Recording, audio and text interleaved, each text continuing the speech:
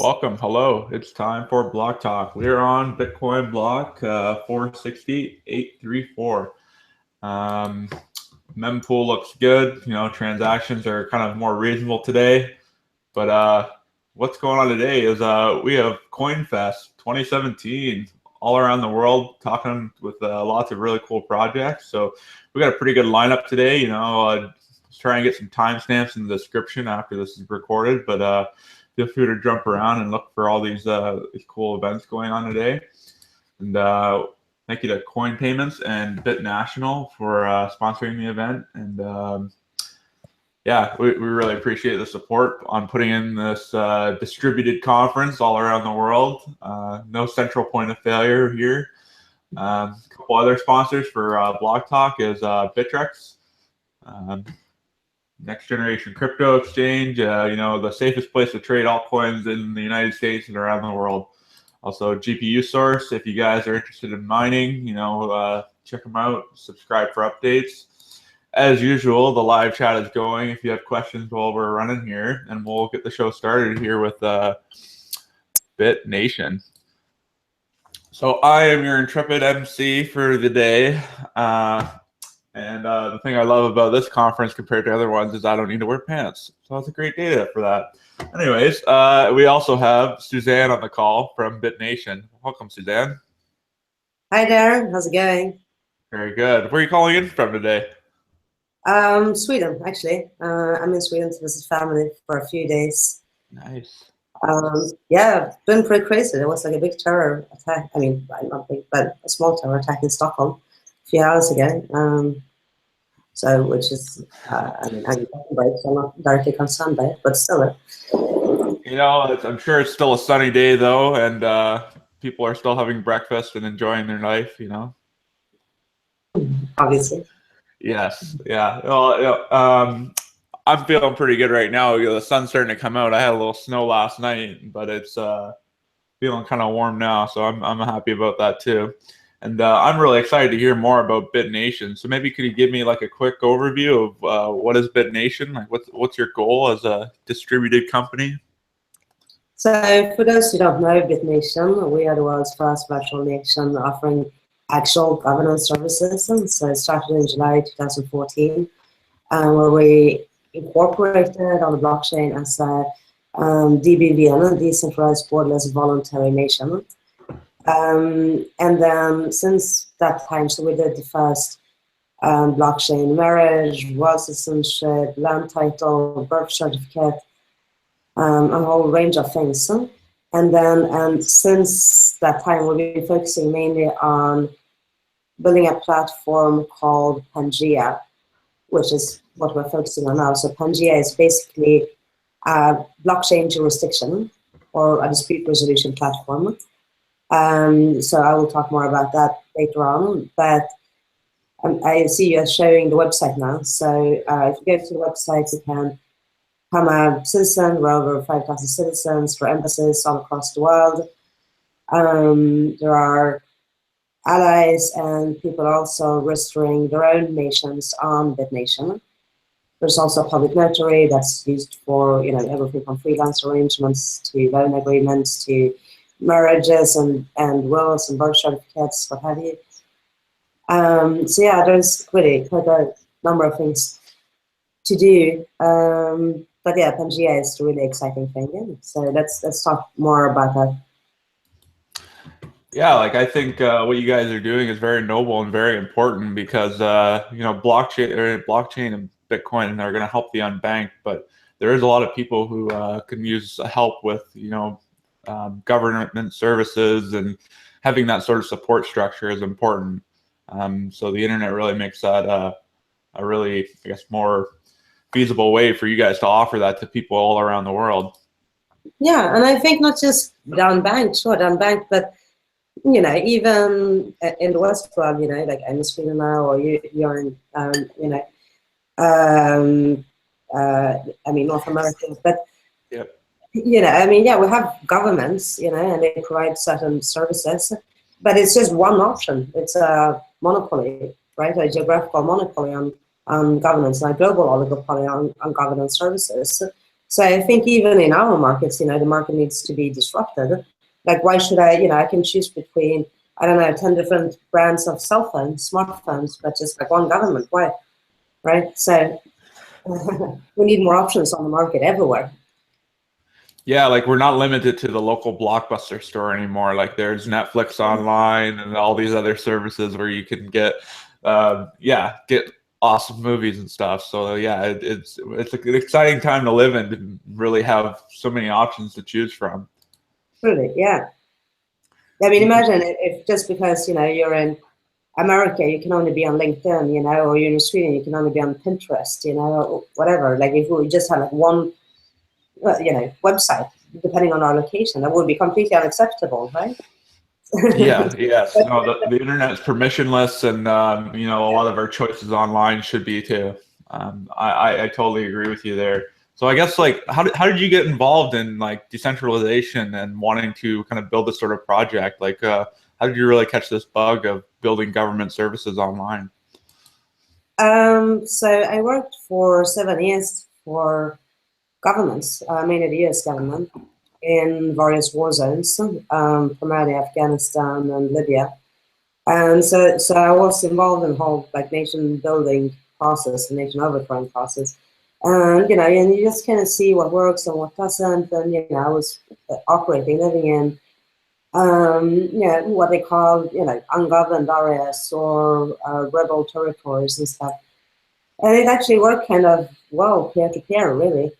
And the more governance they added, the more central governance they added, the more it like crumbled, right? So actually, it was kind of natural to decentralize it, whether it was like on a regional level or on a tribal level or whatever you wanted, right? So, and I became more and more skeptical of like central governments and especially foreign interventions and the rest of it.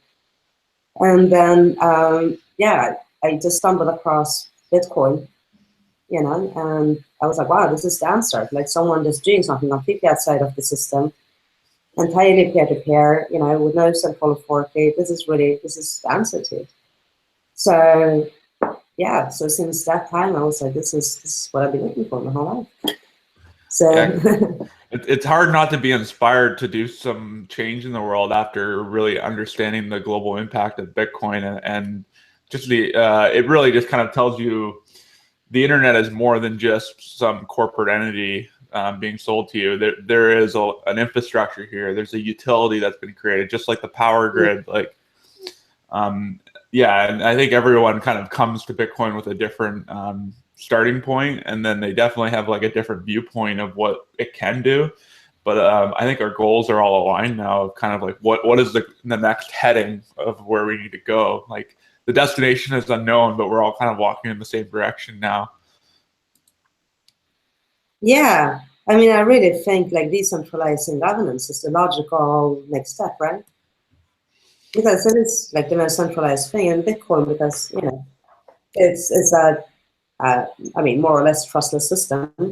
I mean, you still have to trust developers and a few people, right? But I mean, essentially, trustless. So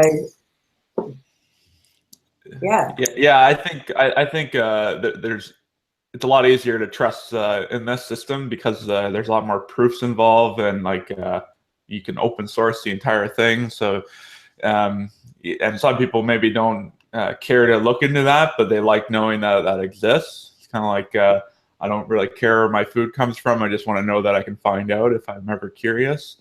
So that's just it, right? I don't want to meet the cow, but I'm fine with drinking the milk.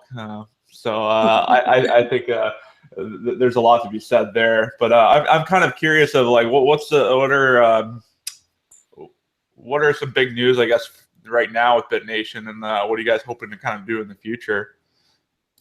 Well, basically, I mean, over the last year, really, I mean, kind of more or less over the last 2 years, really, we've been really focused on building jurisdiction. And yeah, so we did a first iteration together with Horizon, which is a fork of Next, and Blocknet. And then we just realized that actually it has to be built kind of like a mobile phone chat application because every agreement starts with the conversation between two or more people. And if you look at the trends all over the emerging markets, Brazil, China, what have you, everyone is using WhatsApp or WeChat or anything to make. So we realized that actually we had to just ditch the entire code and start from scratch and having a communication protocol as a code base. So we spent over 6 months researching different chat protocols, actually.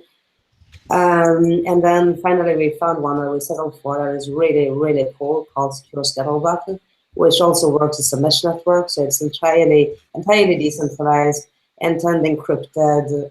You don't even need an internet connection, really, And yeah, it's just a really, really amazing, cool technology.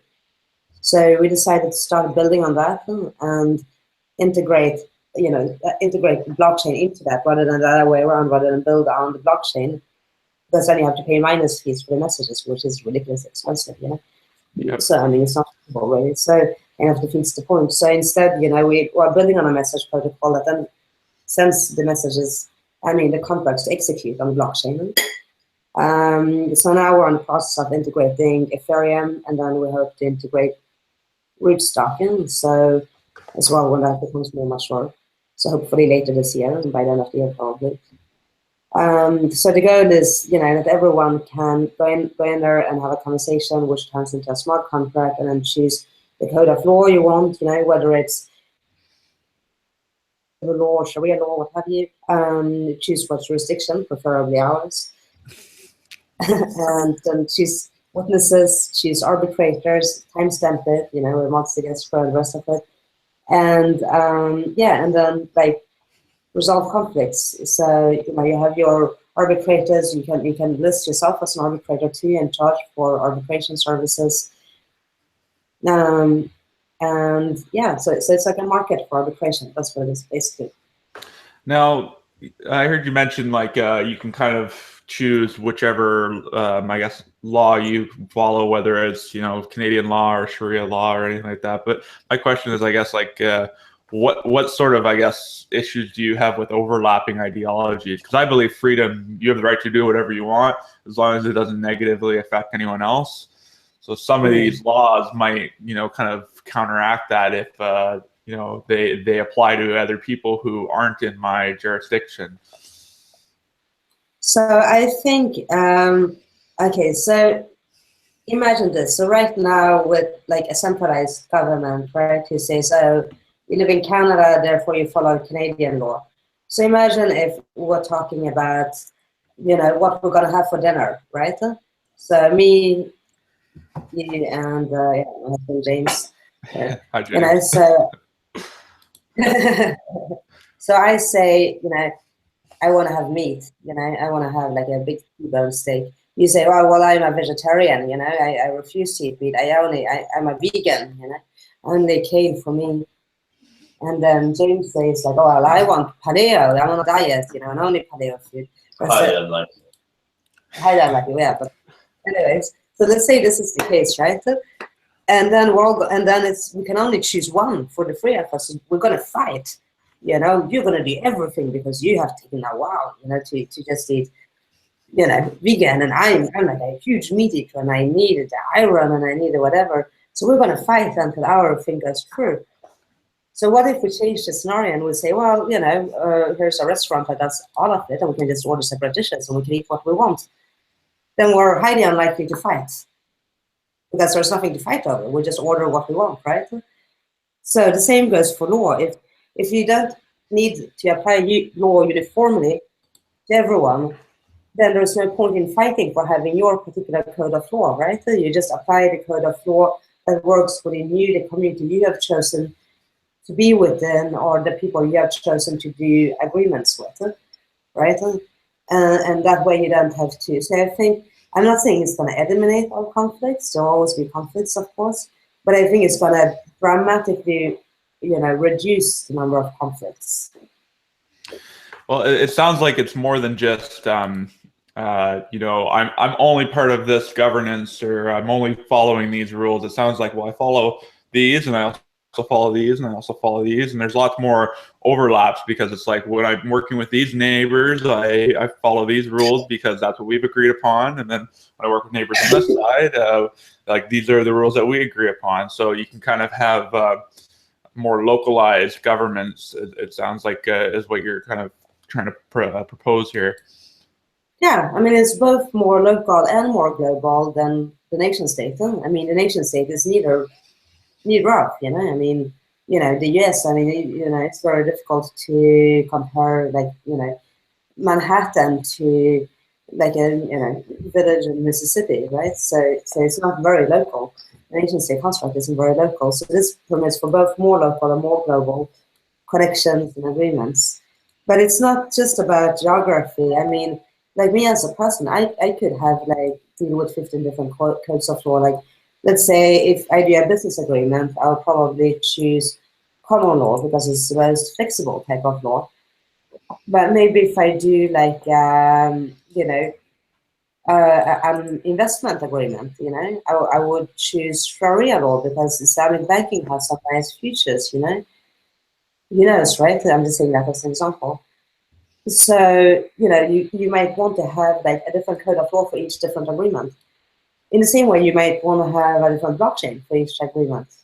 So, like Ethereum, because it's more flexible, but then Bitcoin for something like a birth certificate that has to be always secure, you know, where security is first and, you know, flexibility second, right? So it's just about giving maximum choice to everyone, right? I think choice is important. You know, we need to be able to shop around. And right now, like the majority of traditional governments, the ones that are, I guess, in charge of the world at the moment, they also are built on a system that was created for horse and buggy. Like that, when that was really the fastest way to get a message across. You know, maybe the telegraph was just kind of shifting that dynamic a little bit, but people couldn't get other places in the world. We couldn't, you know, connect instantly on a video chat and discuss, you know, current events. So this definitely sounds like the next generation of, you know, governance. Like, and I guess my question for you is like, I see the Estonian government is integrated in some ways into your system. Like, can you speak a bit more about that, and then what other governments you're working with? Well, so the Estonian government, so basically, I integrated, I might integrate the test system exactly. I mean, so we wanted to do something together because we both kind of believe in the same ideals of competing governance, you know, non-geographical governance, right? So we decided to build a public notary together. So that's basically it. So the public notary partner, our application, was built together with Estonian, the e-residency program of the Estonian government. And we integrated their like ID things, so Estonian residents can use it together with their ID thing. I guess for people who aren't familiar, like the Estonian government is very progressive in terms of technology. So like your government issued ID is like a public key, private key pair, I guess. And you can use it for banking. You can send money from your ID to someone else's. You can use it to sign an email. There's really a frictionless government established with the simplest thing is just, you know, this ID card, and that's a big thing. So sorry, Yeah. continue. And also, yeah, and apart from being kind of technologically advanced, I mean, the really remarkable thing they have done is to offer what they call e-residency. So basically, you know, for people anywhere in the world, right? So basically, anyone can become an e-Estonian and, you know, have some of the government services that they offer. So I think that's really cool because that's like the first beginning. Like I think, I mean, now we have the nation state construct, obviously. So I think, you know, the nation state is kind of going away because of globalization and the rest of it. So I think what's going to come, that's going to survive are small governments like Estonia and, you know, Hong Kong and Singapore and Dubai and everything.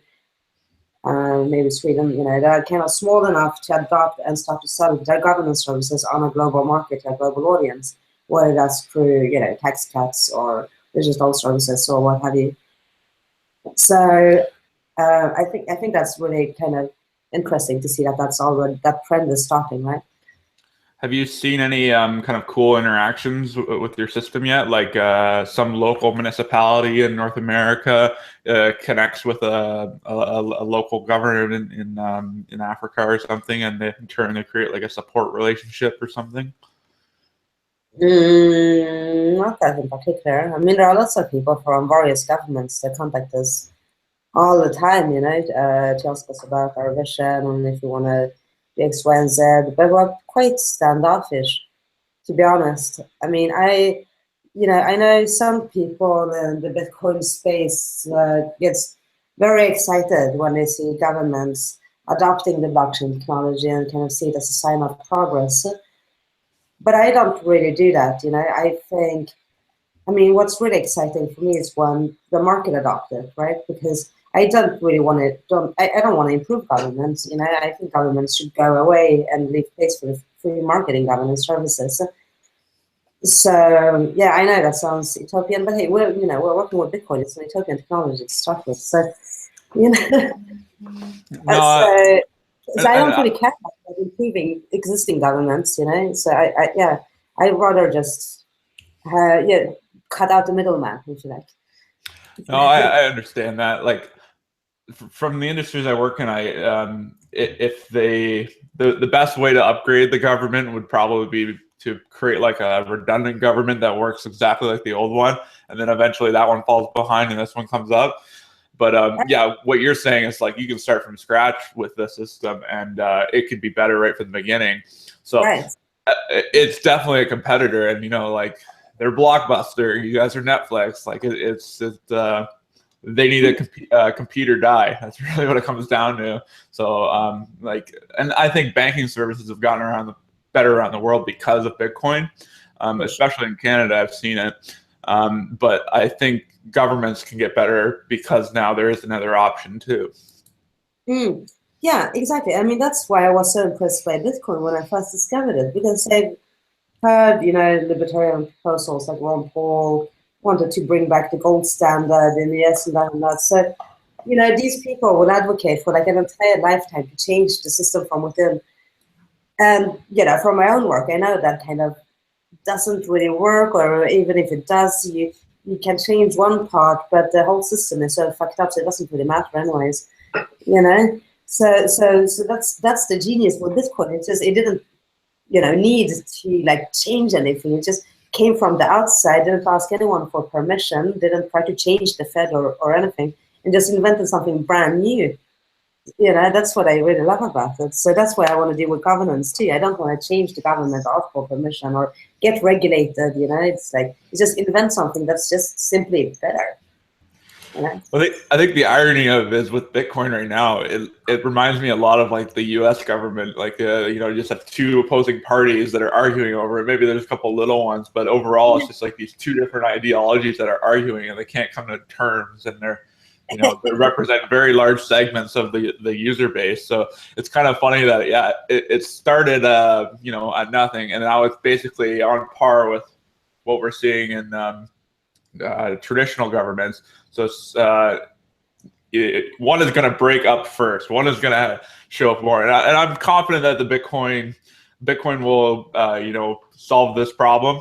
If not, like there's other blockchain technologies out there that might have better governance systems. We're already starting to see a lot of chains with governance built in, and so even Bitcoin's got competitors that are starting from scratch and outpacing. And that's the thing. The evolution is just like kicked into high gear now. Like we have like no, it's not an extinction level event. It's just like what would you call like an explosion of life in the online space? All these new technologies kind of.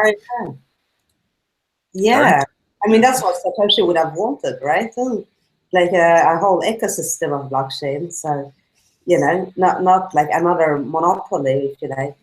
So which one do you think will win out, Bitcoin Unlimited or Core? I'm at this point I'm very I'm very pro SegWit because I think the second layer is important. But I was having a conversation earlier where I understand the miner side, like, because one day Bitcoin is not going to run on the governance structure, the protocol issuing out new funds. It's going to be completely self-sustaining, where no new money is created, printed by the government. So you have to have everything run off of, you know, fees. So are Bitcoin miners going to be charging $5 for every transaction? Yeah, probably. But that's why we need the second layer to also fill out. So I think right now there's the power struggle between, like, you know, we want $5 transactions right now, and then there's the other side of, like, we want layer 2 right now. So like that's where there's a lot of argument going on. So it's not like that either of them see, you know, 10 years from now we're in a different area. It's just like, what steps do we take, you know, first? And yeah, they're both very good proposals. I just think they need to work together and kind of set more of like a roadmap or timeline. There needs to be consensus in the meat space. Yeah, pretty. It's been so ugly. It's, you know, heartbreaking, really. And what we're seeing right now with like the rise of Ethereum in terms of value and in terms of community is getting very comparable in size. We can't centralize things to Bitcoin. Like saying Bitcoin will be the only chain is very much the old way of thinking of, like, you know, there will only be one government. It's like, no, it's going to be a decentralized network of decentralized networks, and there's going to be all these other competitors, and the evolution is going to explode. And not just Ethereum, I mean, Monero, Dash, Zcoin, all of them. There are tons of credible altcoins now. Yeah, like I've recently started my own business to support my own chain. Like it's there are other options out there. So like, and honestly, like I'd rather work with the Canadian government, because I think there's a lot of things we do right. I know, you know, every government does things wrong, fundamentally wrong sometimes, but I would want to onboard that system because it would get me up to the same par as like maybe BitNation, you know, like, and perhaps we can integrate at some point, because that's how we as a society and all of us, you know, are able to move ahead faster, is if we all work together. You know, competition is great, but also like being on the same team in the same competition is even better. Of course, yeah, and it's so early on, you know. We need more people like us. We need more competition. We need like more actors in the field altogether to make the field grow exponentially. It's like, now it's not the time to scare people off or whatever. It's the time to bring people on board and welcome people into the space, right? So for sure, collaboration is always better. Yeah, and for a space that was kind of born out of the need for a decentralized money, or like trying to create a new system for money, there's a lot of people who aren't in the space for the money. They're in it because the altruism is right. Like the message is there, the goals are aligned with theirs. Yeah, I don't even know how people do to, like, you know, I mean, why would anyone make more money in the field of Bitcoin than anywhere else? You know, it's not like magic money, you know. It's not, well, I guess if you are like a day trader or whatever, you can figure out a way to make a buck. Yeah, guilty, yeah. No, like there's definitely flows in any market. Like, yeah, it's just the nature of the beast, and recognizing that pattern is important. So I realize we've been talking right now for a good chunk of your time. Maybe we can unmute the live audience and see if they have any questions. I know you guys have been listening intently in Vancouver. There we go. Hey, guys. Hey, you can hear us?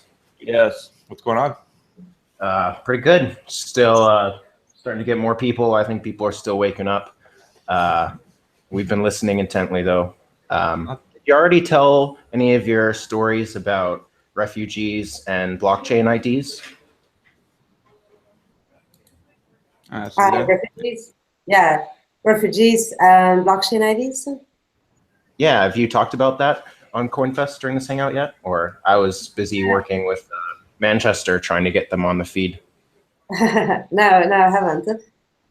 So that was in 2015, so it was a while ago. So basically what happened, so I was living with refugees back then in Italy for unrelated reasons, just because I had some ex-employees who were in Europe and needed some help. And they had obviously, problems getting money, because they didn't have residency permit or citizenship, or they were stateless and so forth.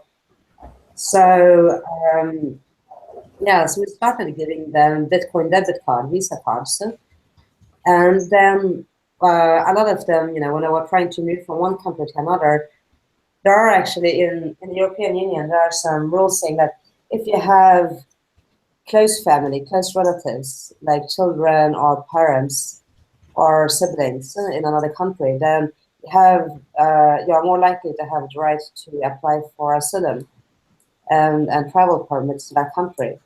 So basically, that's how the original ID came from.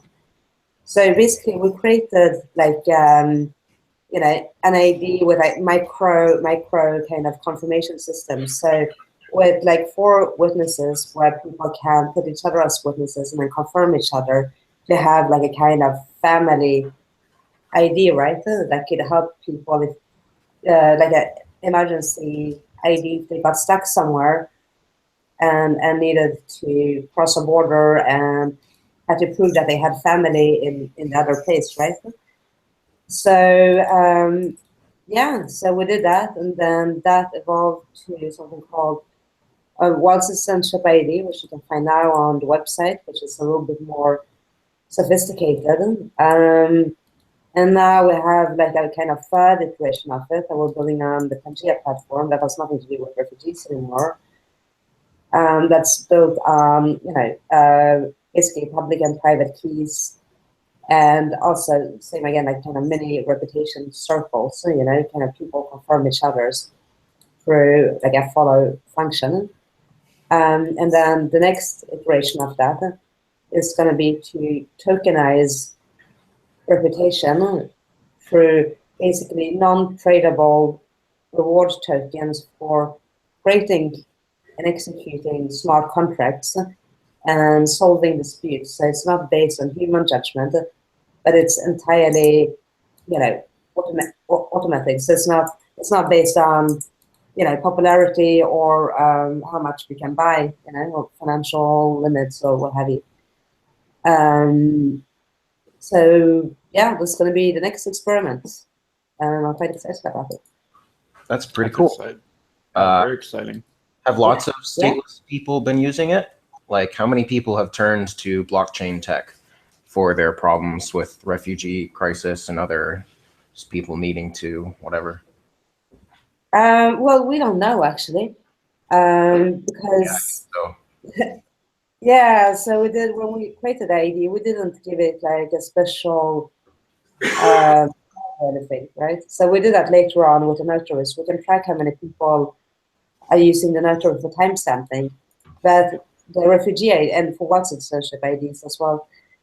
But for the initial refugee ID, we didn't do that. So actually, it's just lost amongst all the transactions. So we don't know, but we think it's a few hundred people. Yeah, I guess it's hard to measure things like that. They don't always want to answer surveys. Yeah. Does anyone else have questions about BitNation? Virtual nation states? No, not nation states, just nation. There's a big difference between nations and nation states. My bad, you're right.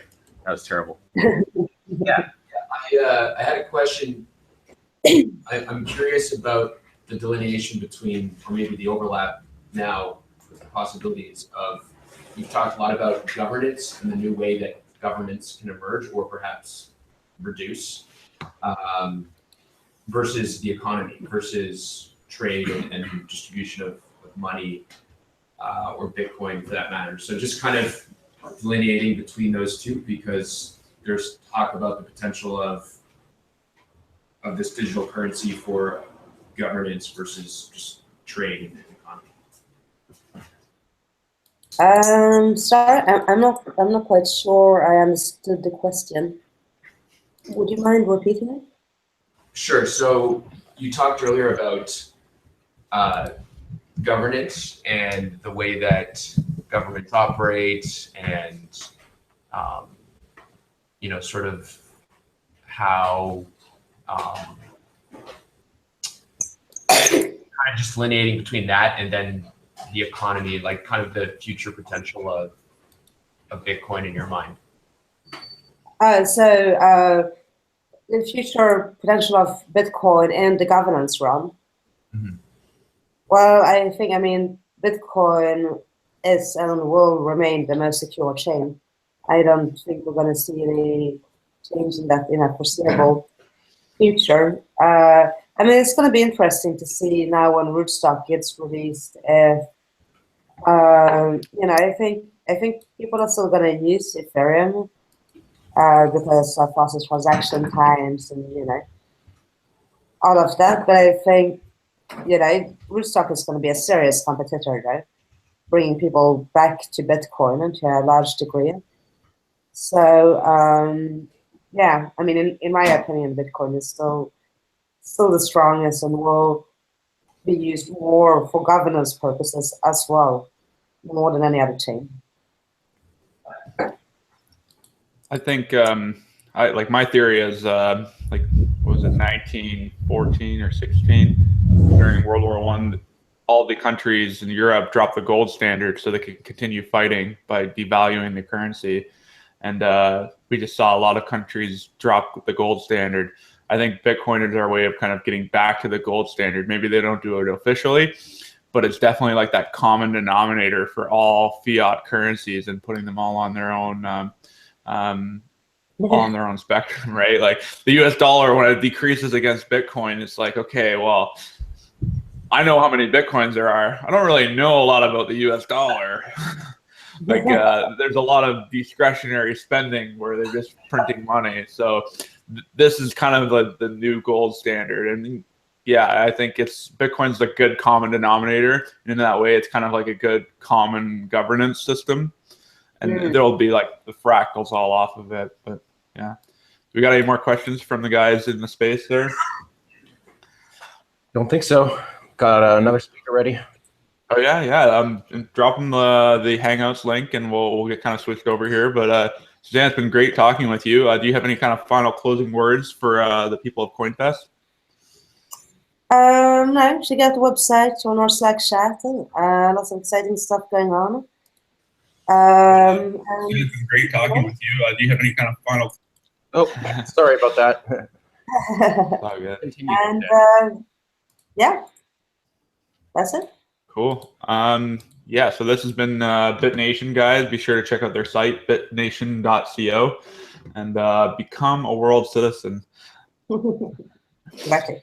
Yeah. So next up, if my schedule is right. Oh, yes. Thank you, Susanne. Wonderful chat. That's wonderful. Thank you. Cheers. Bye. Yeah. Okay, so we're going to have a little technical issues, I think, as people drop them out. I'm going to mute Alex for a moment, and hopefully he can find some headphones while we wait, because I'm getting a little bit of an echo from him. And it looks like next we have Internet Coins, I believe is next on the agenda here. So we have, I'm going to pronounce this terribly, Joachim? Hi, yeah. Most people say Joachim, where I come from in the Netherlands, but you can also just say Joachim. Okay. Oh, geez, I'm totally bad for that, because like my Dutch background, I'm not very good at rolling my R's like that. Yeah, it's got some guttural sounds in it. You're like, yeah, it's not happening. No, but that's great to hear. So how are things in the Netherlands right now? Is it a nice night? I think the sun is down. Well, actually, right now I'm in Bangkok. At the moment, I'm going through Asia, and specifically mostly Thailand and Singapore, connecting with people from the cryptocurrency communities here. So I will be back in the Netherlands in about 2 weeks, and then I'll be back in the colder weather. Okay, cool. Yeah. No. So, what exactly is, I guess, Internet of Coins? I'm not 100% familiar with it, but it sounds like you're doing something cool. Yeah, Internet of Coins is, we say it's an environment for personal finance, but it's actually for personal crypto finance. So what we're doing is we're creating a system that you can log into deterministically, and from there use any cryptocurrency you want, but also swap them between chains. So right now you have these cryptocurrencies that you can actually, that they have their own DEX, let's say Ethereum and also Waves and that kind of thing. They have their own DEX. And you can actually trade cryptocurrencies on that, but that's all still on one blockchain. And what we want to do is make it possible to swap value from one chain to the other, so that you're not stuck on one blockchain. And for the exchange, that you don't have to go to the centralized exchanges. Like one of our wonderful sponsors, Bittrex, who are very accomplished security professionals operating in the traditional technology space. But so I guess how are you guys managing to link all these chains together in a way that is distributed and secure? We're creating something that is called a transactional operating system. So what it can do is create queues of cryptocurrency actions, and on different chains create swaps that are swarm transacted. So in that way, you let a swarm be the escrow for the interchange that has to happen. So in essence, that means you can swap between blockchains without having to have a centralized exchange. And this is one of my personal itches to scratch. This is what started 2 years ago, because I saw many of the centralized exchanges getting into trouble, getting hacked, and at the time, not many of them handled that well.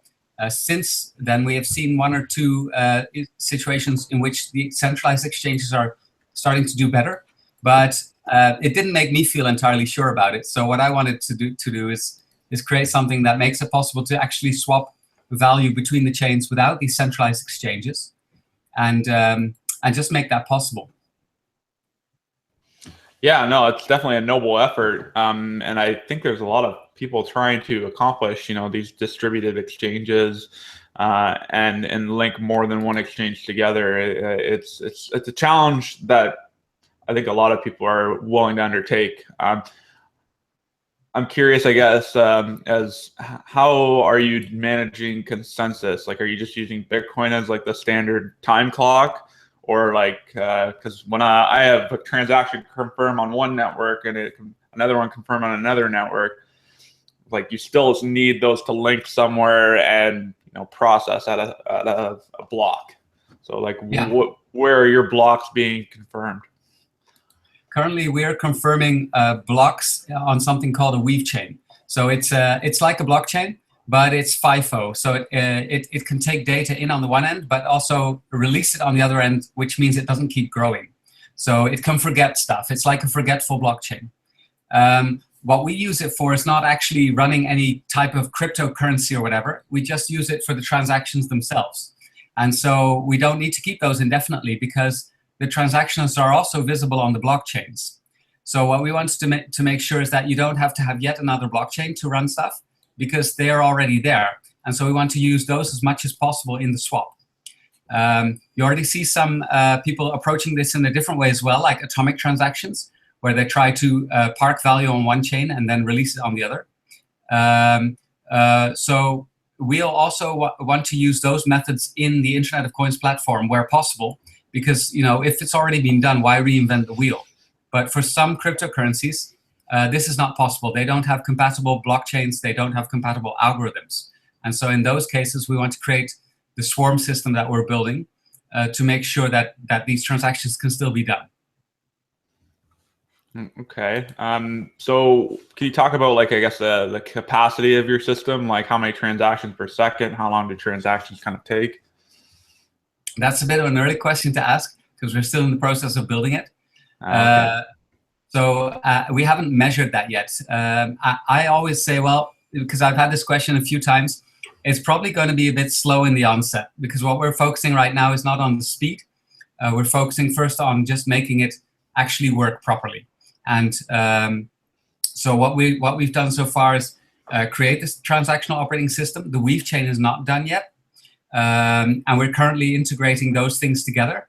We already have a rudimentary graphical user interface, and there's an alpha test group trying out the wallet that can run all kinds of different cryptocurrencies, and they're giving us feedback on how this is going. So it's a bit of early stages, as you could say, but we've been working on it for 2 years, so we already have some stuff down, and we're just taking it step by step. So what other currency, like what are the first trial currencies? Like I'm curious what technologies you're working with right now. Ethereum, Monero, those kind of guys. Yeah, we're working with Bitcoin. We're working with Ethereum. We have Lisk in the mix, just mostly for testing, and because the Node.js code was quite close to what we're doing ourselves, we're also working in Node.js. So that was nice and easy to plug. We have NEM, BitShares. We have Counterparty, which is basically Bitcoin, but we have Omni and Counterparty we're working on. So you have the that have all of them.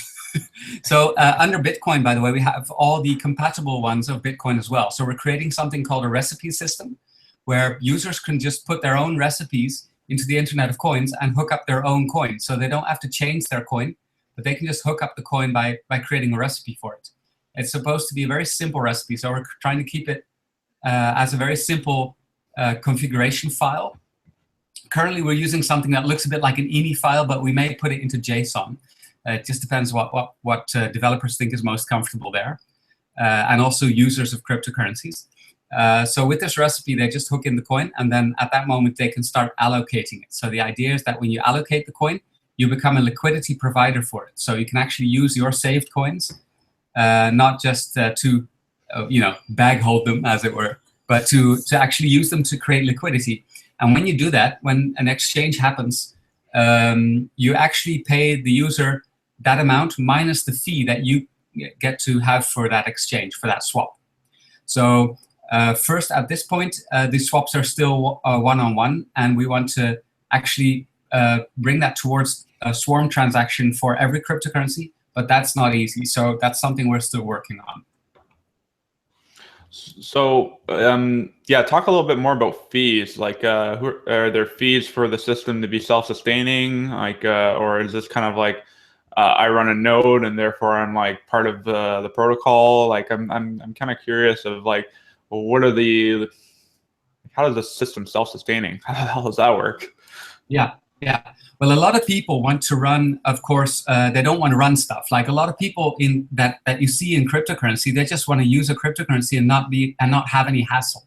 So, of course, I want to cater to those because I want to be friendly to the user, right? But on the other hand, I kind of don't, because they don't support the network. So there's a little bit of it bites each other, right? So what we're trying to do is create incentives for people to actually run full nodes. And the incentive for being an allocator is that when you run, for example, a Bitcoin node and let's say a Litecoin node, and you want to enable interchange between those two, and you provide liquidity for those two, then every swap that's being done between Bitcoin and Litecoin earns you a transaction fee. Currently, we don't have it set how large that fee is, but it will be a fee that will be automatically set by the system. So the system defines what kind of fee these users get for that. And in that way, users can simply allocate their coins and their value and have an incentive to run full nodes and also full cryptocurrency nodes, because also many cryptocurrencies are actually, well, let's say they're not yet suffering, but I think they will start to suffer from a lack of hosters, as it were. Bitcoin has, I think, a bit over 6,000 nodes, maybe less. So, and I think that's a problem. If you look at how big Bitcoin is in terms of what it provides to its user base, it's huge. And it's supposed to have more nodes than what it currently has, I think. So it can handle the workload can be handled at the moment, but we've seen times where there was congestion in the network. A lot of people had to wait for their transactions to go through. And also the amount of connectivity points all over the world vary very much from country to country. So it would be nice to see people being motivated to actually run their own node and not just piggyback on these public services that we're getting, because that will, again, reintroduce centralization. Just like we saw centralization in the early internet with big services like Google, what we're using right now with Hangouts. They're hosting it, they're doing it, but basically we're not doing it ourselves anymore. And I personally see that as a problem. So maybe I'm an idealist, but hey, so be it. It's something I see as a problem, and I hope to at least not incentivize centralization, but incentivize decentralization in what we're building. Yeah, it's, again, a very noble effort, and I think fits very well with the message of this event. My curiosity is now kind of with attack vectors and that sort of thing, and what are your considerations for it? So let's say I'm like, my name is Roger, I have a lot of Bitcoin, and I make the mem tool really high to like boost fees, and I have a lot of the Bitcoin that's used on the Internet of Coins. Like, am I kind of fixing the market in a way there, where like now people have to pay me a lot more because I'm like making my services as a Bitcoin market maker very difficult or very expensive? Like how does that kind of get handled, and like what are some considerations you have for like attack vectors? Yeah, well, there's some attack vectors. If you look at, for example, price manipulation. In the Internet of Coins system, that will not be a very big attack vector because we actually get our price information from the decentralized exchanges. And that's also where we want to create more liquidity. So we only allow swaps that are predetermined by the order books that are already existing on the DEXs. And the Internet of Coins loads those in. It plugs them into the weave chain. And from there, they're read for a swap. So you're not actually trading with order books in the Internet of Coins, because what we're trying to do is make it so easy that even my grandmother can use it. And with a DEX, that's not possible. My grandmother is not going to use a decentralized exchange. A lot of traders will, if the liquidity is enough, and I think that's a good thing, because they will be also providing the basis for this pricing mechanism. So we need the traders, as it were, on the DEXs, but we need grandma to actually use the cryptocurrency itself, to give it a fungibility, to give it a real world purpose. So grandmothers, it will probably, what my vision is that grandmother will log into Internet of Coins and say, okay, hey, I want to change my Bitcoins to Zcash. She heard a lot of good stuff about that. At least it's kind of private, so who knows? And so then the idea is that she only has to click trade or swap, and from that button, it leads her through a few steps simple process in which she doesn't really know what exactly is technically going on. But for her, it's real simple. She's just swapping her Bitcoins into Zcash for the current best price that's gotten from the decentralized exchanges. And then in the back end, the transaction is handled by a swarm of users that are willing to allocate their Zcash and their Bitcoins. And they're also active on the DEXs. So we want to automate as much of this as possible, but we want to start with simple premise first to see if we can make it possible to trade just between a few of these cryptocurrencies that have enough liquidity to actually do it. And then from there, build it out to the rest of the cryptocurrency ecosystem.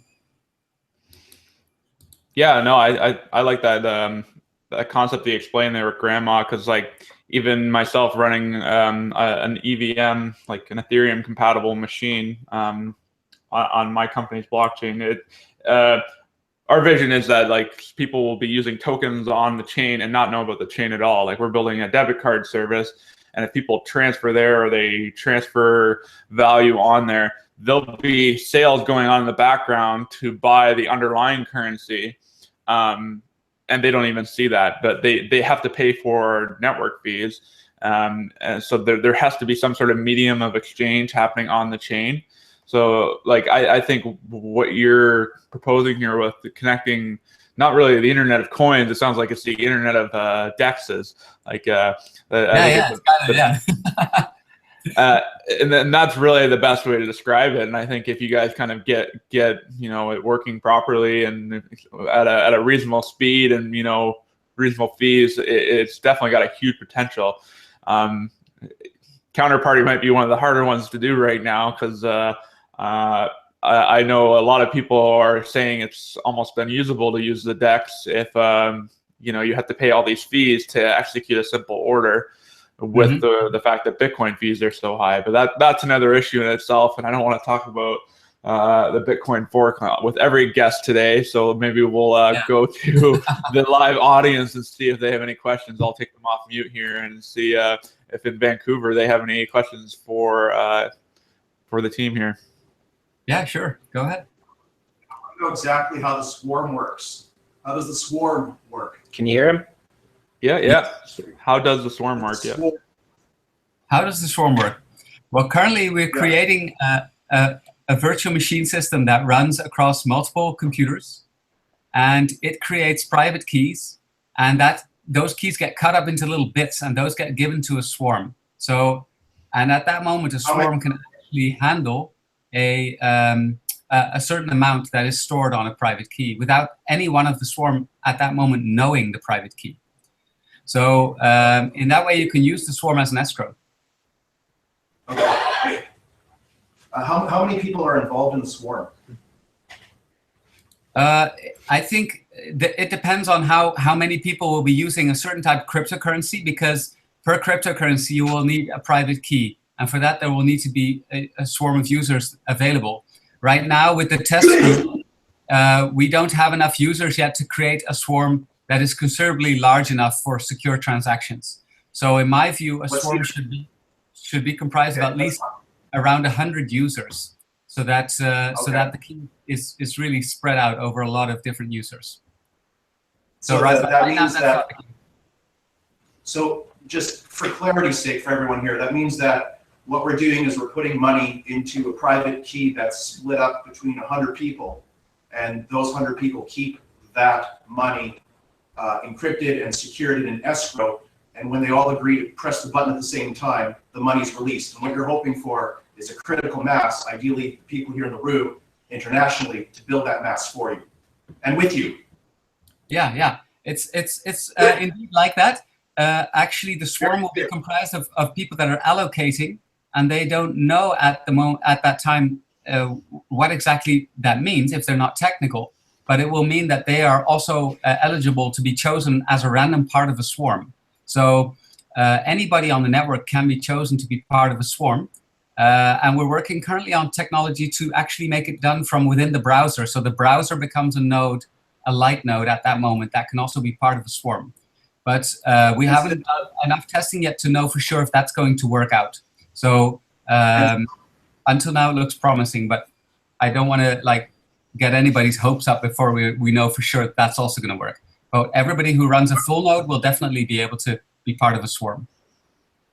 Okay, so earlier in the presentation, you mentioned that you're not really interested in just users, you're interested in people that partake. And that has to do with the fact that you need to build critical mass to get the 100 people in order to create the escrow for the business and move this process ahead.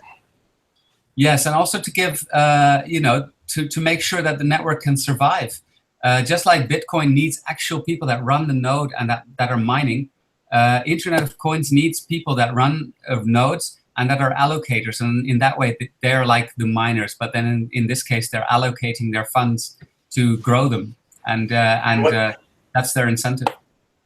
Well, the incentive that I heard is that there's a business opportunity for each of the people that are involved in the running of the backside, let's say of the escrow portion, the ones that are involved, that there's a chance to make money dealing, let's say, handling the cash, and of course, like a purchase price and a selling price, there's a bit of a, like the way all currencies are for buying and selling. That's what the opportunity is for everyone that's involved, correct? Just for that's trying correct. to get clear.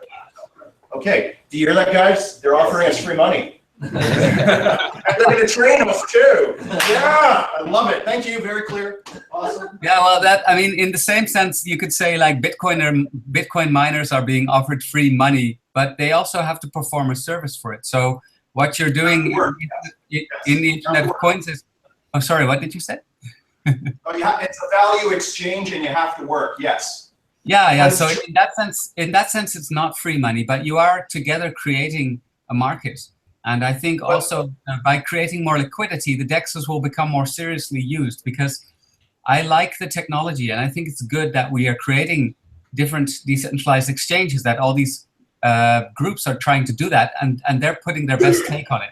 So Counterparty was one of the first ones, and it's a bit slow, it's a bit unwieldy, but they actually were one of the first to create these decentralized exchanges. NXT was also one of the first to do this and make it usable. And I think all these initiatives are very interesting. I think also they should keep on developing these technologies, because if we can do this and connect them up and actually make sure there's enough liquidity there, people start taking it more seriously. And you can, as a user, have much more security that your funds will be safe. I've been in several exchanges, one of them being Cryptsy, that just, kind of went down badly. And and for a lot of people, Cryptsy was a beacon of the altcoin trading business. For a long time, it was around. Many people actually did trust it. I always had some mixed feelings with exchanges, but I won't blame people for having a certain degree of trust in these businesses, because they really thought it was a solid business. But even that can go wrong. So I think the only real solution is to go decentralized here as well, and say, okay, can we decentralize these DEXs? And it doesn't mean centralized exchanges will become useless if that happens. I don't think so. They will offer other services like, making it easier to recover your private key that's not totally private or whatever. There's other ideas that you can do there as a centralized exchange to be still attractive to the market. But I want to make sure that there's a choice for users that actually want to have their funds completely managed decentrally, that's possible. So that's what drives me to do it.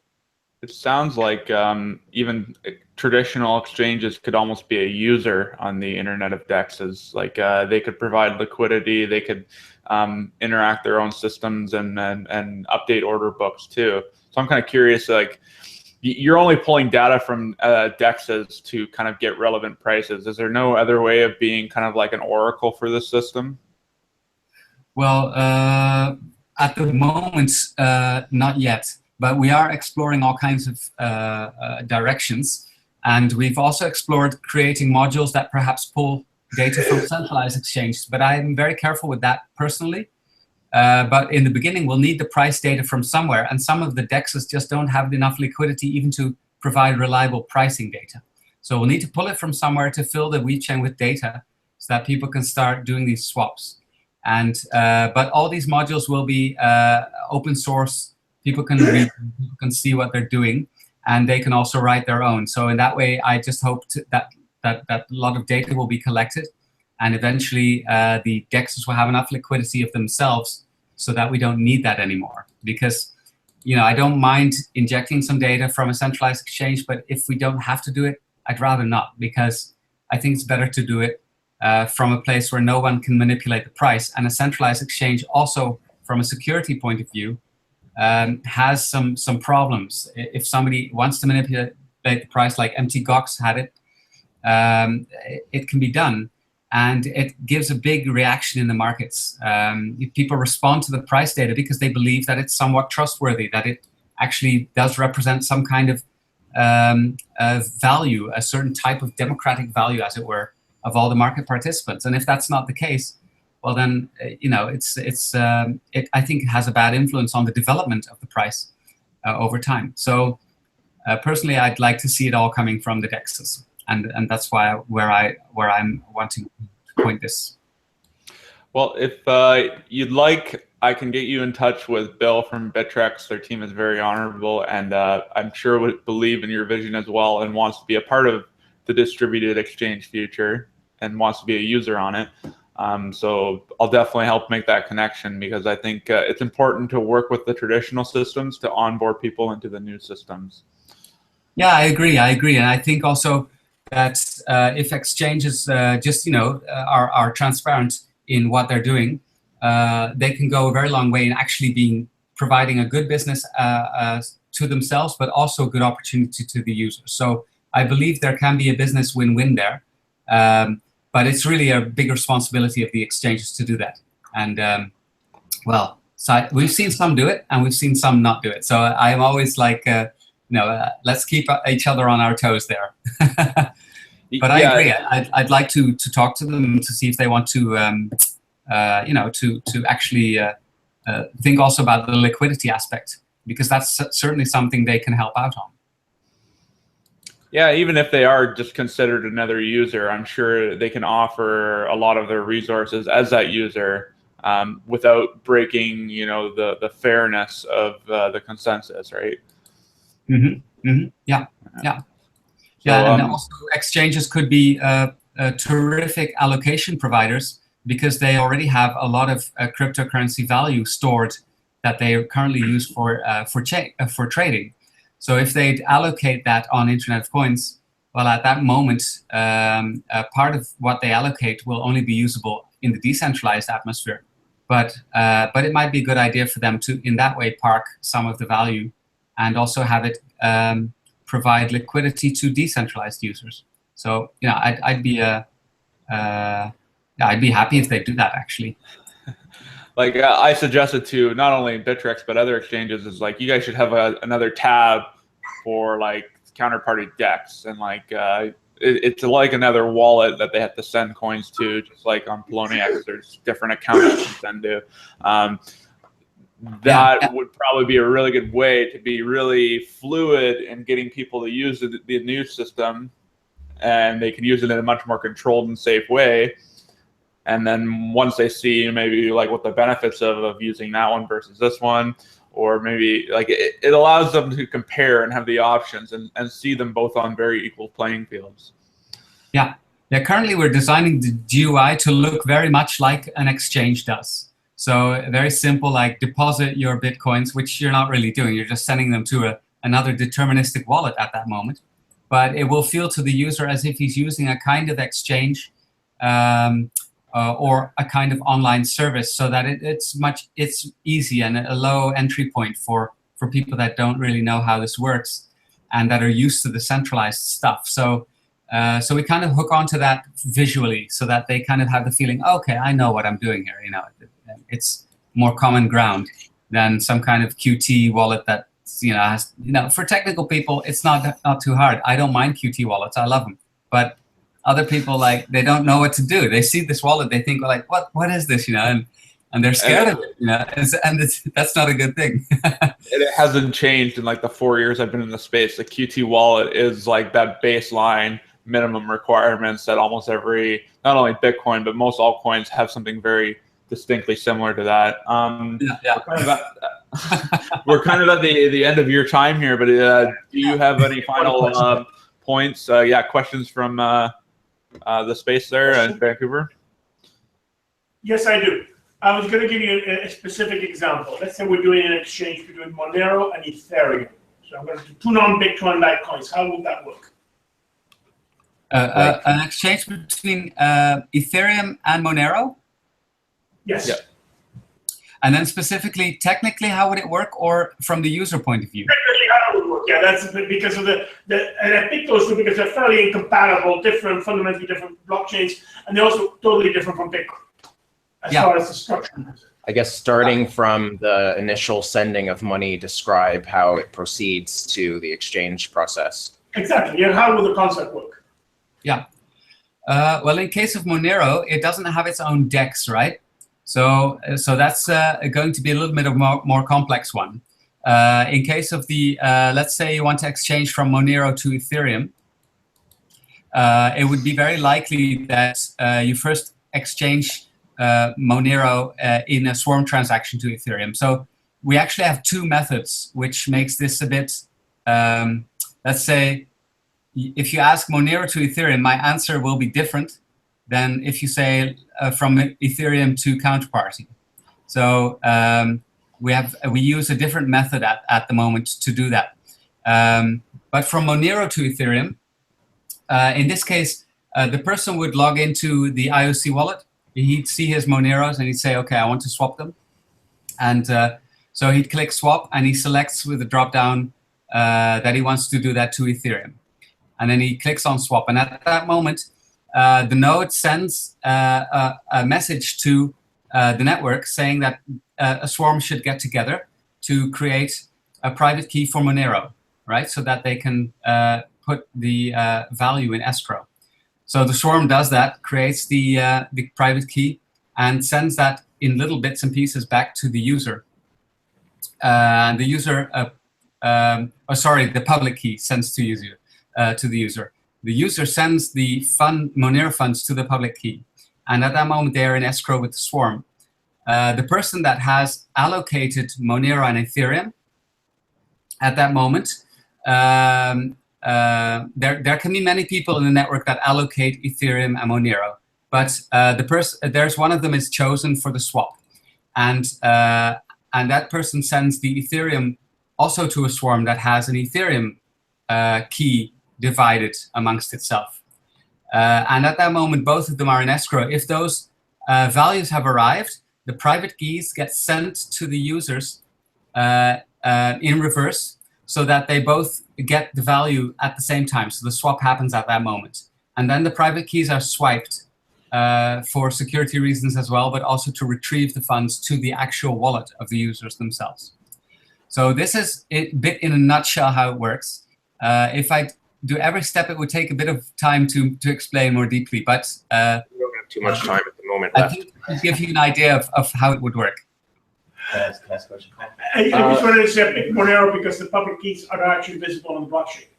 We got we'll take one more question, and then we got the next speaker. Can I ask a question? Fine, you. Joachim, Yes?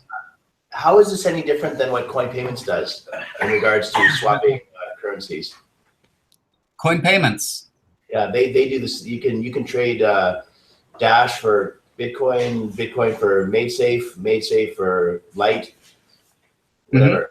So Is it how's completely this different? is it completely decentralized what they're doing?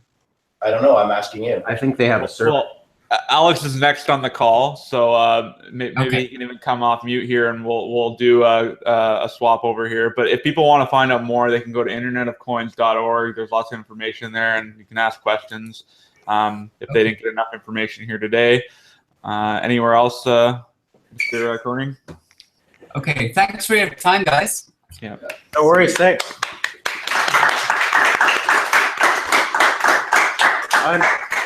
Just to let you guys know, there's too many people at Manchester, so their internet's bugging down and they can't join the link, but they're watching on YouTube. They might ask questions via text. We'll see. They can also use the live chat along with anyone else. I'm letting them know about that, and we're working on the internet situation. They are swamped with people over there in England. So Pepe, CoinFest UK, their first message to the chat was Pepe Cash to the moon. So clearly they're big fans of the DEX. That must be Kieran. Kieran's over there. Oh yeah. So no, thank you so much from the Internet of Coins, another wonderful sponsor of CoinFest. And next we'll, I guess, talk with our next sponsor from CoinPayments. It was. Alexandrov. Am I pronouncing that right? Yeah. How you doing today, Alex? I'm great. Thanks for having me, guys. I'm gonna turn your volume up a little here so we can hear you. All right. Is this better? Yeah, I'm gonna max you out, and I think you sound okay. Okay. The last question, it was. Oh, yeah, your audio is cut out. Oh no. So this is the wonders of doing a live show. If you go to the gear at the top, you can usually choose between different microphones and different speakers. So maybe keep your speaker on your earpiece and then your microphone on your computer or something. I still can't hear you. Worst case, you can unplug your headphones, then we'll deal with any echo that we get. You could use your mouse to show him where it is on the projector or on your video feed. Oh yeah, I could do that. Let me change my screen here. Okay, so yeah, let's go. You go to the gear and you can select different microphones. See if there's a microphone for your PC, like a built-in microphone, because I'm wondering if the one on your earphones is not functioning properly. It was working. No, still no sound.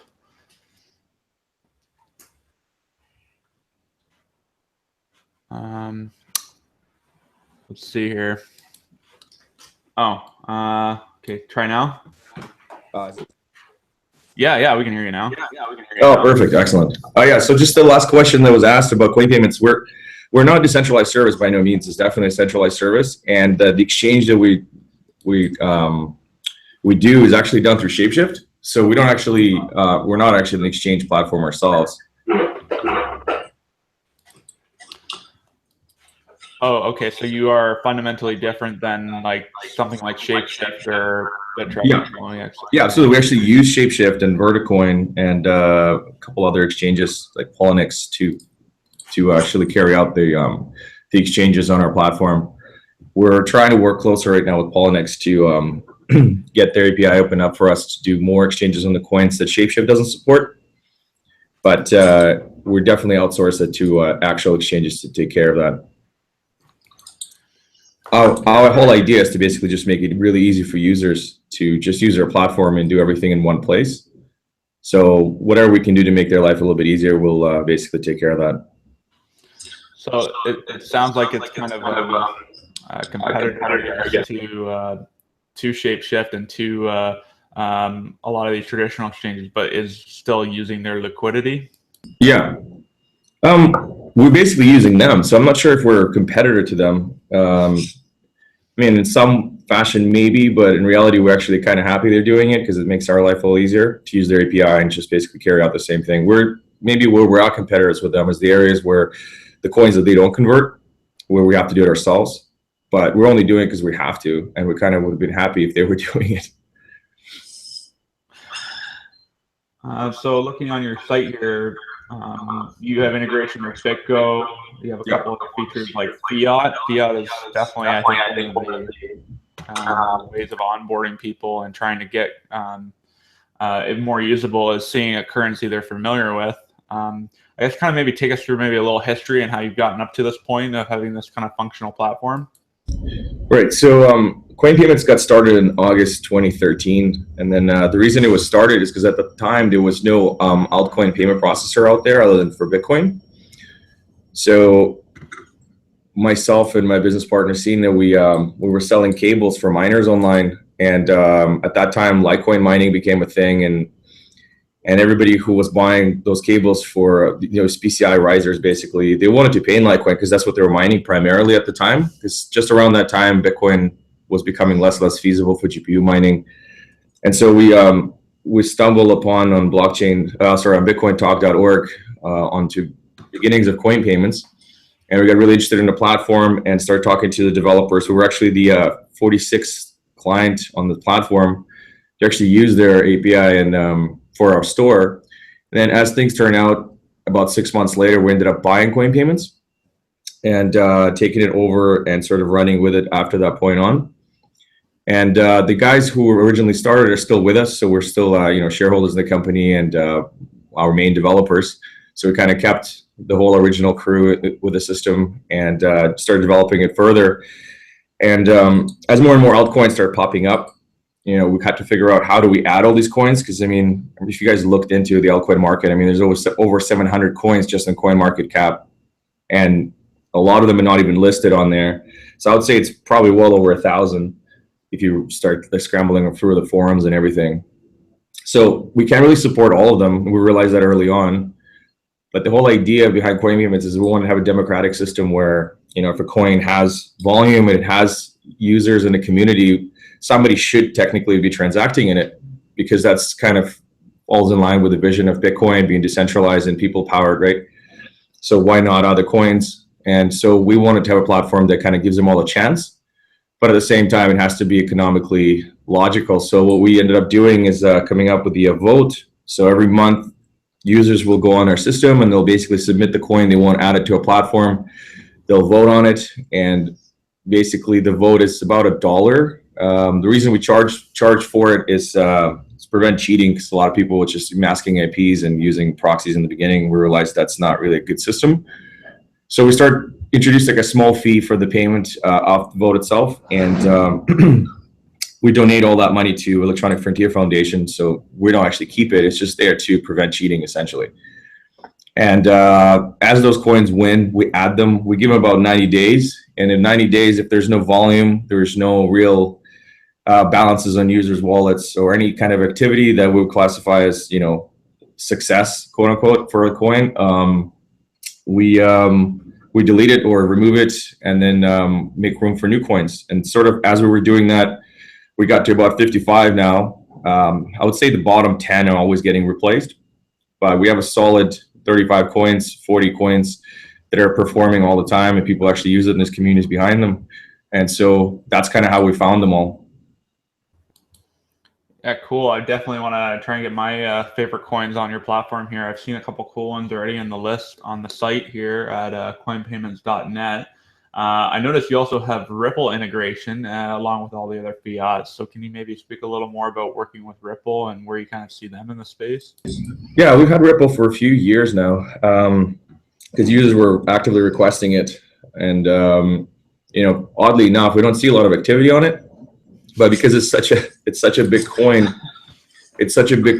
on you know, on market capitalization, and people use it as a wallet service, I think it makes sense to keep it on, to kind of give it, you know, platform to be operational on. But honestly, I don't see real life usage of it on our platform at all. Just being completely honest. That's the funny part of Ripple is just it is like this massive supply market cap. It shows up at the top of everyone's list, but I never really hear much about users or community. It's definitely just like the joke is it's banker coin, or you know, it's just like this centralized payment system. Which, you know what, there needs to be some of these people in the space to onboard the old services. Like they can't beat them, got to join them, sort of thing. And they are opening up, for lack of a better word, gateways. So I think that's kind of funny in a way. So so you're donating those voting funds. I guess how is the business operational? Like, what are the a better word, gateways? So I think that's kind of funny. So you donated. Sorry, I can't hear you. I'm not sure, it's not coming through clearly. Okay, sorry. Where are you getting fees from in the system? Like, how are they comparable with fees on the other systems over top? Sure, yeah. So we've always had the same fee from day one. We charge 0.5% on the merchant side. So to use our system as a wallet user, if you want to use a centralized wallet, which I personally don't recommend, but we've built it over time, and we see people just using it more and more, and we keep developing it. But I wouldn't call ourselves really a wallet service, because we don't really allow people to back up their private keys. But it's just the convenience that draws people in, I think, because it's you know, they trust us, and it's 55 wallets with one login in one place. So I definitely see why it's attractive for somebody who doesn't want to install all these wallets on their computer and maintain all their private keys themselves.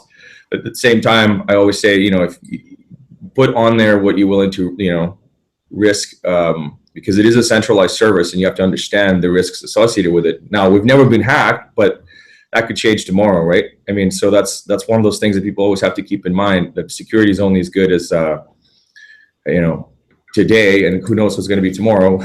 So basically, we don't charge. That said, we don't charge users who are using us as a wallet system for all the peer-to-peer transactions. It's all free, and to store coins and to send each other. But if you're using it for business purposes, like if you're using our API or plugins to accept payments for your storefront or a business, we charge 0.5%, and that basically fuels our whole business. Yeah, like that's definitely a good point with the security aspect, and you know, risk has to be mitigated, because sometimes the underlying exchange is very secure, but then services that they use get exploited. Like, I've heard of exchanges have their emails that they send out have been intercepted, and then that allowed, you know, anyone without 2FA to have their accounts basically attacked. So there are many different ways that, you know, centralized services, anything that doesn't allow you to own your private key or part of the private key, there is a substantial amount of risk associated with that, because these systems are now all being stress tested by the fact that we have this thing called Bitcoin existing. You know, there is a lot of motivation to attack these systems and find the weaknesses. Yeah, that's sad. I mean, we're always trying to do what we can to keep the security to the maximum, right? So I mean, I remember when Cryptsy got hacked back in the day with the was it Lucky 7 coin, I believe it was, and it actually had a built-in backdoor in the actual code of the coin, and because the altcoins don't really get the proper community, auditing kind of done like Bitcoin did. So not a lot of people actually looking through the code and seeing what's on there, and they think, oh, it's open source, it's got to be secure, but that's not always the case, as been proven in the past. The only reason why they got hacked, though, is that they had all their coins on the same server, and what it allowed the attackers to scrape up all the wallets basically from that folder and and basically allow them to run away with it. We've always had all of our coins in separate virtual machines, so that if there was an issue or an issue like that occurred, that coin would only see itself in its own shell, basically. So we were surprised, actually, really surprised that they weren't doing that with the amount of coins they were adding, because they were far beyond coin support that we ever had. I think they had over 100 at some point. So that was surprising. But so we were always, by learning and seeing what happened to others, it's always kind of a good way to learn to buff up your systems. We've also noticed that, yeah, like you mentioned before, some emails get intercepted, copied, and users get phishing emails all the time pretending to be different services. What we have done from the start is we've added PGP signatures to all of our emails coming from our server. So if you familiar with PGP a little bit, you can just verify the signature and make sure that that is actually our public keys that signed it, and that's our email. And so, I mean, that kind of helps. It's probably the best thing we could possibly have done in that case.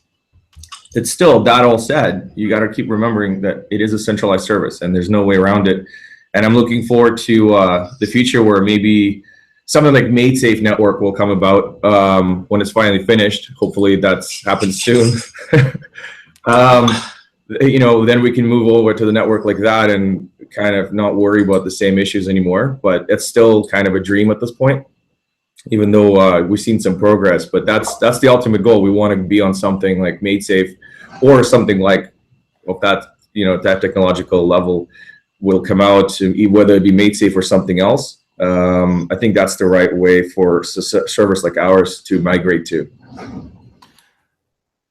Yeah, it's important having a plan for the future and kind of seeing how those systems develop. And the running joke I have about the space and building services, or even just the blockchains themselves, is like nobody really succeeds in a way. It's just like we all succeed by not failing.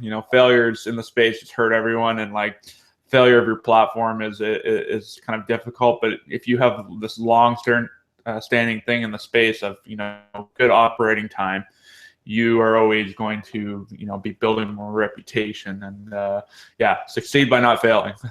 So we got about 10 minutes left of your time here, and I really want to make sure we get lots of questions from the guys in the basement here. I'm going to do my best to manage everyone's muting so we don't get too much echo. So kind of wait until I guess the mute sign comes on and off for questions and answers. So in the space there, what do you guys got for questions for CoinPayments? I got a question. Can you hear me? Yes. Okay. There's a group in Silicon Valley talking about a new coin, flashcoin.io, I think is their website.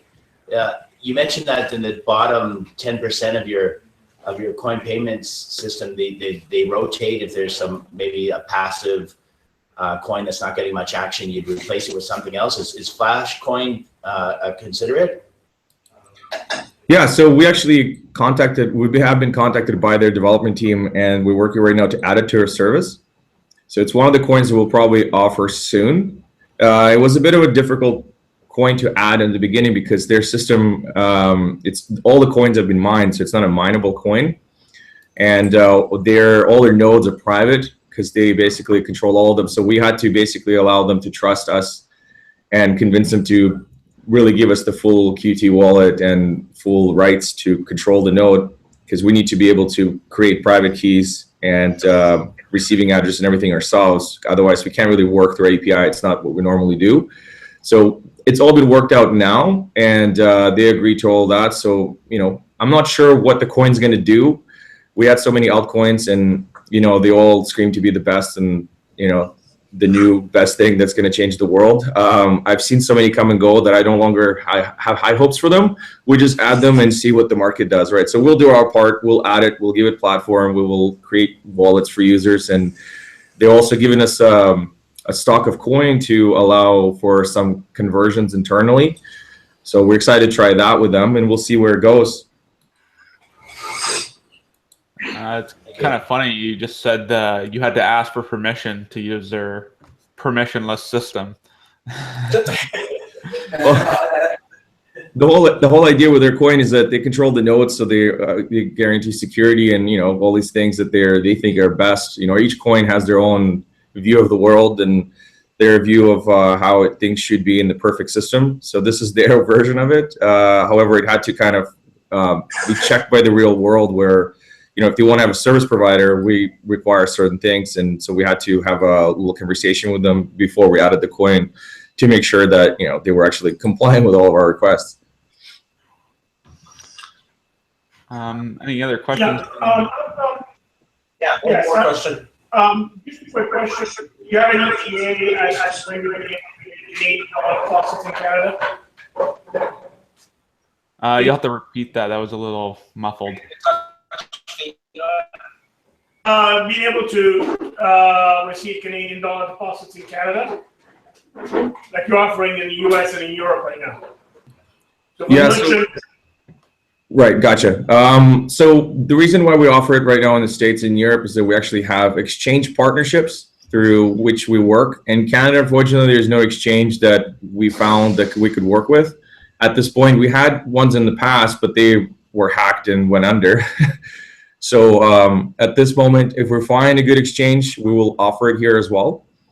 We don't want to do fiat settlements ourselves, and we don't do it ourselves. We do it through partners. So what happens is, if you live in the United States right now and you want to settle to your bank account, your Bitcoins, we refer you to Coinbase, and we integrate with their API. So basically, as the Bitcoins come into your wallet, they go to your Coinbase account that you've done KYC on, and then it goes to your bank. If you are in Europe, anywhere in the EU, it goes to oh God, what's the name of that exchange? It's exchange in Finland, and I can't remember the name. It's on our website. But anyway, so we use another exchange in Europe that basically it's the same process. You do KYC with them. Once they know your client, it integrates with our system and it automates it for you. So it just makes it a lot easier than having to send it, wait for confirmations, and minimize the risk of exposure to the market. We're also right now working, setting up things in India, and we're hoping to soon have something in Canada. But again, it needs to be a reliable exchange that's willing to work with us and is secure enough for us to even try working with them again.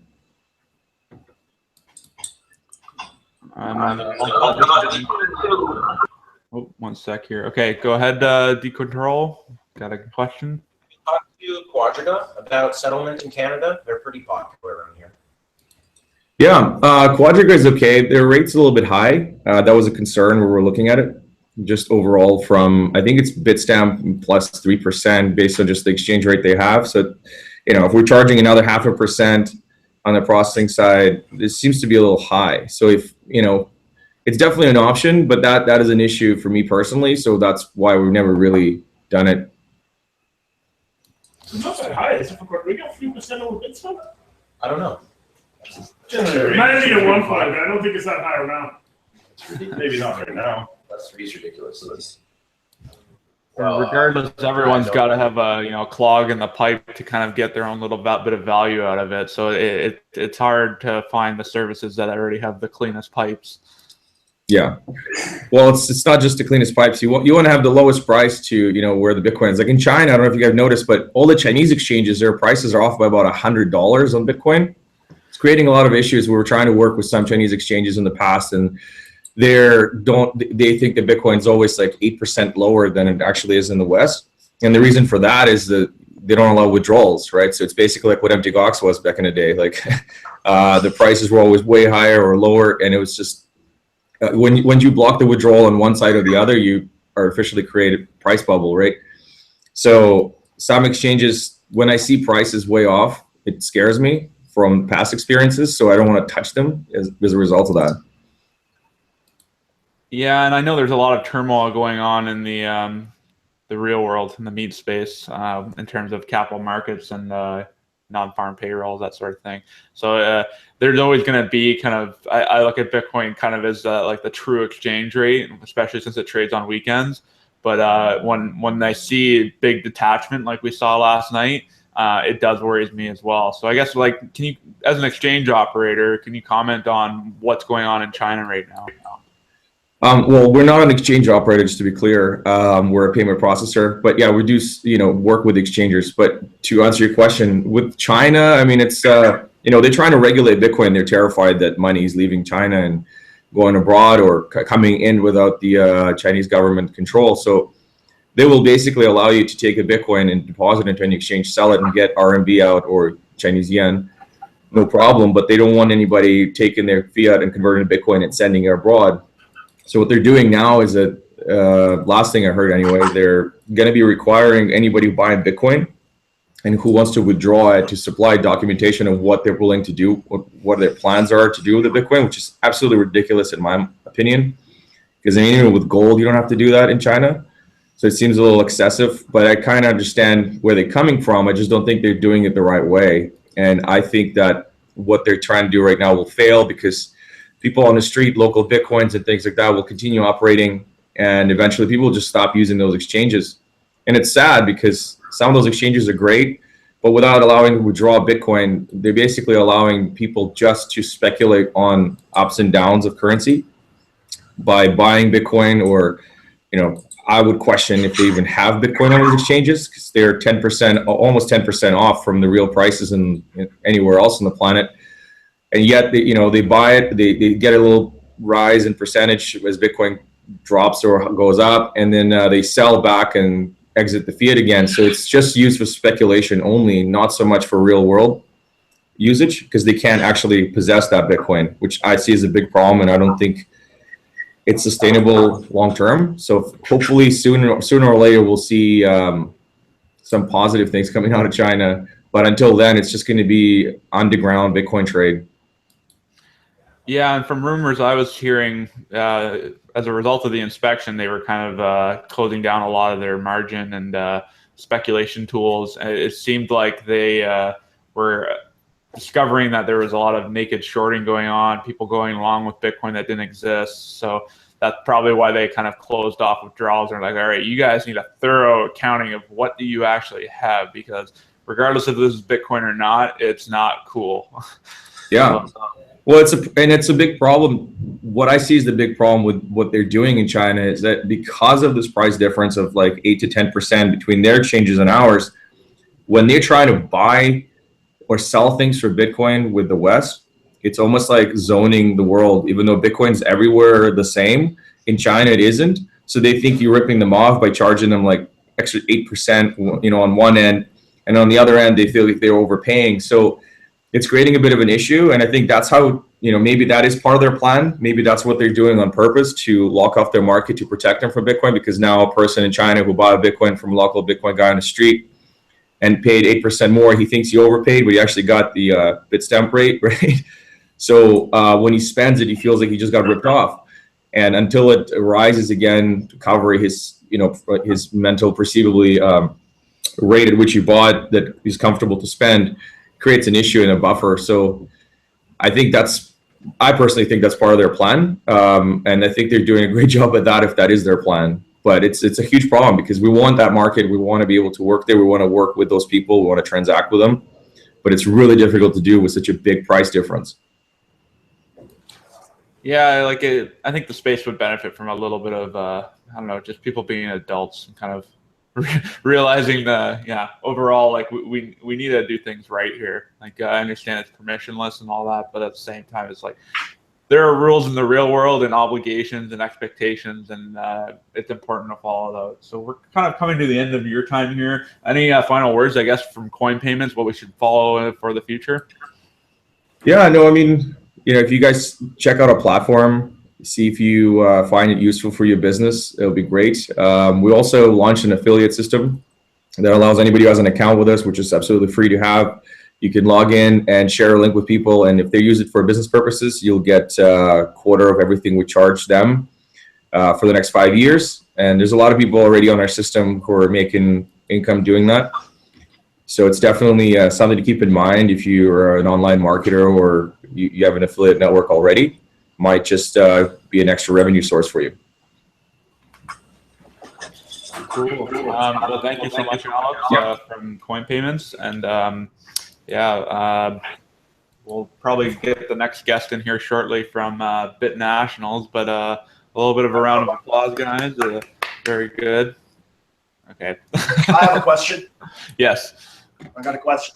How many hours have you spent doing this? And for someone who's literally just beginning, I think I got like 100 Bitcoins or $100 worth of Bitcoins. I'll be clear. So I know nothing. How many hours conceivably before I know something, and how many hours have you put into this?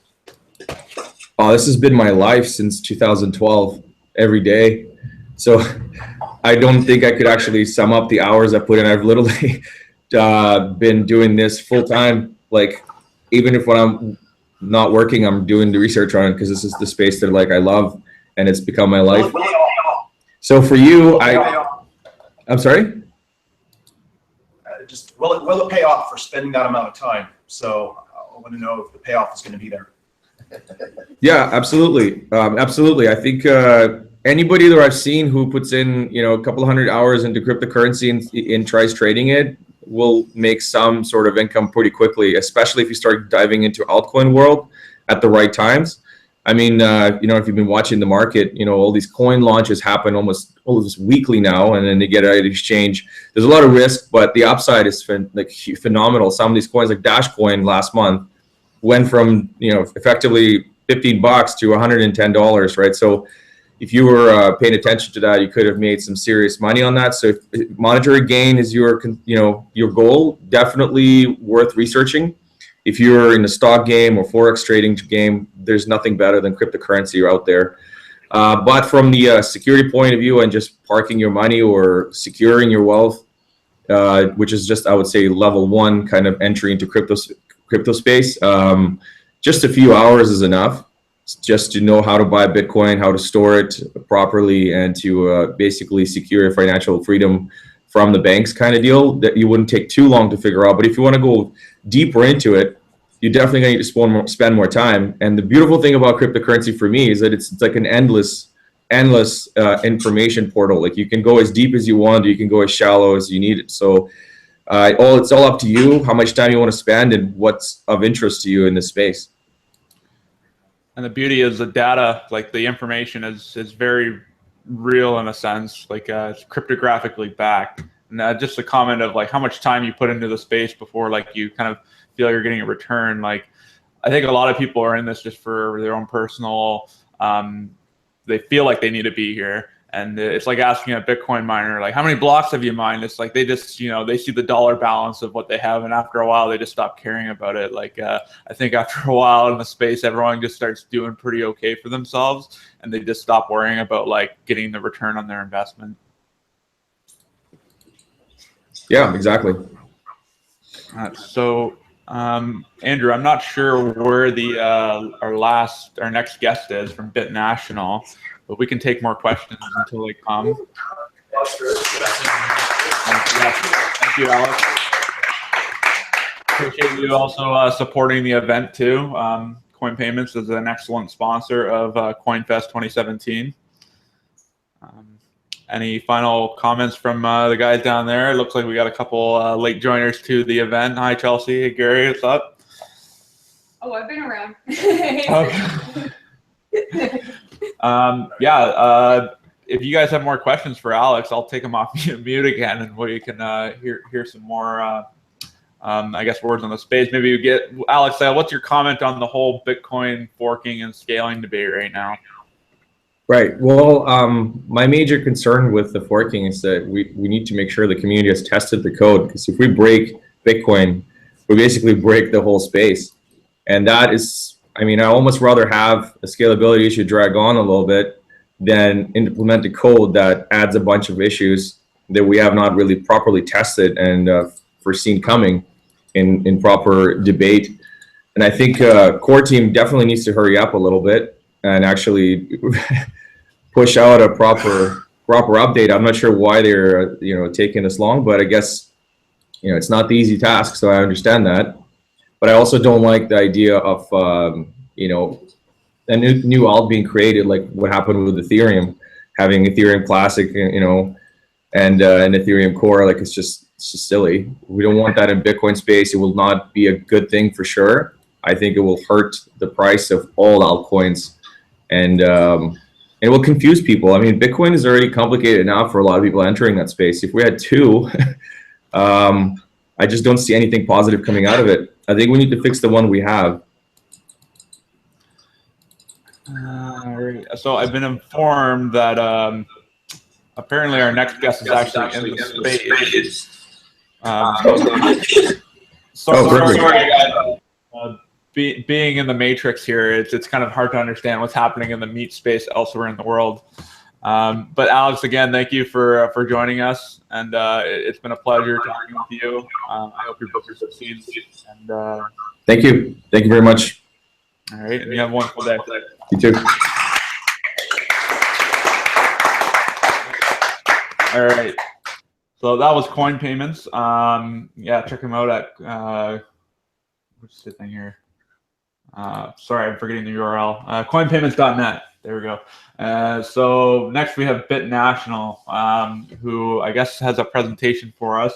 And I don't know, I guess I'm the one who's managing the PowerPoint, so we'll see how well this goes. But Drew, you're in the space there. How's it going, man? Great, thank you. So you're going to have to guide me a little bit on what I'm doing with this thing. Yeah, no, we're pretty simple, so we can just dive right into it. Bitcoin ATMs, I've been doing it for 4 years. We believe it is an underestimated killer app in Bitcoin. So you can dive into the first slide there. All right, let me. Work that slide. There it is. All right.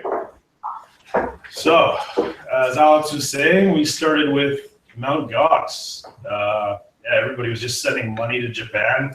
I sent a $100 wire. I got 8 Bitcoins. And all of a sudden I saw the value rise, got interested, and I never looked back. So you can go to the next one. Okay.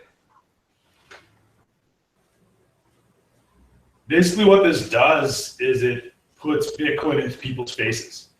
Every ATM I've installed, I get dozens of people coming up to me saying like, wow, Bitcoin is actually a thing. Like ATMs exist, this is real. So I'm seeing street level people that have no idea about this stuff, and now their ears are perked. They're grabbing one of my cards off of the ATM, and it's bringing it into the mainstream relatively quickly. And it's accelerating at an exponential rate right now. So next one.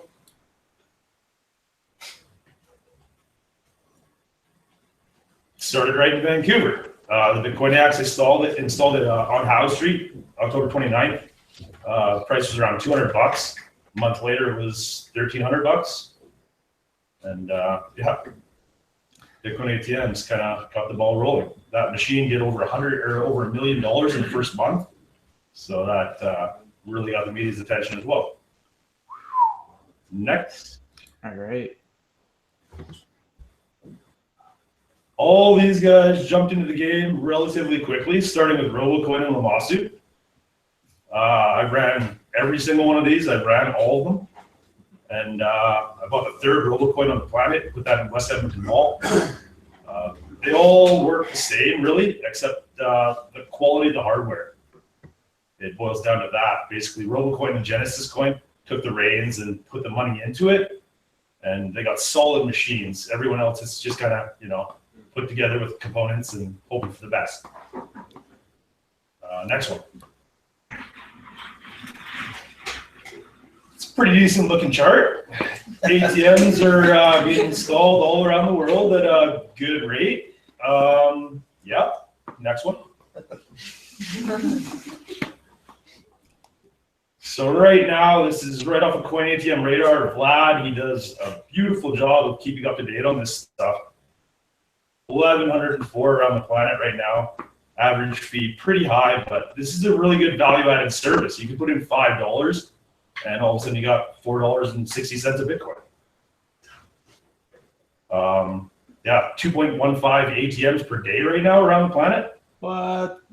It's crazy. Yeah, a little bit. Next one. All right. I don't know if we can see all this clearly, but I know it, so I can kind of go over it for you. North America, we got 75% of Bitcoin ATMs. America has like 700 Bitcoin ATMs. They're just exploding with this. Behind it with about 150. And yeah, like as you can see in the other chart there, Genesis Coin has about 50% of Bitcoin ATMs around the planet. Like they're obviously got a superior product. It's built by Gen Mega, the third largest traditional ATM manufacturer on the planet. So yeah, they're doing all right. And the majority is becoming two-way because as this price is going up, now you have people making a lot of money and they want to cash out some of this Bitcoin so they can instantly have any type of fiat currency in their hands, just simply selling Bitcoin to these kiosks. Next slide.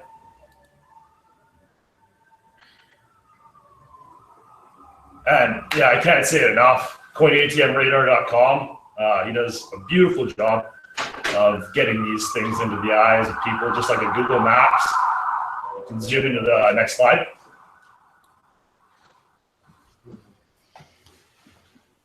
Keep zooming in. Next slide. Okay. Zoom in one more. Okay. Website. Right into the city, and then you can pick any ATM. You just click on it and go to the next slide. Shows you exactly what's going on at that location, where it is, the type of ATM, you name it.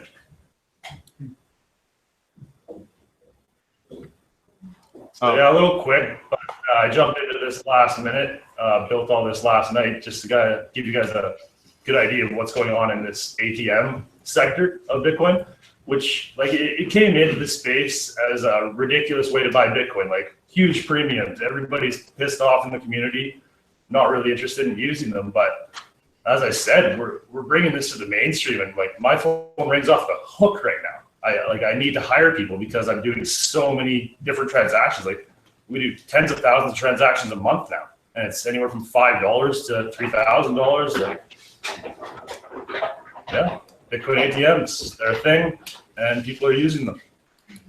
Cool. Any questions?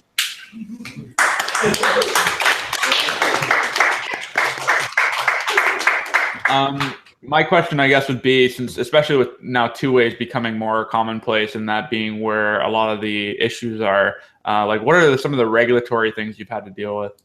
Canada's amazing. The government's taking a hands-off approach. They've written a 65-page document that anybody can view online. It's, yeah, saying like Bitcoin, is it the future of money? Could be. Let's find out. Yeah, that's all right. But so are you operating in any other countries, or it's just Canada? No, I'll stick to this. Like you go south of the border and you're putting up like a $250,000 bond per state, and you got to get a bit license in New York. That's like $2.5 million or something like that. So I'll stick to Canada right now. Yeah, and what you're saying with like having something real is very important. Like me growing up in a country where I have to hotspot to have a nice conversation with you guys. I learned a lot about Bitcoin online, and I didn't have anyone else in that I could talk to about it. And being that like I drove all the way out to Vancouver, and I'm like, I want to see this ATM. This is apparently the first one. Having that there in front of you kind of validates this entire space of like, you're not a crazy person reading things online that don't exist. Like here is like the proof, like I get money in, I get money out. Like that is very important, I think, for the mental health of the industry to have that real world connection. And it's getting bigger every day. It's as real as it gets, because people didn't even understand that you could put a $5 bill in. They think you got to buy one whole Bitcoin. Or some people still even think it's a physical coin. I had an argument with somebody the other day that no, there's actually physical coins. I said, no, you got to do some research. I'm sorry, and we'll have this conversation at a later date. Here's my card. Talk to me when you want to buy some. So I guess what are challenges that you're having right now with the network load being a little higher, like transaction fees, that sort of thing? There's no issues. The only issue is keeping up with the demand. and I'm having a very difficult time doing it. Keeping the vending machine stocked. And getting enough of them, because I got people coming. Like I used to go up to people and say, "Can I put an ATM in your space?" And no, that's Bitcoin. Now people are like, "Can I buy you an ATM and put it in my location?" Okay, sure. Stuart Manuel has a question, I think. Yeah. No. About a year ago, in a conference in California, they came up with this thing called Abra, Go Abra. They're claiming, or they claim at the time, that they were very close to being able to create what they call the human ATM. So you have an app and you become a human ATM. They haven't really, it's been a year, almost a year, and they haven't really released what they claim they had. So it's not working yet. But do you feel that that's positive to the real physical ATMs like you have, or is 100%. that negative? It's more beneficial because it's grassroots education. Like that exists. Abra is one of many. Yeah. Mycelium Trader. It's a beautiful app. You can download that in the Google Play Store or iPhone, and you instantly can buy, sell your ATM. Same as local Bitcoins. You just meet up. You click on make a deal, set the dollar amount, and then you're meeting up with a stranger. Yes. Yeah. But the app is acting as an intermediary, and it works. I use it. I trade with people through that app all the time. You just get a little chat box. You discuss where you're going to meet, when you're going to meet, and then it executes the trade for you once the cash is in the other person's hand. So it's very safe if you use it effectively, and there's a rating system on it. Yeah. There's tons of these apps. So it's like an escrow. 100%. What are the laws around it? You said there were some different laws. What are the laws in Canada right now? In Canada, it's completely unregulated. It's a virtual commodity. So the CRA treats it as capital gains or capital losses. Okay. And that's all there is to it right now. Disclose it. Yeah. Disclose what you're making. Yeah. If you're making money, they want their cut, and that's fair. Yeah. Love it. Another question? That's the right answer. How are you dealing when people are selling Bitcoins for cash? How are you dealing with the slowness in the Bitcoin and the slow confirmations and all that aspect of it? It is frustrating because when I'm trying to get people into this and they're buying $5 and I have to pay a $1.50 miner fee, it's not really working out for me. But I'm doing it because I believe in this, and getting as many people into this is the point. Because it is going to be grassroots education that makes this work. You're not going to believe some guy's opinion on the street. You're going to do your own research. You're going to learn. What I was referring to is when you're selling Bitcoin, and then you're going to have to wait for so many confirmations and things and confirming on the blockchain. So at the ATMs, yes, that is a frustrating point because I'm not just going to let you send me Bitcoin, $1,000, $2,000, and potentially conduct a double spend, and then I'm out the money. It has happened to competitors in my space in America. I know. There is an original English. I don't think I can do that because I'm not fluent in.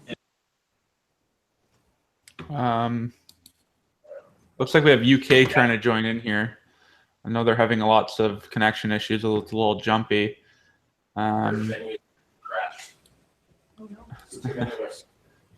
Yeah, and the stream is coming through pretty good in the space there, guys. But if we have any issues, please get off the Wi-Fi.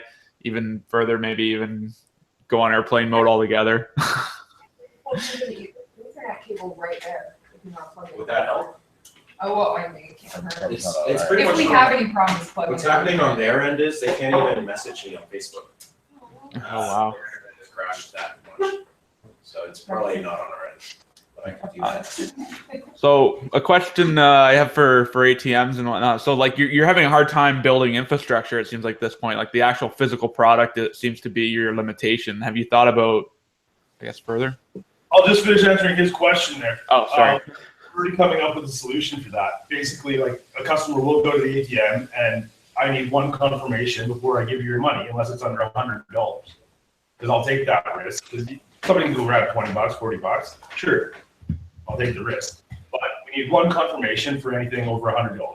So we're setting up a website where you can sell Bitcoin to the website prior to going to the ATM, and it's just a redemption code. So then you can walk up to the ATM, you type in the 6-digit password with whatever else, and then instantly cash dispensed, no wait. But So then you get around the confirmation issue of precisely. of having to wait, 24 hours or something for Bitcoin to clear. Exactly. Yep. Yeah, we're working on that with the manufacturer right now of getting that implemented. So that's kind of the solution. You go online, send your Bitcoins, then go to the ATM and pick up your cash. Yeah, rather than waiting for 10 minutes, hopefully, but sometimes up to an hour or A day? A day. Yeah. Right now, yeah. So we need to scale a bit for situations like this. If I can just say, in relation to that, have you had to do any strategizing around like paying competitive miner fees on things? Like, how have you decided that? Because I had a couple K stuck for 3 days because I didn't really think about paying a competitive mining fee on it. Basically, yeah, we do overpay on the fees just to keep the customers happy at this point. Yeah. I have a question. Let's say I've got 700 Bitcoin for sale, and I want to do it over a course of time, maybe like 10 a day. I saw on the ATM radar that it said that there's only X amount in the machines. Can someone make a phone call and to your customer support and maybe arrange for the sale of the coins, or do you have to go take out 1,500 out of every machine? No, 100%. Like we got guys that we operate in Edmonton, Calgary, and Vancouver currently, and we got a guy in every city that we accommodate larger trades that are away from the ATMs, or we can set it up so that you can withdraw from the ATM if you're after the privacy. So it varies on a customer base, really, what the customer preference is. So how much can the machine hold?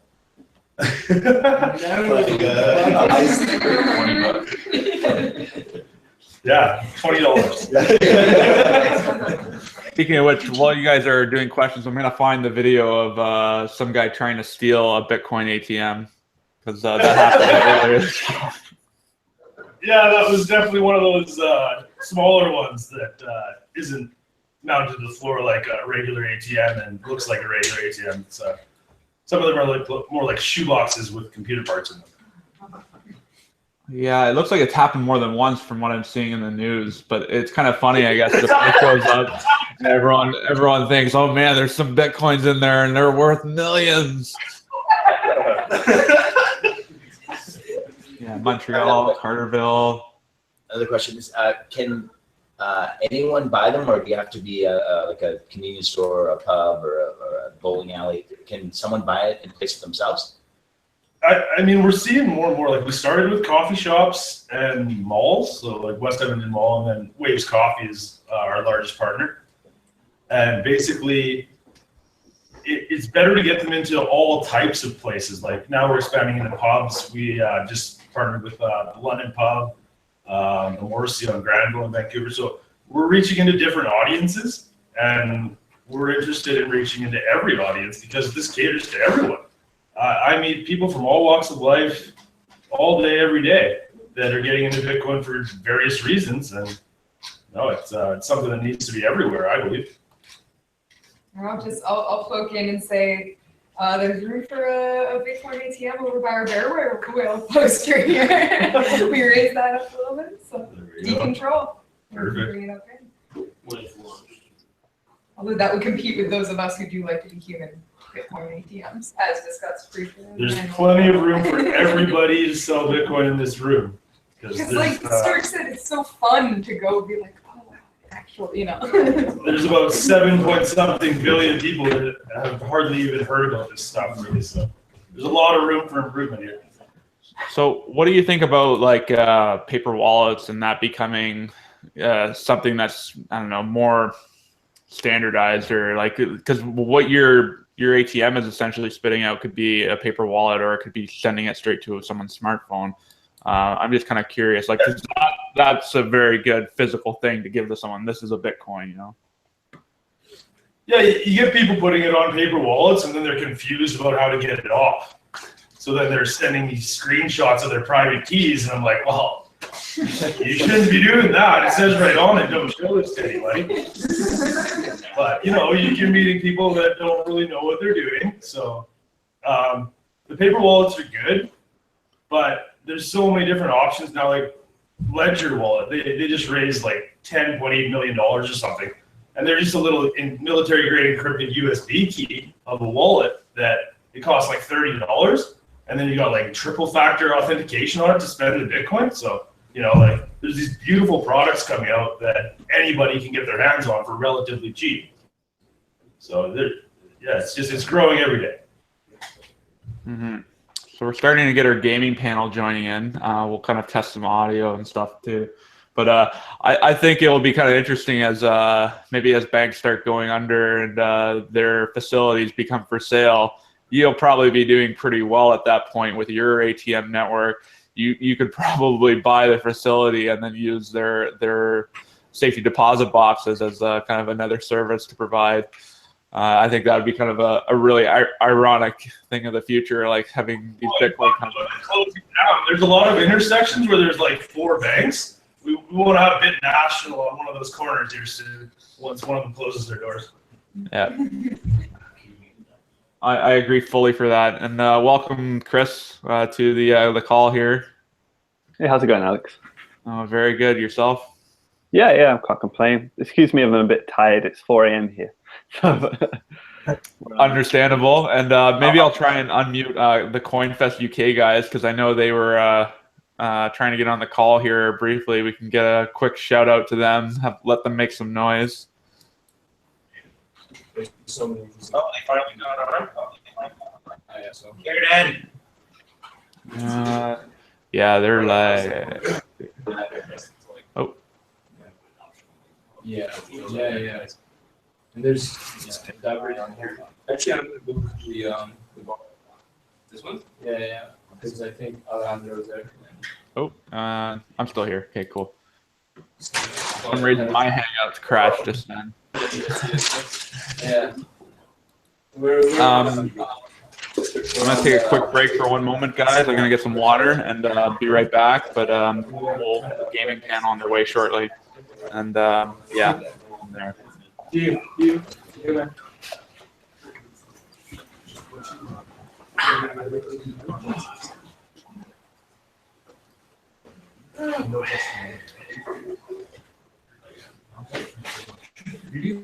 you see that?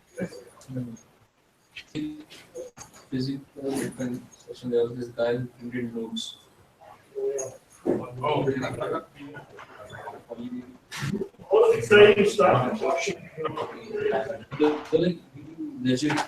He printed them from Canada. Really legit notes. Really? Yeah, even the guys who printed for them asking why do you need to, because that can be like a then he wrote down that, oh, this is just for concept. Quality is check it out.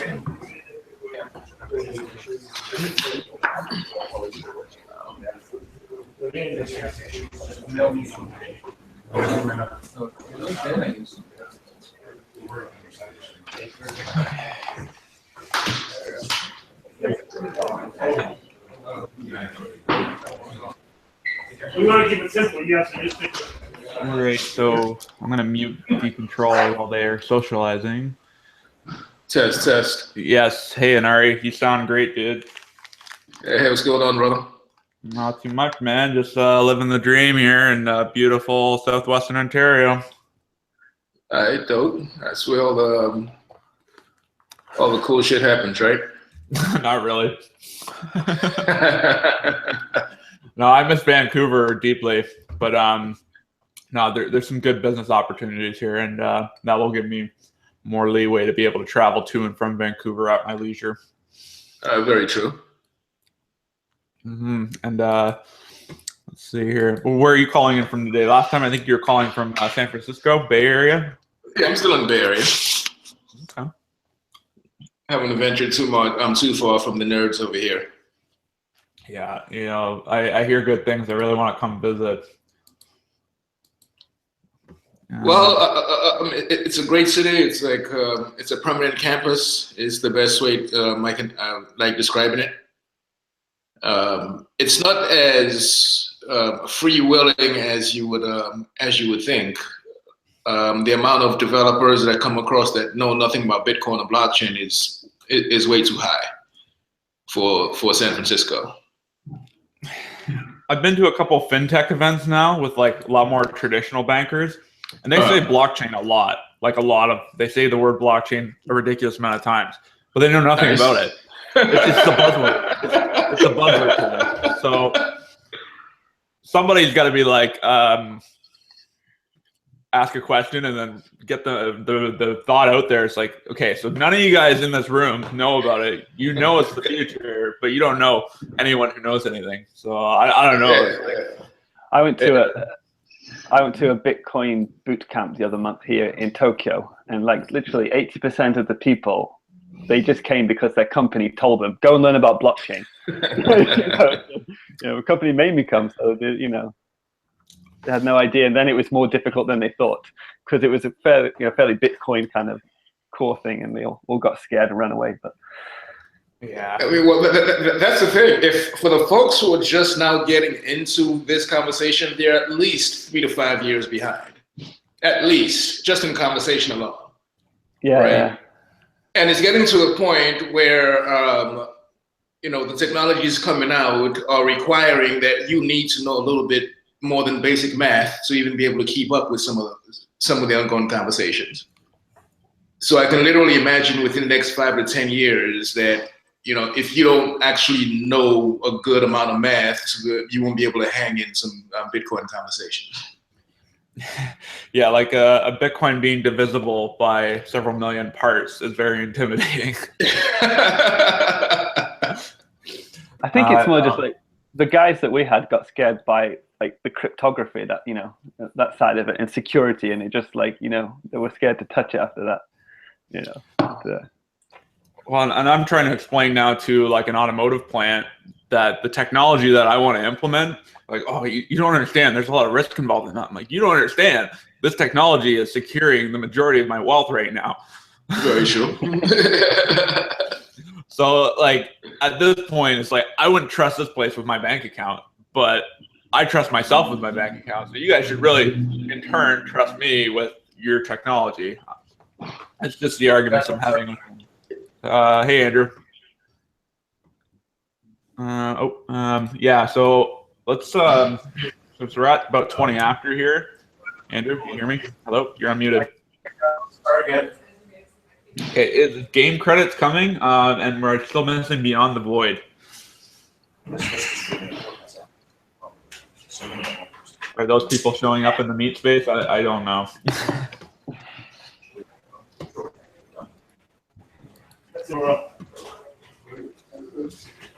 Andrew, paging Mr. Wagner. Can you hear me? Well, yeah. Guys, quiet.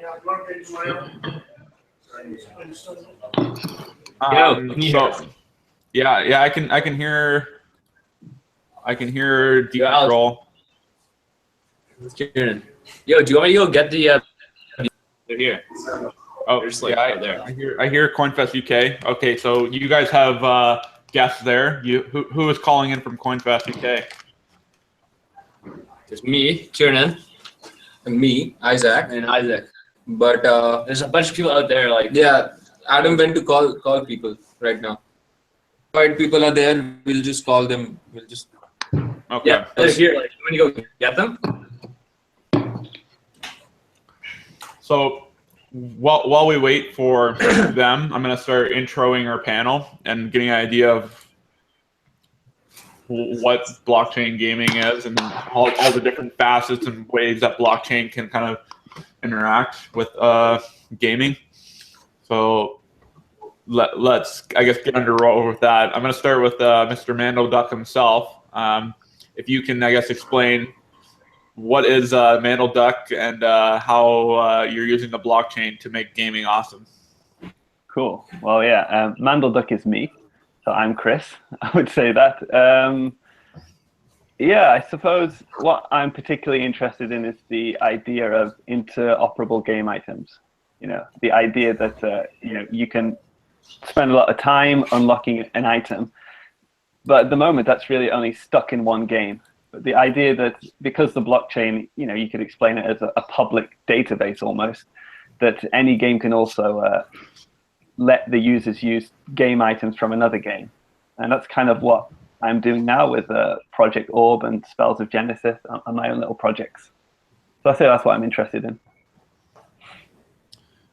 Very cool. And we have a very good in-depth interview with you on the channel with Blocktalk if people want to, you know, see that. But we'll try and get as much information out today. Let's go next to Anari from GamerholicCoin. Hey, I'm Anari. I'm the creator of the Gamerholic platform. I think, you know, at this stage, it's not a secret anymore that everybody wants to do some sort of asset tracking in games on the blockchain. It's clearly the direction that I think the gaming industry is going. It's going to work great for VR, especially. With Gamerholic, we pretty much make that possible, where you can assign an asset in your video game to our blockchain and create a marketplace in game for it. So, we were the first, I have to say that, just because. Don't really, you know, it's no arrogance, but we were the first. Hey, time is important. Look, one quick thing, I do have to add this. It's been an awesome journey because, I mean, like, blockchain and gaming wasn't like the talk of the town, you know, 3-4 years ago. Now it seems as though that even the top minds in the cryptocurrency space are realizing that gaming is going to be a key player. So digital currency makes sense in a digital world. Yeah. Yeah. And with regards to being first, the blockchain time is absolute. Like you have that, you know, immutable proof that you're first. So it's important, I think, to clarify that. And if anyone wants to, you know, counter that claim, there is a public ledger that can easily validate that. I think I've seen about 3 startups who were the first in blockchain gaming. We're gonna have to get the block numbers down. I'm gonna have to. I'm gonna have to get to the bottom of this. We're gonna have the 3 of you, and you're gonna all have to present your evidence of like, okay, well, here's my hash. Depends on the blockchain, right? You know. Yeah, that's true. I don't want to get into. Out. And then we have Andrew, and our meetup space in Vancouver at Decontrol. And Andrew, I believe you're here on behalf of Huntercoin. Is that correct? I'm just doing my own thing now. No, I'm invested in pretty much every game coin. Sorry. Yeah, I've been invested in a lot of different game coins. So right now I'm holding. Guys, really? Very rude. Please, guys. Yeah, right now I'm holding Databits, some BitCrystals. I'm holding some. What else have I got? Oh, definitely got Nexium. You know, I'm trying to have a nice rounded portfolio of blockchain-based gaming tokens. With Nexium, I have some on Ethereum. With BitCrystals, I have some on Bitcoin. And as such, if one, that's kind of like diversifying within the blockchain gaming space.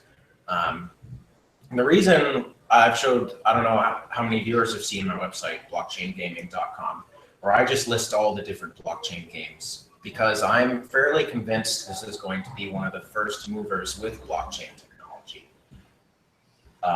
For various reasons. One is cultural overlap between the industries, and another is the greater ease of enforcement of smart property in a digital world. One cannot so easily tokenize, or you can tokenize your house or car. Criminals in the law need not respect that, whereas in a video game that can be mandated.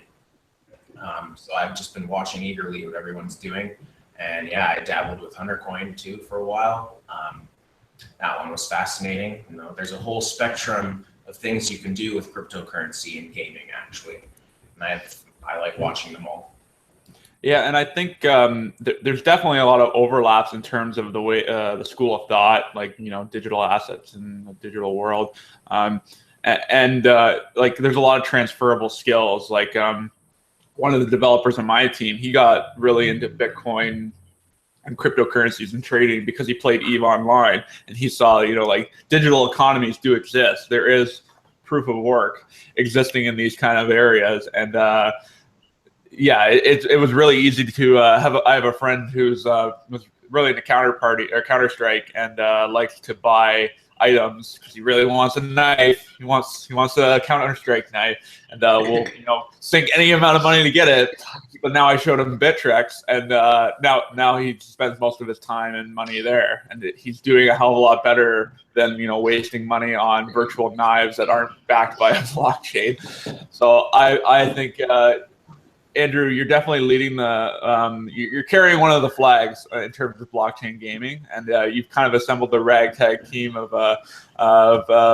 people that we have on the panel here that were on the show last year. So I think it's great to have you here, whether it's on behalf of Huntercoin or some other project. And I'll get, I guess, more in depth on. Let's try and help the gamers watching this understand exactly what's being used. I would say on the spectrum, you can put currency in a game, you can tokenize items in a game, and you can go full decentralized. I think MandelDuck has taken more of the middle route there. Book of Orbs, they're pushing a tokenized game economy. So maybe he can probably elaborate more on that aspect of blockchain gaming. Yeah. I think an important point to make that if you have a token or an asset on the blockchain, it doesn't just have to be for gaming. Your token. So, for example, some of the stuff we've been doing, some person might have a token which is a reward point for their blog, for example, and in one environment that token can give their readers access to content on the blog, but that token in a game could be used as a sword, or that token can be used as a currency, for example. So I have my own token, Saratobi token, which is not really a currency, it's more kind of a reward point, but you can use it as a game item. And the other week somebody accepted it as payment. I bought a burger with it. So it's like, I kind of think, it's just concentrating on gaming is obvious and cool, but it's also collectibles, and with Rare Pepe, I'm not sure if you've been following that, but that's quite popular, and there's no game for it. People just like to collect them and trade them. So it's quite interesting. It's a new type of media, I would say, almost. And like with Bitcoin, we're used to proof of work being this really rigid set of rules, and like the work is very standardized, where with gaming, like people are doing work per se, but it's very subjective. Like if I make $100,000 in GTA and I sell that account, it's not worth $100,000 in real world money, but it's definitely worth something. You've done the work. No, I agree. I've got friends, and the amount of work and effort they put into unlocking an item, they spend hours or days and months to unlock an item, but they don't really own that item. And if they change game, all that value is gone. So just if that can be tokenized, then you can sell it on a decentralized exchange, or you can transfer it over to another game. It's just obvious, right? I think we have this concept of, like, if you bought a guitar, a physical guitar, you could only play that guitar in one song. It's just crazy. I think game items, a similar argument can be made. If you have a game item that can only be used for one thing, it's digital property. And I think it's digital property and physical property. They should be as similar as possible as far as ownership is concerned. And gaming is becoming serious money, right? So this is becoming more important, I think. Well, and when we have digital, like rareness in a digital form, like that's big. That's game changing. I didn't realize this as much before I got into this, but here in Japan, there's a big problem with players don't trust the game. So there's lots of like digital card games like Spells of Genesis, but non-blockchain in Japan. And there's lots of scandals going around. They're saying that the game company is secretly making more cards and people don't trust it. And when they don't trust it, then they buy less, they're less confident in it. But if you can prove it on the blockchain or something similar, then users get more confident. So yeah. Well, the biggest thing to like, because this digital property isn't a very new idea. I think ever since like Xbox Live, we kind of had this idea of a profile and like a wallet, like an account with a balance, like points in it. And really what kind of is game changing about this is that it's permissionless. I don't have to ask Microsoft to transfer my Bitcoin unless they have a key, but I can't transfer my gamer points without working with a corporation. Like, and Nari, I think you kind of got this very early on, was, you know, having these assets that, you know, the user can control. It's very empowering, right? Very true. Well, was that the question or was that a statement? Well, I mean, I'm trying to lead you into the conversation here too, because like, how exactly does Gamerholic fit into like your version of gaming with blockchain? All right, so the really cool thing here is that we've had to pretty much evolve as the opportunities have come about, right?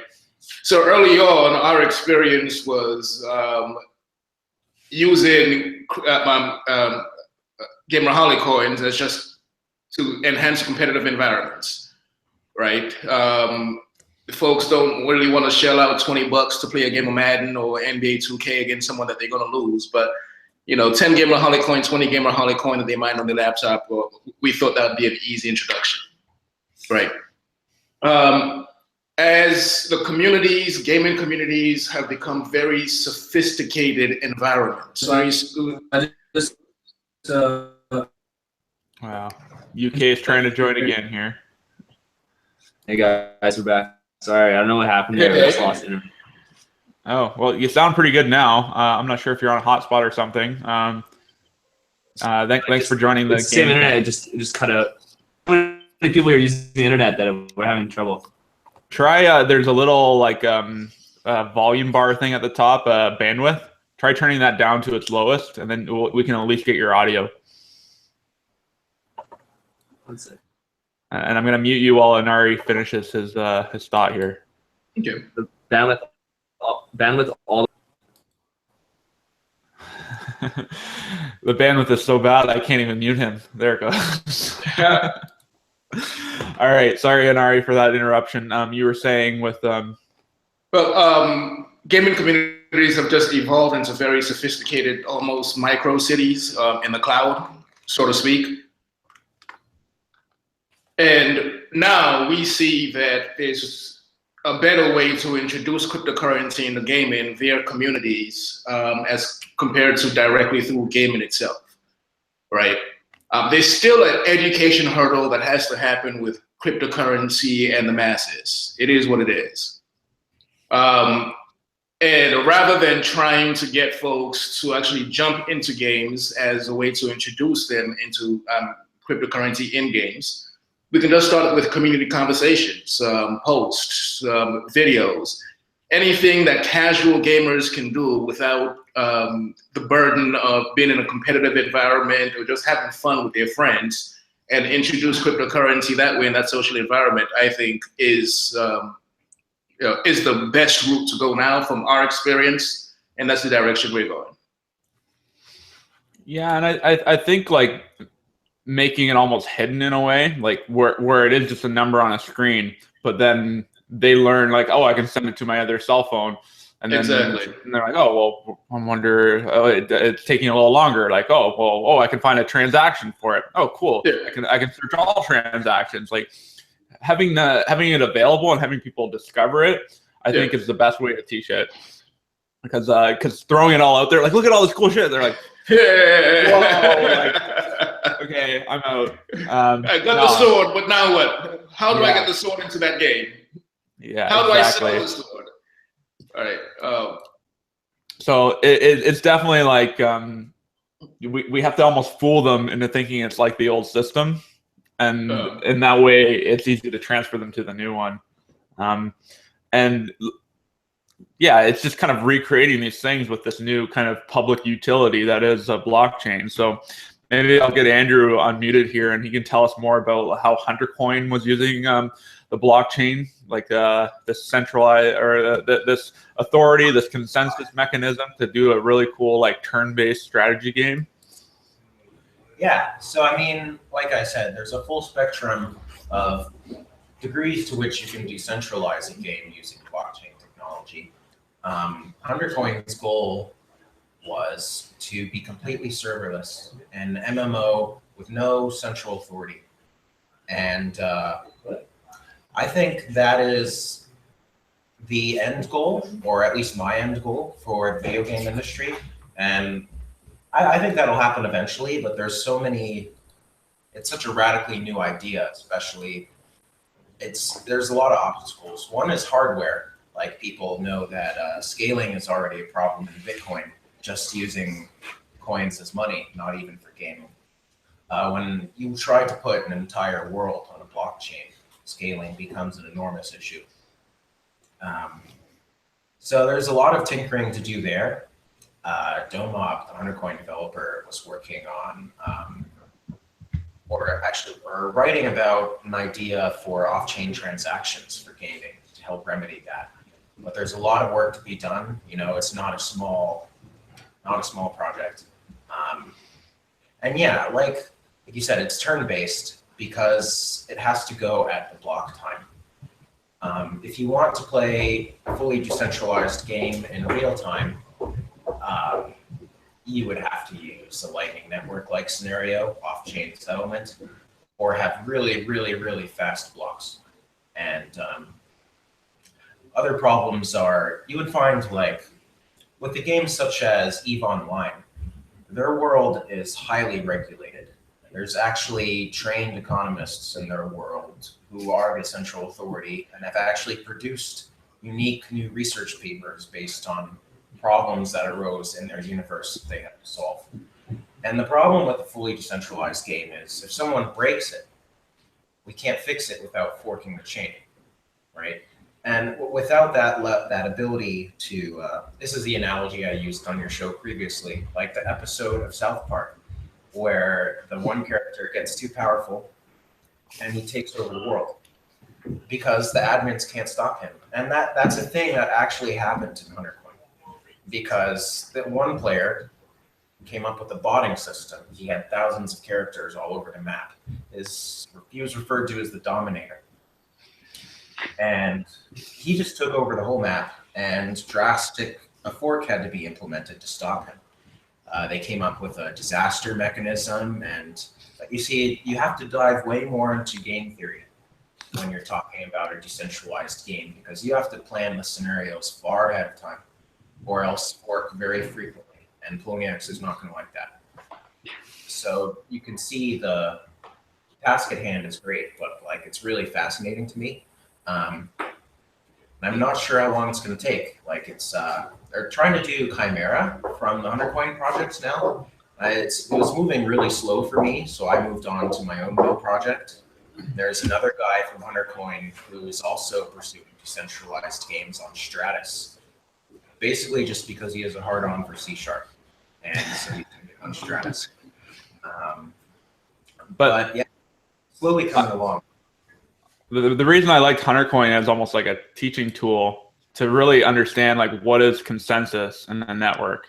So it's like if everyone's submitting turns at once, like, and one person makes a decision based on another person's decision, well, you need to have like some sort of consensus or some authority to say what was the actual occurrence of events. You know, like did he, you know, like did I lag? Like, I want to know exactly like if it's fair, and if he's running the server, it's probably not fair. So that's kind of. I'm kind of interested in the idea of the decentralized game. Like, is there a big demand for that from users? Like, is it just like a cool experiment, or is it trying to fix a problem, or like what's the? They have a pretty good community on Bitcoin Talk. It's just been, I'd say their community is older, but it grows less quickly due to the higher skill and hardware required to play Huntercoin as compared to like Spells of Genesis. They're mostly a hardcore. You find them on Bitcoin Talk. And That's about it. A bunch of nerds. But you know, a lot of the people who are into it, just like me, my reason personally is I want a world that no one controls. That's my life mission. One of them anyway. I want to see that happen. And you know, imagine you hook that up with virtual reality. I could just disappear into such a world. Unless the miners, I guess then I would die if the miners stopped mining. But you know, you get the idea. It could be fascinating. But from, you know, more practical perspectives, there are some users who have interesting use cases. One, there's no concept of banishment unless you want it to be. Some users might like that Wild West attitude. Yeah. Other mechanisms are not needing to have a server could save you costs. The hardware costs for the user are currently a barrier, but imagine if you ever played WoW, sometimes your server goes down. The Huntercoin server never goes down, there's no server. And so no one has to pay for the upkeep of the server because there's no server. So there's that advantage from the perspective of a developer and potentially cost savings. But I would say most of the people pushing it right now are doing it because we're techno-anarchists and we want to see it happen. It does seem like interesting, like it'll be a Wild West of gaming. So anything you can't get away with on, you know, Final Fantasy or WoW, you know, you can, you know, anything goes on Huntercoin, whether it's conning, you know, noobs or, I don't know. That could be a game. Transaction is like permanent, you know, like you can't get them to undo this transaction. Oh no, this guy's scammy. He never sent me the sword. It's so rude. Kind of reminds me like Escape from New York, you know, that old movie where it's just complete anarchy and nobody owns the city and all these gangs turn up, you know. And like Andrew, you'll have to let me know when the book's gonna come out. But the story of Huntercoin is very cool, and at least with the genesis of it, because as far as I know, the first altcoin was Namecoin, which was like a kind of a separate network that is attached to the Bitcoin network, and it's supposed to be able to run a new version of websites. And the same creator also built Huntercoin, and he's now deceased. But like his vision lives on in terms of like this idea that this decentralized consensus can be used for a multitude of things beyond just payments. And I think it will be a really interesting story when it is written. Whenever we decide it's you know, concluded, you know, part one of how many, and I think that will be kind of a good chunk of the history of the space here, because decentralized gaming is definitely a footnote in the Bitcoin history. I'm gonna try to unmute CoinFest here and see how their audio stream is. Hello, CoinFest. Hello, CoinFest. Yo. Hey, what's up? What up? Sorry. You guys got anything to add or questions for our panel of blockchain gaming experts? Well, one, I love Sarutobi. It's like my favorite game of all time. Well, thank you. A new game coming soon. Nice. Way to get kids. And then two? Just one's fine. We can stick at that. Okay, that's all right. Good. Can you hear what I'm saying? Yeah, sorry? Yeah, we can hear you all right. I think there's probably a decent lag. So if we ask you a question or, Probably and/or for sure. Yeah, no, I was just saying that, no, it's good. It's a good way for kids, I think, to, you know, come into the space, because like, you know, if you're in elementary school or like, you know, early years in high school, like you probably don't have an advanced or even basic knowledge of some of it, or a lot of the concepts involved in, you know, Bitcoin and cryptocurrencies. So, you know, integrating it into a video game like that is a really, you know, I think healthy way for kids to get involved, which I think is really important going forward. You know, is like how we're gonna, you know, teach kids about these kinds of things, and like, you know, how they're gonna come into it and what it's gonna mean in their lives, and you know, how they're gonna, you know, bring value into the world through Bitcoin. And I think games are great. Anyway, so I love Sarutobi, and I was curious, what happened with Huntercoin recently? Was there like some token switch, or what's going on there? Here, I'll unmute Andrew, and we'll get his accounts of events? Mostly just a disagreement. It was moving pretty slowly, and we got in an argument, and I split off to focus on another coin I'm going to launch. And another developer, like I mentioned, split off because he wants to try to do the same thing on Stratus. It's mostly just infighting, I'd say. The idea of Huntercoin is still pretty good, but it needs more. It lacks the resources of some of the other blockchain gaming groups, and it's been moving slowly. I think it's something I'm probably gonna try to. I guess I'm just waiting to see who comes up with a fully decentralized game first now. The Huntercoin team's trying to do Chimera. Now I don't know how long that'll take. Maybe Mithril Man will beat him to it on Stratus, in which case I don't know which I would go with. I think whichever gets there first is going to do pretty well with their ICO.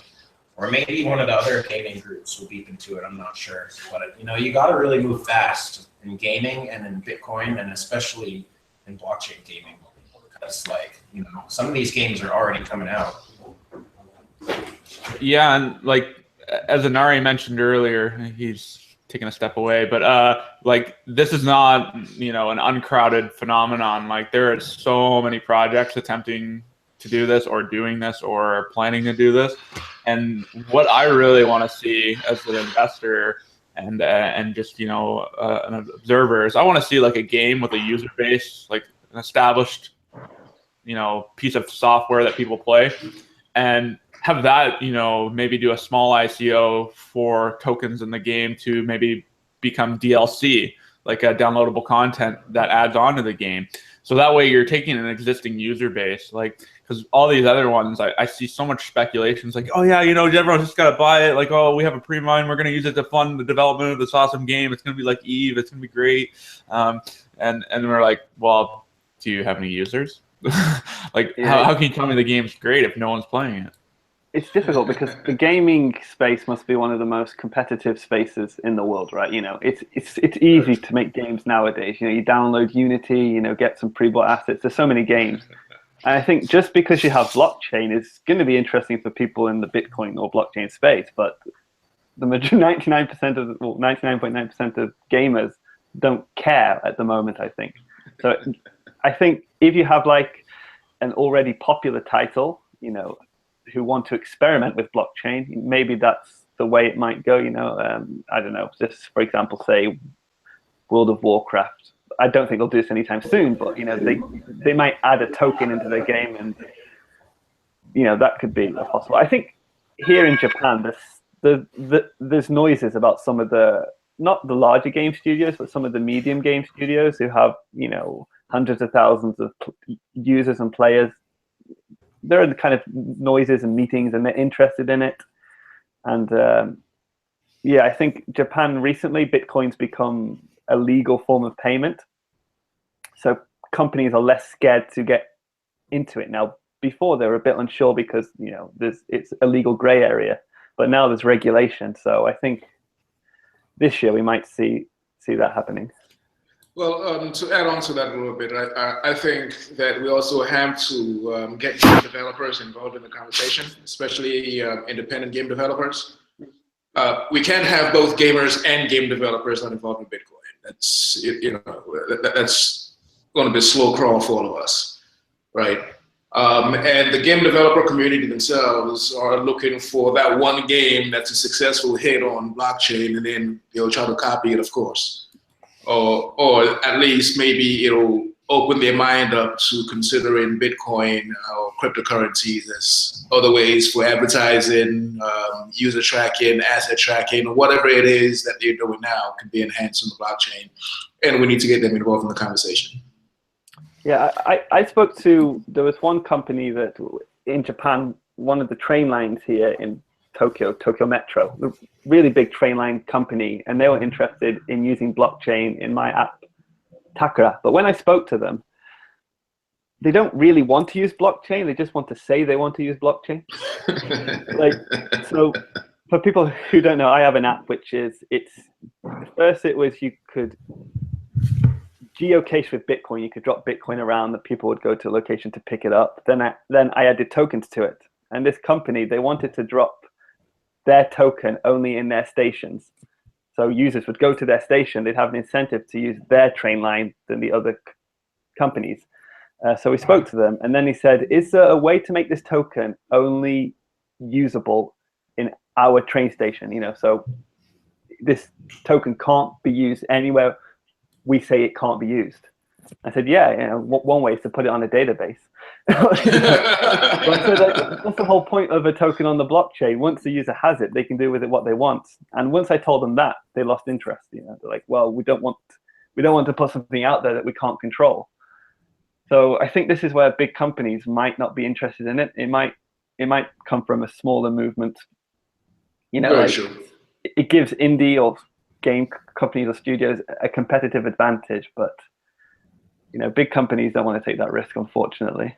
Very true.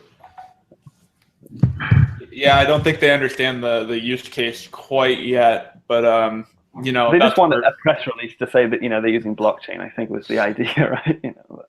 Yeah, it's like, well, to them, it's like they haven't heard any bad news about it, so they kind of want to latch onto it and be like, yeah, we're doing something good, you know. It's like we're innovating.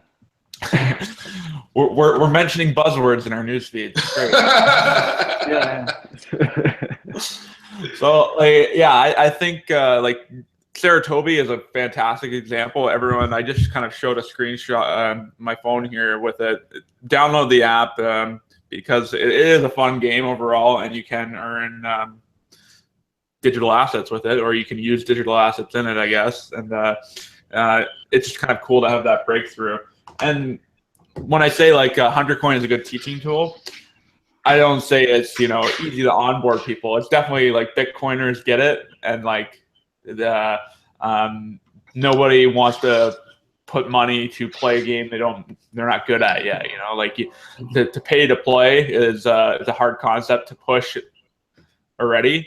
Pay to win is definitely a broken concept, but it apparently makes lots of money, so I can see why they do it. But again, I think it's just kind of like, let's integrate it into the old systems to kind of make them better. Because like right now, I got an email that GTA, apparently I can transfer my profile from the old consoles to the new one, from Xbox to either PC or the new Xbox. But I'm like, and they had a cutoff date. I'm like, I can't do that at any point. Like, how is my profile not standardized across all these platforms? Like it's kind of the way that, you know. I have I played, it was Final Fantasy Online in Australia, because I used to live in Australia. And when I came to Japan, I couldn't use my account anymore. And it was because my billing address was different, and you can't transfer your billing address to Japan from Australia because it's different regions. So I had to basically make a new server, and it's like, you know, this is crazy. It's digital. Why do we have this problem? It's like, yeah, it's the whole point of the internet and digital is the countries don't matter, but you know, they've got regulation, I assume, right? So they have to play by the rules. But yeah, and that's the thing. They don't realize the system is very self-regulating, and it's actually far easier to regulate. Like, and regulation, even as Bitcoiners, we need to realize that you know, regulation is a part of growing up. You know, Japan is going to do a hell of a lot better. New York and BitLicense, yeah, it kind of sucked. It was definitely meant to stifle innovation, but it definitely, you know, was a little bit of barrier of resistance that kind of flushed out a lot of the good ideas. Well, some people say, well, the Japanese bit license is stricter than the New York one. So there's a big problem. What we're going to see now, we're going to see lots of big companies getting into Bitcoin, but any startup that experimenting with altcoin or even Bitcoin pretty much won't be able to afford the regulation. So yeah, it's going to have a similar effect. I think you have to pay something like, to comply with the regulation, it's going to cost at least 50 to 100 grand. See, I spoke with Bittrex at length about it when they did it, and like the dollar amount they published is like 10 grand, but in terms of like legal and all the other stuff that you have to spend money on to get a, you know, a case that would be approved, you're looking at about 40 to 50 grand. the New York license? Yeah, BitLicense. So yeah, like I'll mention a Blocktalk sponsor here with being fully licensed in the U.S. Like they applied for it as soon as that news dropped because they understood that was going to limit some of their user base. And you know, if Japan wants to put in that regulation, people are just going to create an LLC somewhere else and then host their server somewhere else, but still live and work in Japan. Like I think it's just kind of like we'll find the legal loopholes. It's going to move to Switzerland or Estonia. Seems to be the plan. Pretty much. Yeah, no, and I'm working with a startup right now that wants to do an ICO, and he's creating a company in Belize to do the crowdfund, and then he's also creating a Canadian company, which in turn will be used to create a Hong Kong company, which eventually will manage all the funds and have like the best regulations. So he needs to have 3 companies to try and get this done properly. It's just absurd. But he's just like, oh, well, the laws are good here for this stage of our development. The laws are good here for this. So it's just a hilarious game we have to play now. Like corporations are these highly liquid entities, and they can be whatever citizens they want. Yeah. Very true. Yeah. So, I can kind of understand the reason for it, at least in Japan, because in Japan there's so many like scam ICOs around. It's crazy, and also the Japanese, like, well, obviously people in the West get scammed as well, but it's easier to see if something's a scam. You go on, you can search in English on the internet, but for Japanese people, they just hear blockchain and it's a wrap. The media's in English, they don't really know, so they just say, oh, this is the cool new thing, and there's quite a few scams going around. So I think the Japanese BitLicense was trying to get rid of most of the scams, but as a result, they're going to knock out a few startups as well. Yeah, translations are like a huge portion of the space now. Like whenever you list a new topic on Bitcoin Talk, immediately you just have hordes of people. Translations. And it's good. It really is. Like I think there should be more services. I know Andrew was telling me he's working on something here too. Maybe I'll unmute him so he can briefly tell us about something related to language in our blockchain panel. I don't know how ready we are to talk about it yet, but we are going to produce an app that will be powered by a coin that we're going to ICO. Should be pretty cool. I wanted to talk more about the legal aspect of blockchain gaming, actually.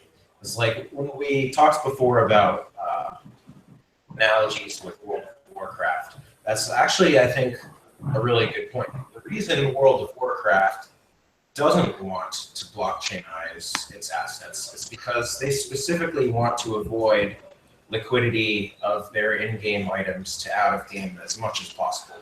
That's their stated goal. And their reason is that they feel that their in-game economy could be taxed if the government felt that WoW Gold was real. And their argument is that by preventing you from selling, that's why the market for selling World of Warcraft assets is a black market. If they catch you doing it, they ban you because they don't want it to be liquid. And I don't know how, like Second Life, because I think Second Life allows you to be liquid. I don't know how they tackle that issue. Well, I have a bit of experience, just as another game that we have that came out of the Monero project called Crypto Kingdom. I mean, I suspect that the legal aspect isn't as much as the fact that these things are proprietary and they want to keep that proprietary control of the assets. I'm far from convinced that the issue is just fear of the government. I mean, World of Warcraft Gold, if you sell it and you have to declare that to Canada Revenue Agency here in Canada, and you have to pay taxes. So it's already being taxed. Kind of. It is, unless you don't declare it. But it is illegally, as far as the taxation situation is there, that you have to, if you make an income from it, you have to pay tax on that income.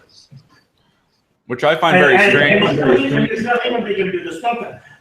And the same story is with Second Life. But there is a proprietary ownership of the game, which they want to control. And I think that's also behind some of these issues of, well, I can't move my profile from Australia to Japan. Well, that's not much to do with the actions of the corporations that are controlling that than any actions of the market. Yeah. It's like saying I got a DVD that's region encoded for Australia and I can't take it. That is not a regulatory issue of governments. That is the movie industry that has made that arbitrary set of rules. Yeah, I've seen that with video games for licensing. You can buy a game in Japan for your Xbox or GameCube, and it will not work on your North American console. That's common. Although Blizzard actually stated themselves that taxation was one of their reasons. It's got nothing to do with taxation. And in fact, I have to disagree with that. The best example of this is Canada, where you have the movie industry having one region for English and an incompatible region for French. So it is not about taxation, it is about the industry wanting to control the markets. And they're saying it's taxation, but there's nothing in the taxation element behind this. What do they have to gain from that? Well, we're living in the 19th century, and I want to say get political about this, but basically the movie industry is stuck in the 19th century. They have a model of distribution that they don't want to change. And so they want to sell a movie to a different distributor in different markets.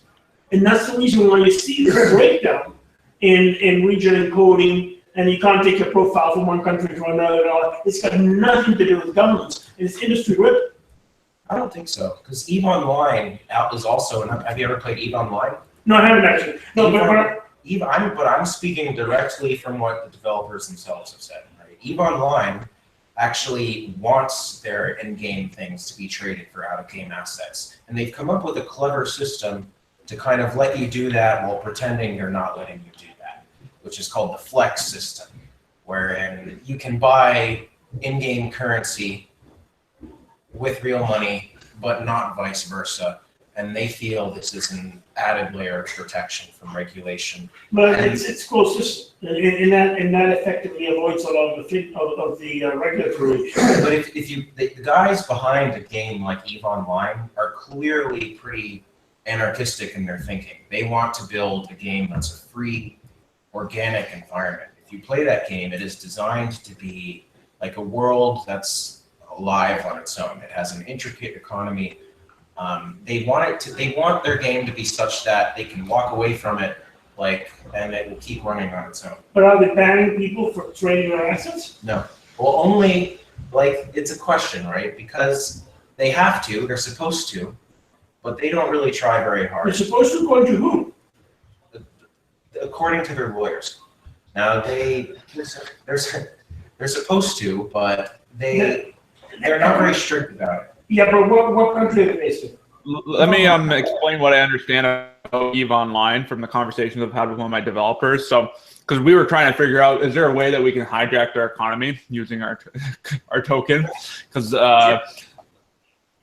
how do you get in-game items in EVE is that you need blueprints, and blueprints only are issued by the development team. And there's been issues where people will sneak in blueprints and stuff like that. But basically everything in the game comes from blueprints created by the development team. So in a way, they're issuing all these tokens or these assets or whatever they are, and whatever they're being built with, being built into, is kind of how I guess they have a handle on the market and the world itself. And from what I'm understanding, between how Canada regulates Bitcoin, it's very unregulated. I think they just consider it mostly as barter. So if they try and regulate all these other assets like that, that sounds great. But if they're regulating them completely different, selling my Warcraft account, it's not taxable income. It's like capital gains or something. Well, they got it completely wrong. Then they're not realizing that these are very relatable ideas, and I think in a legal sense around the world, they are being considered different things right now, because one is definitely a centralized ledger owned by one company that has all the control. They can delete money if they want to, and the other one is this protocol that we don't quite understand, and nobody really has control on it in a lot of the scenarios. So that's where they're differing legally, and that's why I think we're seeing kind of this different legal landscape. I really want to hear from Chris and Nari, because I'm sure they actually have a legal team. I hope they do, that you guys talk to. I mean, you got to have a lawyer, Chris. He must, for tokenizing those assets. Well, pretty much. Well, my apps have been on originally the App Store, the Apple App Store. So I had a lot of, well, not a lot. I had some phone calls with Apple to discuss the legal situation, and I would say I'm treading carefully, which is one of the reasons I've never done an ICO. It's just because I don't want to get into that legal gray area. But my impression that, well, I heard it on a phone call with Apple, is technically they have banned the use of tokens, or they have this rule, which is how they explained it to me on the telephone, which was you can't have an asset which can be used outside of your system, which is pretty much a blockchain token. So if you have a Facebook point, that point must only be able to be used in the Facebook system. It can't be used on Twitter, for example. That's how they explained it to me. So they have this rule, and that's as much as I could get out of them. Obviously, what Spells of Genesis or everybody's doing is breaking that rule, and so I think Apple are quite lenient on this. Like, I think it's similar to EVE Online, where they know they should stop it, but they're not trying hard. But ultimately, it's like, if there's a market for this stuff, it's going to find a place. Making a game is becoming easier and easier and easier.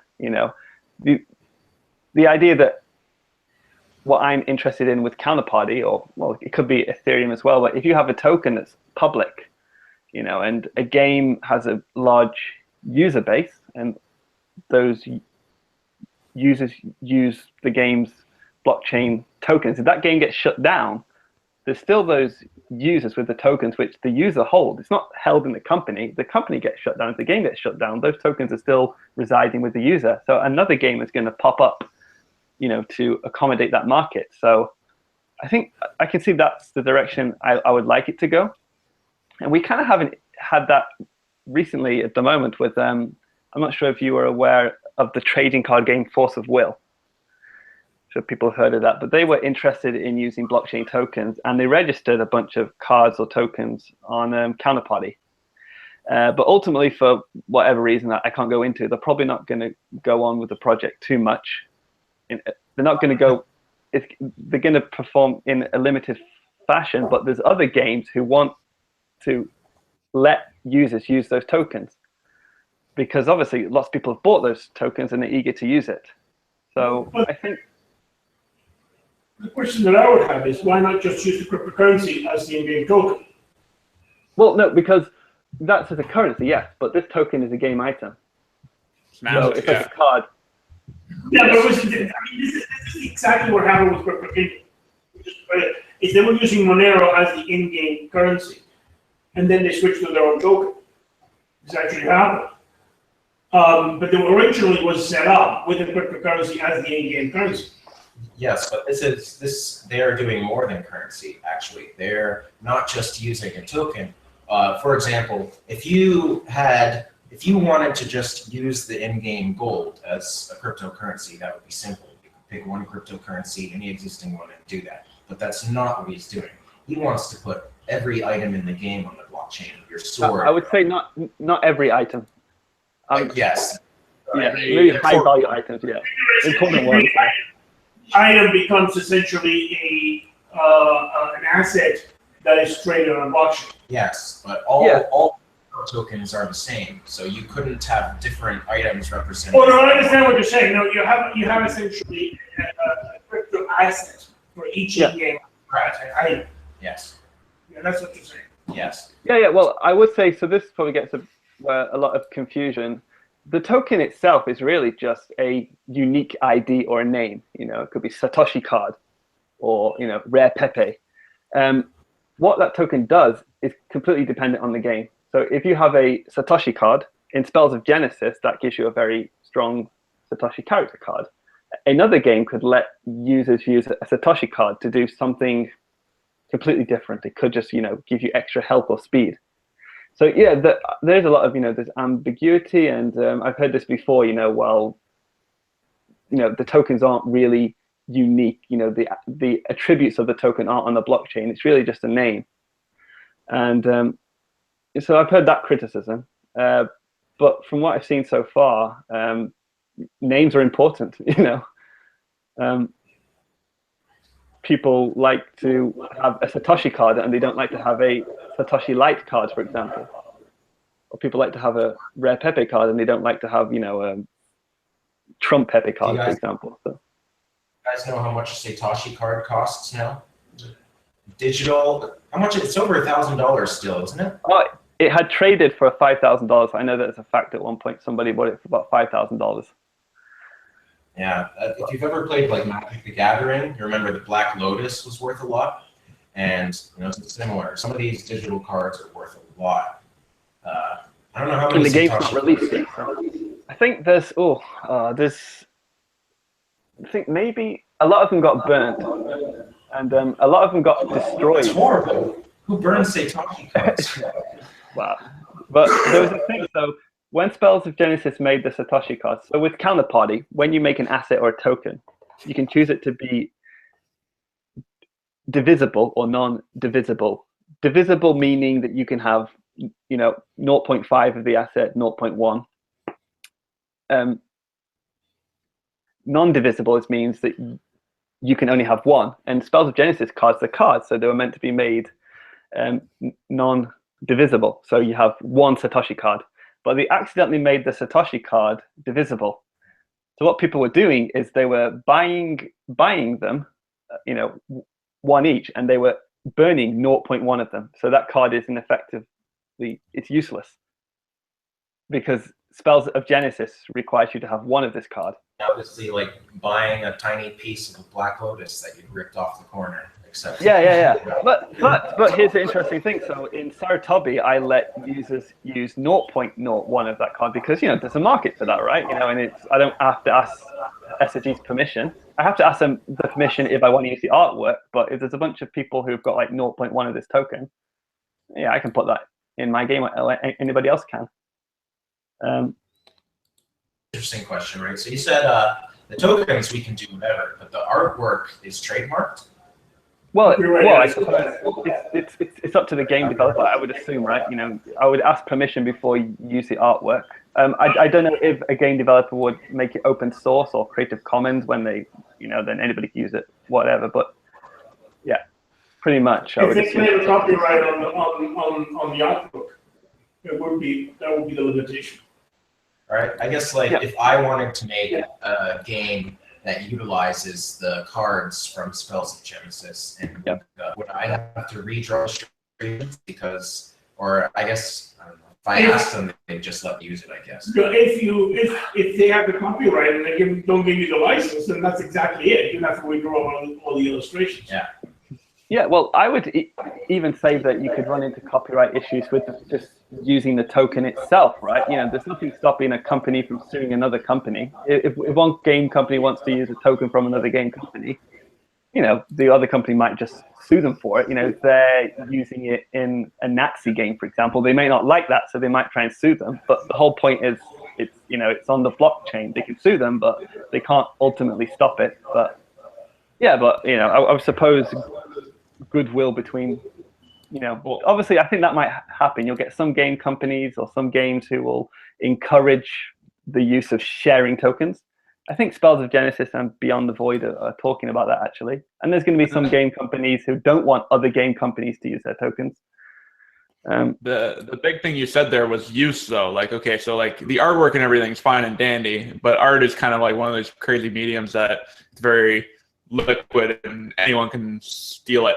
But the usefulness of the token, that is permissionless and that is like quantifiable and that is measurable. Like, well, that's the whole point of having a token. It's the user owns it. And if you're not going to let the user own it, why are you making a token? It's expensive to register a token. It's not cheap to send it either. So you would be stupid to register all your game items as tokens and then not let anybody use them how they want to. It just seems, well, use a database. That will solve your problem right there. You know? Yeah, well, and the beauty of it. Sorry, I just unmuted you guys at the control there. What's the question on tokens? Some companies want to own the token so they can control it. Yeah. And that's the real motivation. But they're in the wrong industry. They can own it more in a database, I would say, right? You know? And they can change it, and you know, they have full control over it. But what we're seeing now with okay, so Counterparty, you have a couple fairly basic features for token issuance, and it's very expensive, but it's relying also on the security of Bitcoin. Now we're seeing, we just saw storage switch from Counterparty to Ethereum, or at least they're planning to. And Ethereum tokens are far more customizable. Like they have a standard token, and there's a lot that can be done with that. And now there's even like other tokens. Mini-Me is one I just am researching right now, which it's really cool for issuing cards and stuff. And now you can do stuff where the admin of the contract, because it's a token that's issued with a smart contract, and the issuer of the smart contract, he can choose to lock it and destroy the key, much like with Counterparty, you can lock it and make it no longer modifiable. But like with the smart contract, if I have control of the smart contract, I have control of all the assets. I can delete, supply, I can add, I can change balances and whatnot, and that's up to me as a right. But the idea is that that's a permissioned. Smart contracts are a permissioned value on a permissionless system. So if I'm given one that I know no one has control of it now, then I know that's a permissionless asset. So that's what I think the game companies need to learn. It's like you can use blockchain, you got to realize it's expensive, and all the things you want to do are now transparent. So if you want to have the ability to delete balances, people are going to see that now. So there's a whole lot of like legal framework now in place that like, hey, I had $100,000 in GTA money that I bought, or I bought it from another user or something. Like I didn't violate the terms and conditions, and now I have immutable proof that you deleted my value. So now we're going to court, and me as a user is now empowered with my digital assets. I suppose, yeah. Then I guess it's the argument: why would a company do that? It's why would they? So I suppose, like, are they forced to do that? Are smaller companies doing that because they want to get the users to trust them and slowly take over the user base, and big companies have to almost fall in line? But yeah, look, here's the thing, right? At some point, everyone is going to have to make a blockchain decision.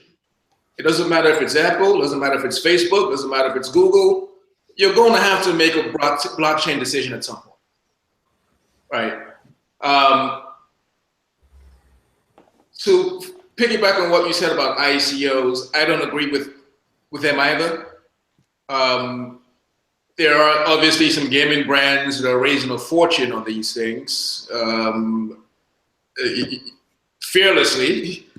So maybe there's an advantage to it as well.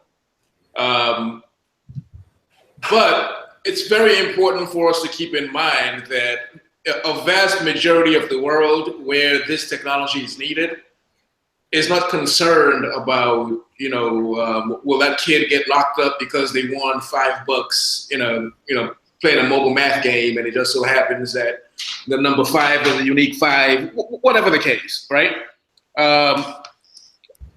It's in comparison to the opportunity, it's a very small conversation to get boggled down on whether some of the things we're doing are legally on a broader scale as compared to just the U.S. market. Yeah. Well, yeah. I suppose also innovation by definition, you have to be in a gray area as well, and that doing it, you take that risk to become a first mover. True. And as you said, legal it depends what country, right?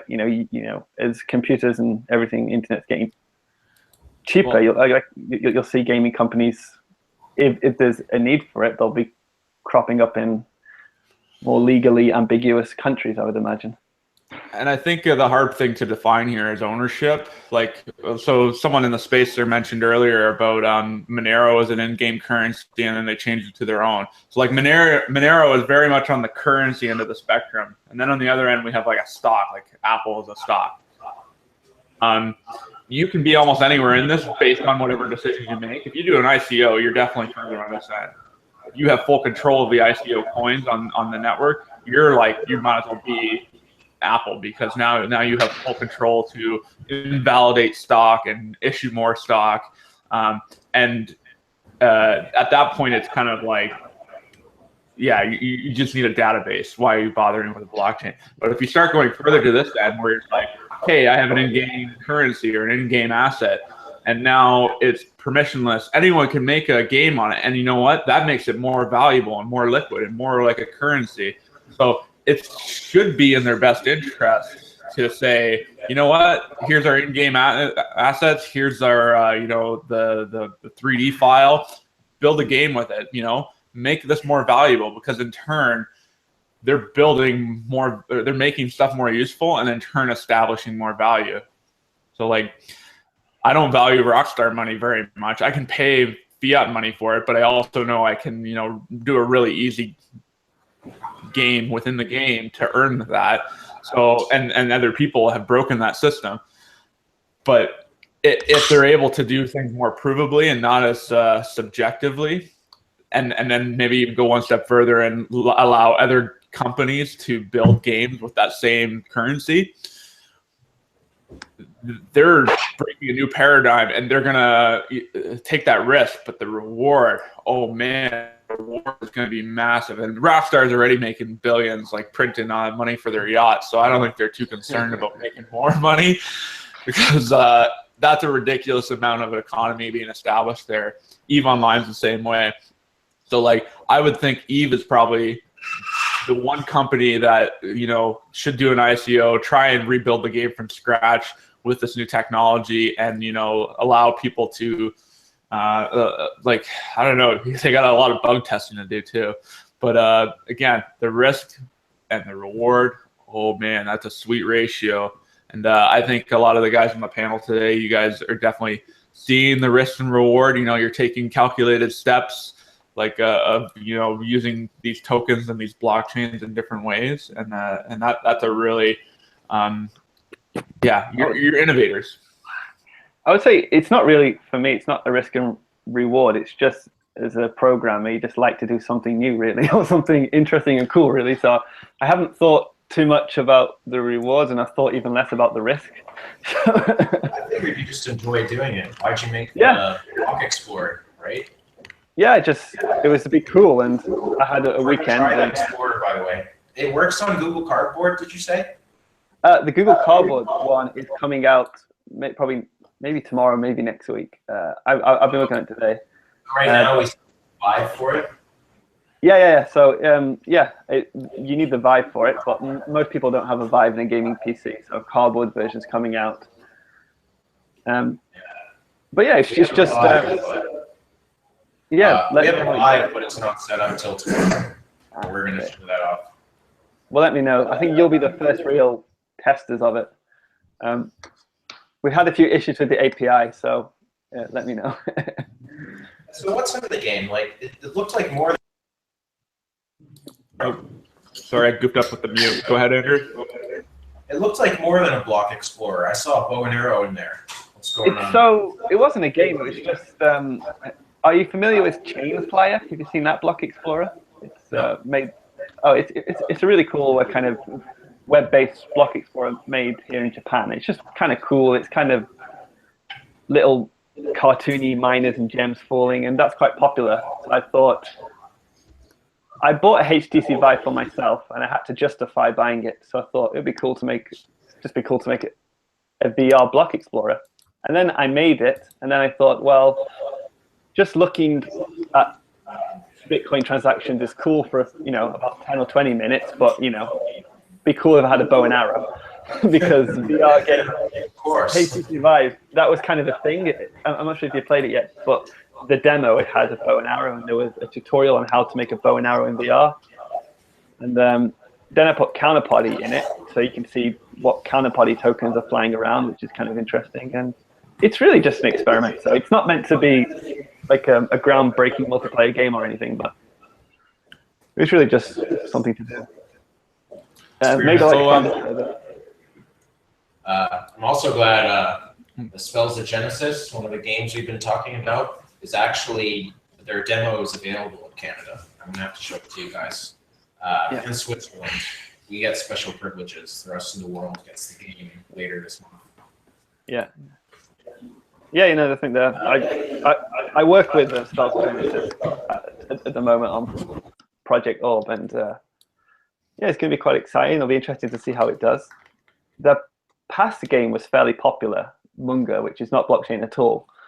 So it'll be interesting to see if they can, transfer the old users to play Spells of Genesis and see how they'll. Because Spells of Genesis, it's not all blockchain, right?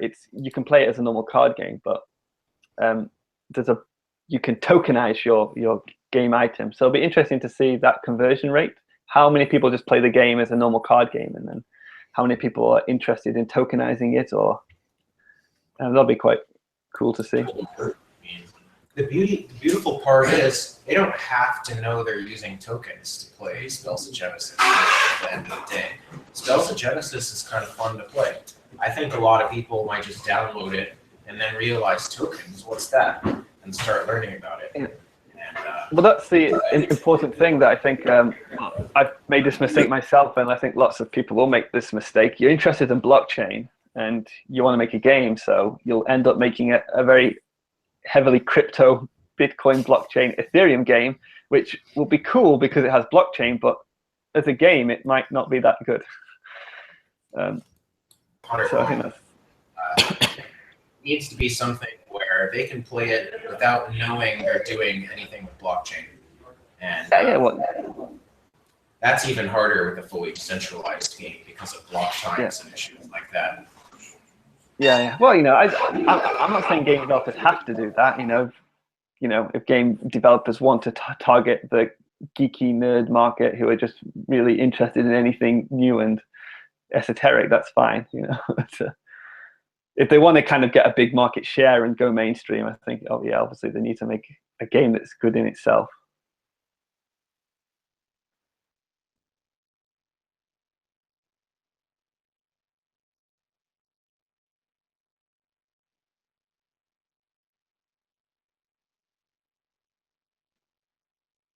Can't hear.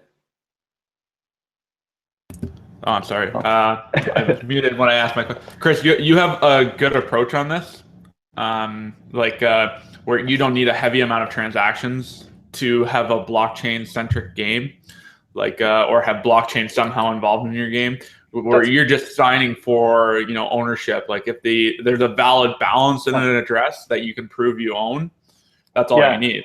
The blockchain could be stalled and your game would still work.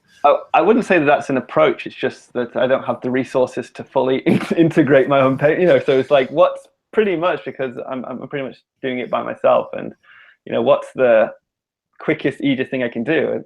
If I can just check the balance of an address that the user signs to prove ownership, that's good enough. And I've got nothing against people doing their own blockchain. I think that's cool, and it's great to have the resources. But I hopefully there's a space for doing something a bit more simple and easier, right? Like you said, I don't have to run my full node or anything, or make sure all that kind of stuff. You could really do it just with a paper wallet. Like here's a Saratobi wallet, and then somehow they just scan the public key, and there you go. You're good to go. That's coming. So Takara, we actually have paper Takara coming out soon, which is basically it's a paper wallet gift card thing where you can just. The idea is we had a counterparty meetup here in Tokyo, and people who attended the meetup, they got a free token. But it was horrible because people were queuing up and the user was sending them the token, and it takes time to send. You've got to read the balance, load the app, and it sends. And then the user who was sending it, she was sending all the tokens from her one phone. And with Bitcoin, you can't send too many unconfirmed transactions in a row. There's a limit, right? And she was trying to send, and then that all went wrong. So just be easy just to hand out a paper wallet, right? And but that's good. Cool. I think there's a lot of different ways you can approach it, and maybe I'll unmute Anari here. I have some questions for him. So Anari, you have your own chain, and I remember you said you purchased the technology from Blocktalk, and the chain I think is still fairly operational. I know the people that helped build it, so it's I hope their work is still operating properly today. You know, launching on blockchain is not an easy endeavor, but it's also an expensive endeavor, right? Like it requires maintenance to keep that chain up and running, and sometimes it's self-sustaining. Sometimes you have to have a little more help with it, right? Very true. Any improvements that we want to do onto the chain is turning out to be complex, especially since the initial work was outsourced. So that's a regret on my part, right? But otherwise, I'm not a fan of using someone else's blockchain. You know, Ethereum is going to be great. It's going to do some awesome things, but they can also make decisions on on environment variables that are not in my control. If they're going to fork, they're going to fork. Yeah. Right. But I hands down prefer having my own blockchain. Really, that's a very it's very noble of you. Let's put it that way. I know it will take it takes a long time, a lot of effort, and a lot of convincing to get more people involved in sustaining, a distributed architecture. So, like, my question for you is, like, at what point would it just be better to have a database? It would be cheaper, I mean, right? Like, and yeah, I understand you want to be kind of air-gapped from a lot of crazy developments like Ethereum is doing. Like, Ethereum is essentially this rocket ship, and eventually it might blow up on the launch pad, but they're still doing good work. Well, look, man, there are some really, really cool things that you can do with a gaming environment blockchain. My thing is just being able to provide a set of APIs that create hyper monetization environments in gaming, right? It's not so much as, the fancy of the blockchain. It's just that you have this really, really cool tool that you can use to cater to various environments. That's what that's the part I really like about it.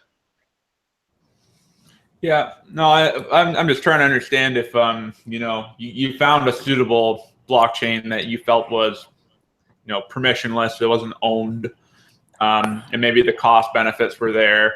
Like, at what point is it better to have that over your own chain because it's far less resource intensive? Like, you want to work with other people, like, and maybe you'll have I think the answer to that question is going to vary from entrepreneur to entrepreneur. Yeah. In my instance, I still don't think that I would ever make a decision to utilize something outside of my control. But other entrepreneurs might see that as a very good option for them, for him or her. Yeah, and you know what? Over time, like, as the space develops, something like Ethereum or other platforms, things like interoperability, like how assets can be used within the chain, not just within different games, but within the chain itself. Those are important things to kind of consider in terms of, like, functionality and support and just the general network effect, right? Like, people maybe will naturally come to GamerholicCoin because it's on the same network, True. But to minimize my development risks as best as possible, I don't participate in environments that are overly scary. So if I'm going to get GamerholicCoin in games, it's going to be through the angle of getting a group of game developers to start including the coin within their games. So they handle the gaming environment, I handle the coin environment. If that starts getting a little bit too cumbersome, then let's just focus on the social side, because there's a wide array of gamers that are not going to be anywhere close to as good as the top tier. And they're the ones that actually drive the communities, right?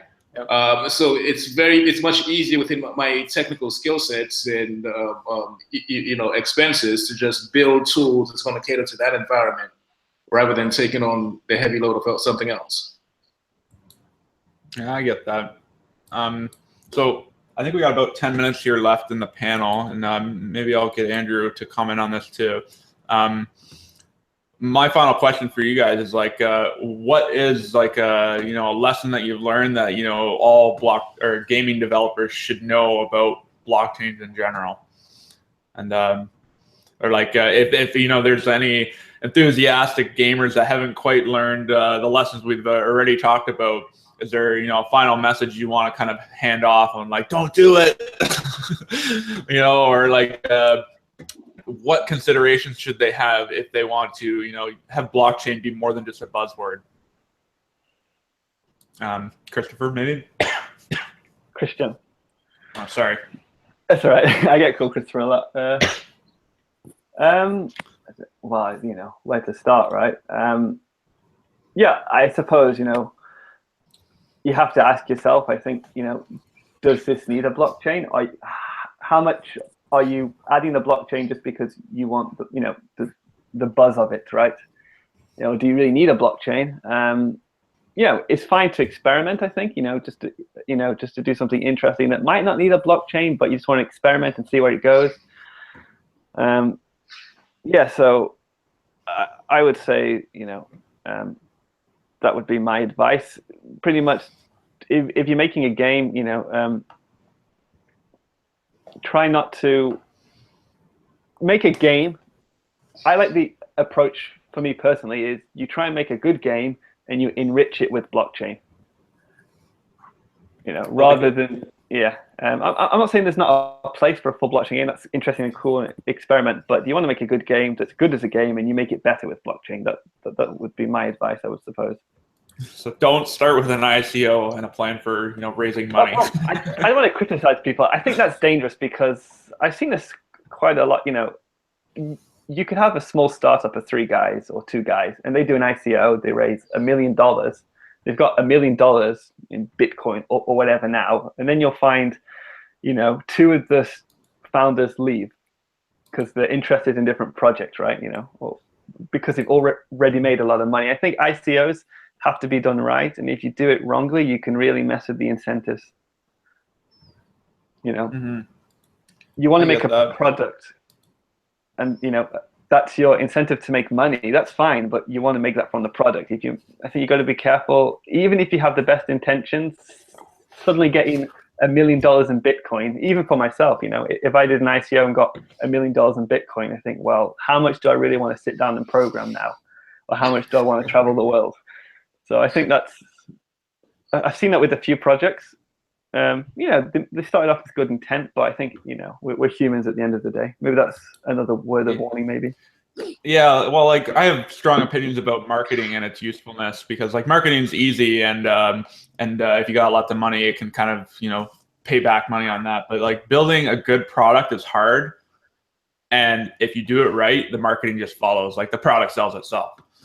So like make a game that's super fun, and like you're not going to have issues with having to market it. Like it kind of has that viral nature. Like marketing now with the internet is kind of like this self-fulfilling prophecy. You make something that Reddit would enjoy, and then Reddit's going to fucking latch onto it, and everyone's going to find out about it on Reddit, and it goes everywhere.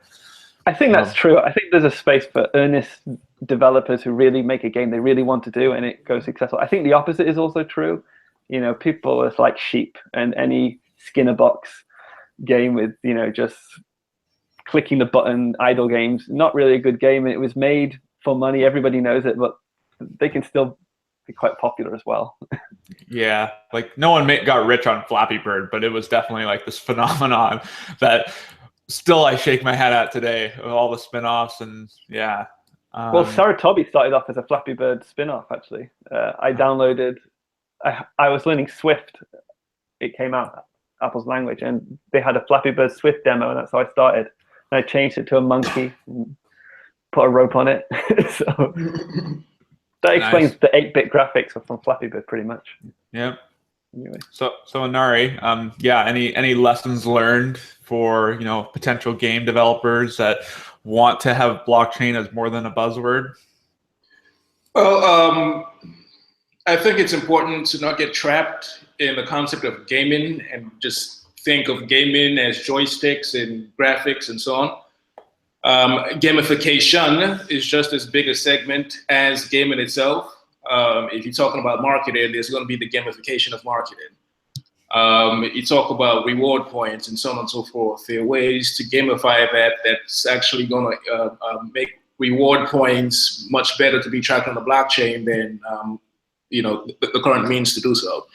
So it's important to just expand outside the box and understand that gamification is ready and has a hungry audience, right? You don't even have to tell folks that you're adding blockchain behind it. All you're saying is we can prove that we can track your loyalty points. How? Then we can get into the blockchain conversation, right? So it's very, very good that game developers don't block themselves in and actually include gamification in the entire scope of gaming. Yeah, you don't need to be building a hammer to look for nails. There's usually quite a few nails out there and stuff, right? Exactly. Yeah. So This is I think, Satoshi. Okay, technically, I started buying it at 30 Satoshi. okay, so CoinFest UK is chiming in here now. Hey guys. Where's here? Yeah, we've been mentioned. We're here. We're here. We're here. Hey, how are things going over there on the other side of the pond? Terribly. We're here. We've got kind of cold. We've got chilly. We've got no visuals. Yeah, they're not putting video on. Yeah, I feel the pain. I had you guys turn down your bandwidth because you were having so many issues. So unfortunately, you don't have a mesh net available to you to really capitalize on all the cell phones that are there.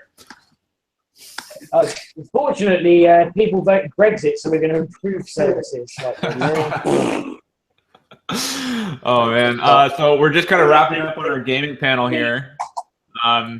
I wanted to ask Andrew the same question, and then we can move on to, I guess, Reddcoin is the final one. So let me unmute Andrew.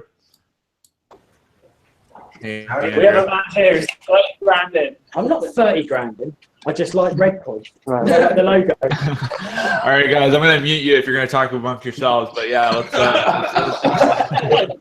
I was supposed to do that now. Okay, Andrew. So how should blockchain or gaming developers, make blockchain more than just a buzzword? There's a lot of use cases like we've been talking about.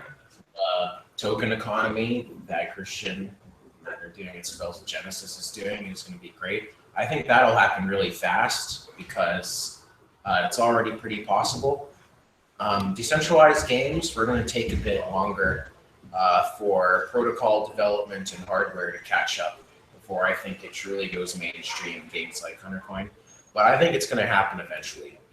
Right now, I agree that we need to focus on the games first and make great games, and that we can't just put a crappy game on a blockchain to sell a blockchain. I've seen people try to do that to sell their blockchains. I reviewed one. I forget what it was called. I reviewed a shitty blockchain, basically, and it was basically just a gimmick to sell their coin.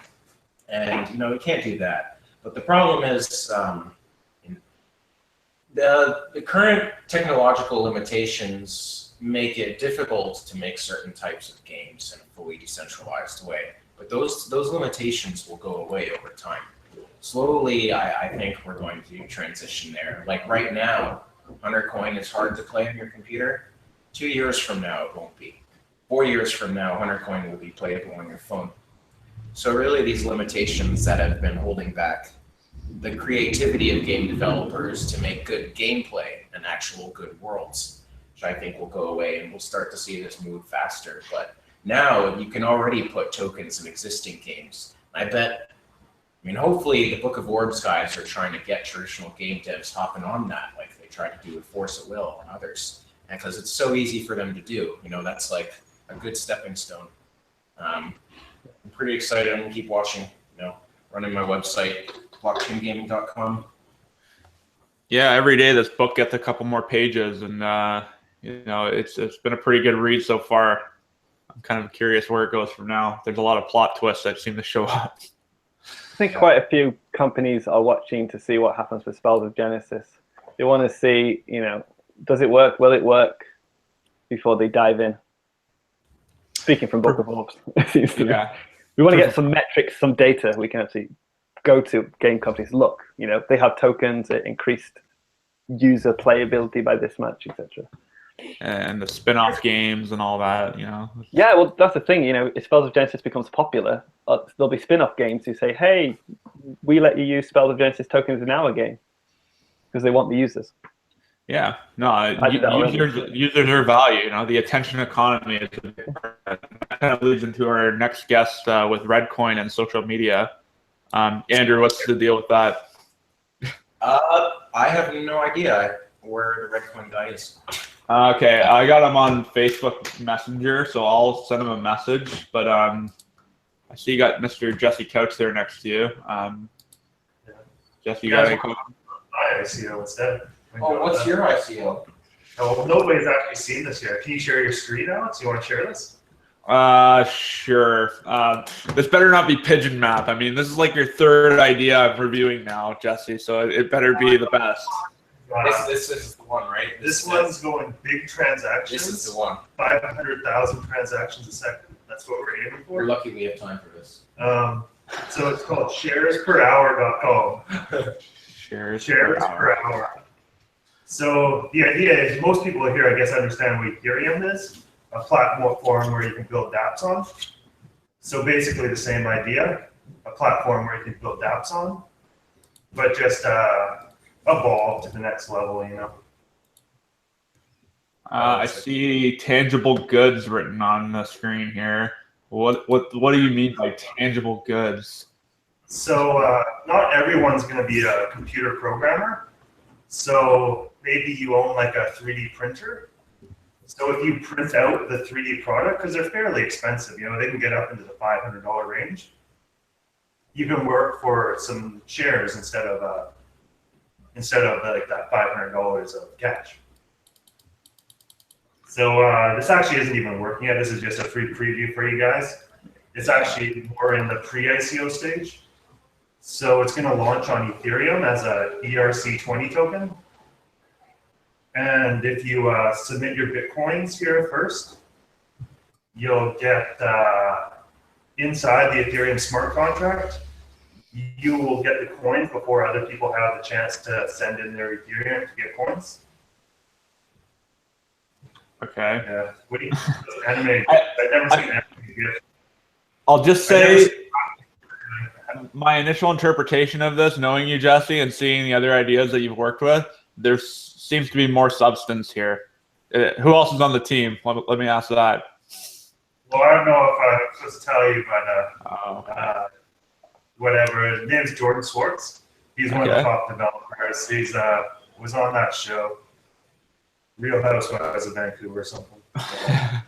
All right, well, we'll do a full block talk sometime soon. I'm still waiting for a PM back from, what's his face, the guy from Reddcoin, who apparently is not on Facebook right now. I mean, what the heck's going on?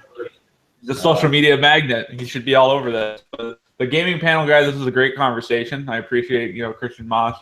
You're doing some wonderful work in the space, and Ari, you're keeping on and doing some good stuff too, man. And Andrew, whatever you do, I know you're gonna find some cool projects. You got a good eye for really innovative stuff, and I don't mean like innovative in like I'm gonna make lots of money. I mean innovative in that it's really cool, and cool stuff tends to have value behind it. That's the biggest thing I think we're learning here at the conference today. It's like it's not about getting rich; it's about build cool shit. Getting rich is just an added benefit. But yeah, thanks for that. You've been a good host. You have to hold for years too, though. A lot of people get in early, right? You have to hold for many years. You have to understand this kind of stuff. Yeah, I mean, being long the space is just good overall. You can have a real shotgun approach and do okay. Where are we here?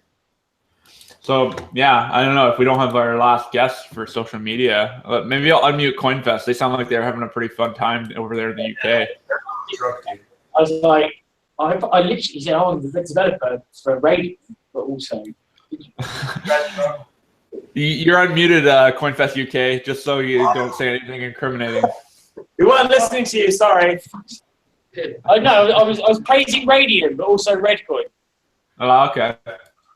So let's see here. I can get him on the call. Let's try sending him another link. He says he's standing by. I gotta head out. It was a really very good conversation as always. Very smart bunch of mofos. Yeah, I say that in a loving way. You're a smart mofo too. Yeah. I think we all learned a lot today. All right, for sure. Yeah. Everyone have a good time. See you around, Ari. Yeah. Christian, I know you look like you're about to sleep on me here. I'll probably let you go too if that's what you want to do. Otherwise, sleeping with your eyes open is fine. Talking your sleep. Maybe this will entertain you. Mobile version too. What is? Nash out then. This is the worst screen share ever. Okay. So where's Mr. Redcoin? Where's John Nash? I just sent him another link to the chat here. He says he's standing by. So that was 2 minutes ago. And the momentum. Oh. Did I get look at that. Hello. Look him up. Oh, there he is. Speaking of the devil. Yeah, perfect. We got Mr. John and Nash. So I can speak to him. Hello, John Nash. All right. Going there. He gave you 30K. CoinFest UK is definitely further ahead in the time zone. It sounds like there's some beverages flowing. That's the only problem, it's just about 8 a.m. here where I'm sitting, and it's kind of a weird feeling knowing that you guys are probably enjoying the bevies up there. Mine sounds great. Yeah. John, your mic is a little crackly when you're kind of loud. I don't know if you can play around with it. He bought the Redcoin money you gave him.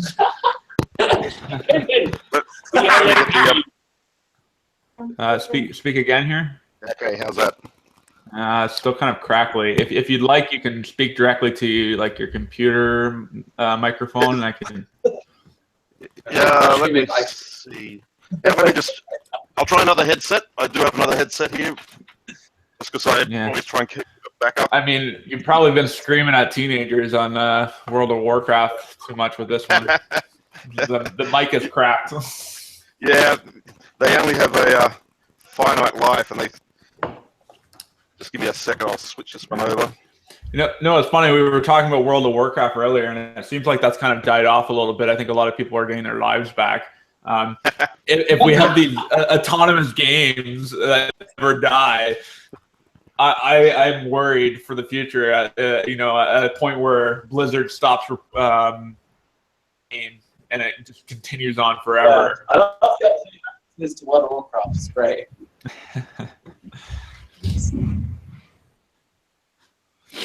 I know a couple guys who are hardcore in a WoW. They sold their accounts at a good time, and here we are now today. All right, how's the sound on this one? That sounds much better. Yeah, sorry about that. I just threw the other one in the bin. Nice. All right. Over the shoulder. So, I'm not overly familiar with Reddcoin. Do you think you can give me a brief little explanation of what Reddcoin is? Sure. How about I give you a little bit of a history, because I'm sure there's a few people who are familiar with Reddcoin from its inception, and I'm sure there's others who think this is just another coin on the market recently. Reddcoin is about 3 years old now. It was launched back in January of 2014. I'm not the original part of the team. I came in a little bit later, but the original team members built the coin, forked off Litecoin. They ran it as a script POW coin for about 8 months to try and get a bit of the distribution out there. In September 2014, switched across to POS with a little bit of a twist, where it's actually POSV they call it, which adds a change in the way that the coin age is calculated to try and get people to move coins around instead of just sitting on them and staking. What else? Moving into 2015, the original devs sort of packed up and moved on, and I took over in 2015. That's sort of the coin's history. What the coin is all about. Basically, it was designed to be a social currency. That was the headline for the coin from its inception, and that's what attracted me to it originally, was a social currency. One of the things I've seen in my brief lifetime is that social media has quite a strong and powerful effect on people. And although there was tip bots and things created, for Reddit and Twitter and Twitch, they tended to be centralized entities. And when I got involved in Reddcoin, what I found in talking with the guys involved originally, what they were trying to build was a truly decentralized method of being able to do microtransactions, reward people across various social networks. And I thought that was, where originally people were, and still do, create these containers for tipping, and that goes right through, the traditional Reddit style tip bot through to even companies like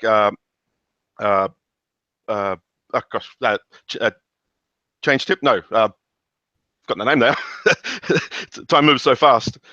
But even when companies try to go out and actually build a business model around tipping, they tended to be centralized entities, which as everybody finds, even with exchanges, sorry, still early in the morning, my coffee hasn't kicked in yet. Around centralized entities, it's very easy to shut down, and business can go away, and people are left, either left with nothing or struggling trying to get their funds back if they've been holding them on there. So when I picked up the ball back in 2015, my goal was, I had two goals. One is to get the Reddcoin blockchain to a point where we could actually do more decentralized tasks, and we achieved that mainly through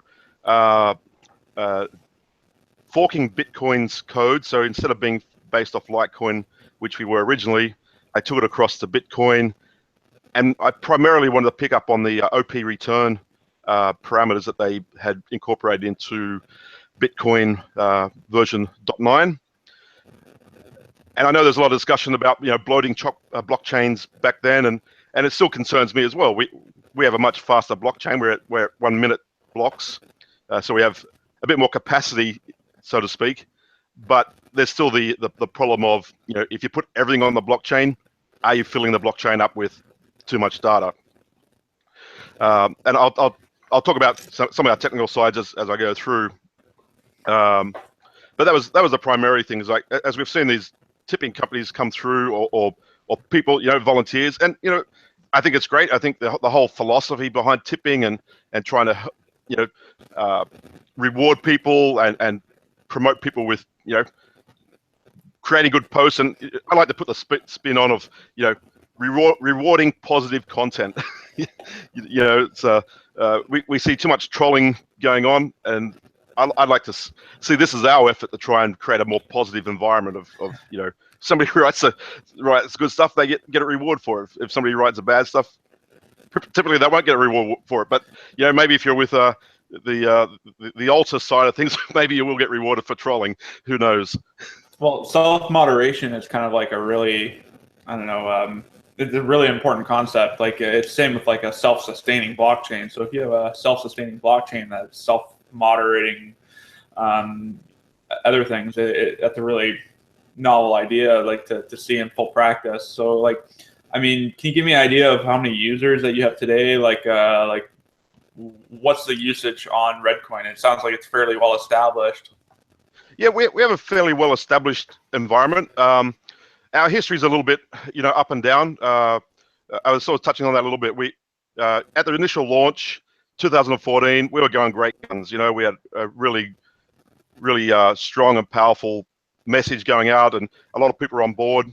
I go back and look at some of the statistics that are out there with number of nodes, transactions, hash rate, all those sort of things. And 2014 was our boom year, and unfortunately that all fell apart early 2015 because the lead developer decided that he's had enough, and zero marketing, Bitcoin was heading in the wrong direction, so we had an initial ICO, so funds were getting pretty low.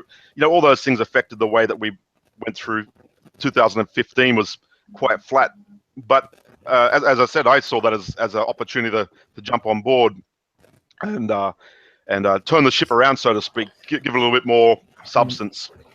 So from 2015, we've been, I wouldn't say we've been dead. Our price is pretty ordinary, but I'm not focused on price really. I'm more focused on the technology, and I'm hoping that prove ourselves, that'll turn the thing around. But looking at the stats, we have nearly probably 800 nodes online at any particular time. So if you're just looking at pure wallets online and doing their thing, that sits around the 750 to 800 mark on any typical day.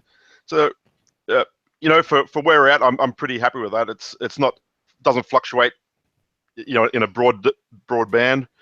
I take a bit of a measure from troll boxes on exchanges, even just to see what goes on. It's put your finger in and test how hot the pie is, and it's quite interesting to hear the conversations. And I don't interject, whether it's good, bad, or otherwise. It's more just getting a bit of a feel for what's the social temperature. And some people write us off as being just another scam coin, but you got to take the trolling with the positive. And there's a strong push to get us out onto more exchanges. Recent conversations, they'd love to see us in China.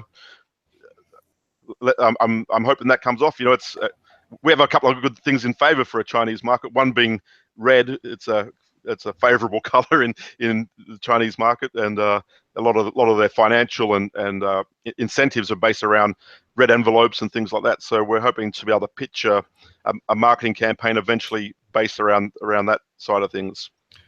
Well, being established, time is a very important thing in this space. Like I always say, a week is like a year, it seems like, or a month, So to say you've been around since 2014, it's like, man, you've got like 40 years under your belt. It's just like you guys have definitely been established in terms of like fair market value.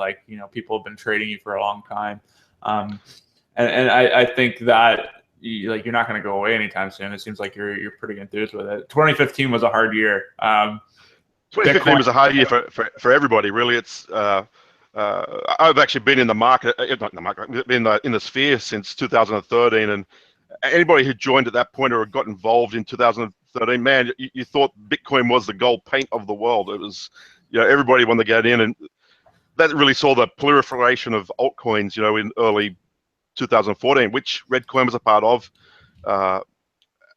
The unfortunate part was, and we were quite affected, if you did launch an ICO early in 2014, what you were worth then versus what you were worth at the same time 12 months later was, a margin of what you could have got, and that was part of what affected us, I think, in that space. 2015, again, if had Bitcoin sitting in your pocket, you're probably wondering what the heck was going to happen. But if I think like everything in the in the IT space, in this space, if you hang around long enough, if you got the balls to hang around long enough, things can turn around. And my goal was, one, in starting 2015, it was a nice quiet year. I could put all that noise that we had behind us. I could just focus on coding, and then we went to 2016. Everything has turned around for everybody. It's been a good cycle. So you say you're, I guess, a coder, developer. Are you one of the main guys? Or are you working with a team of people? Some of the old developers have left. Who's left behind, and who's joining you on now? So at the moment, we're all fresh faces. I was never involved in the original development. I did work with the original developers a little bit with a bit of troubleshooting and whatnot. I cover sort of all bases at the moment. Core code, which I released the latest wallet was based off my porting across to Bitcoin.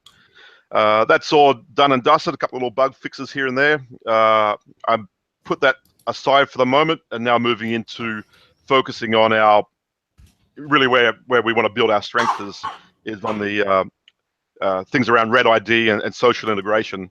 That's where it's one of these funny things. I watch different blockchain companies come and go, and everybody launches on a blockchain and looks at the technology just on the blockchain. But the reality is, for all of us, is that's only a fraction of what is really required.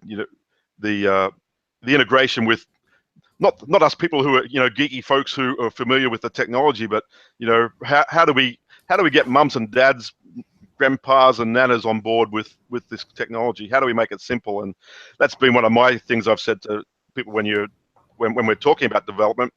You got to make it dumbass simple. Nana's got to be able to get on Facebook and say she wants to send a few coins across to grandson for his birthday. She doesn't want to be thinking about addresses and change addresses and confirmation times, all that sort of stuff. And for all the talk about various technologies in the blockchain, which are great, don't get me wrong, for the general public to accept blockchain, it's got to be presented as a very simple user interface or user experience, and that's where we're trying to focus now.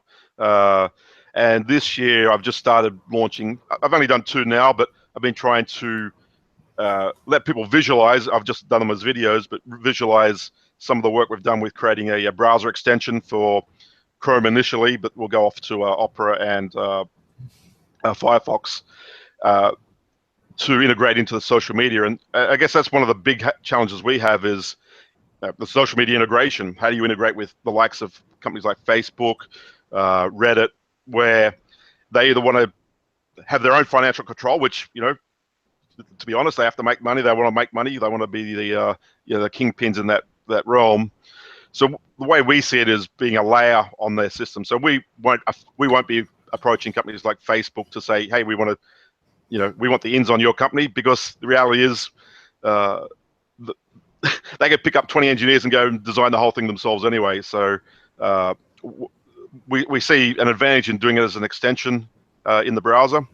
Some people won't like that, security concerns, and it's one of the things with Reddcoin. We're not looking to be the gold block of coin in this environment. It's tipping is supposed to be, it's $1 or $2 here or there. It might be 50 cents, very low value, and just like you would say to anybody using a tip bot elsewhere, don't store all your coins.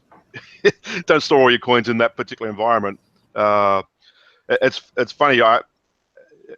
As I talk to different people, and I'm not a youngin. I had a bit of life experience under my belt.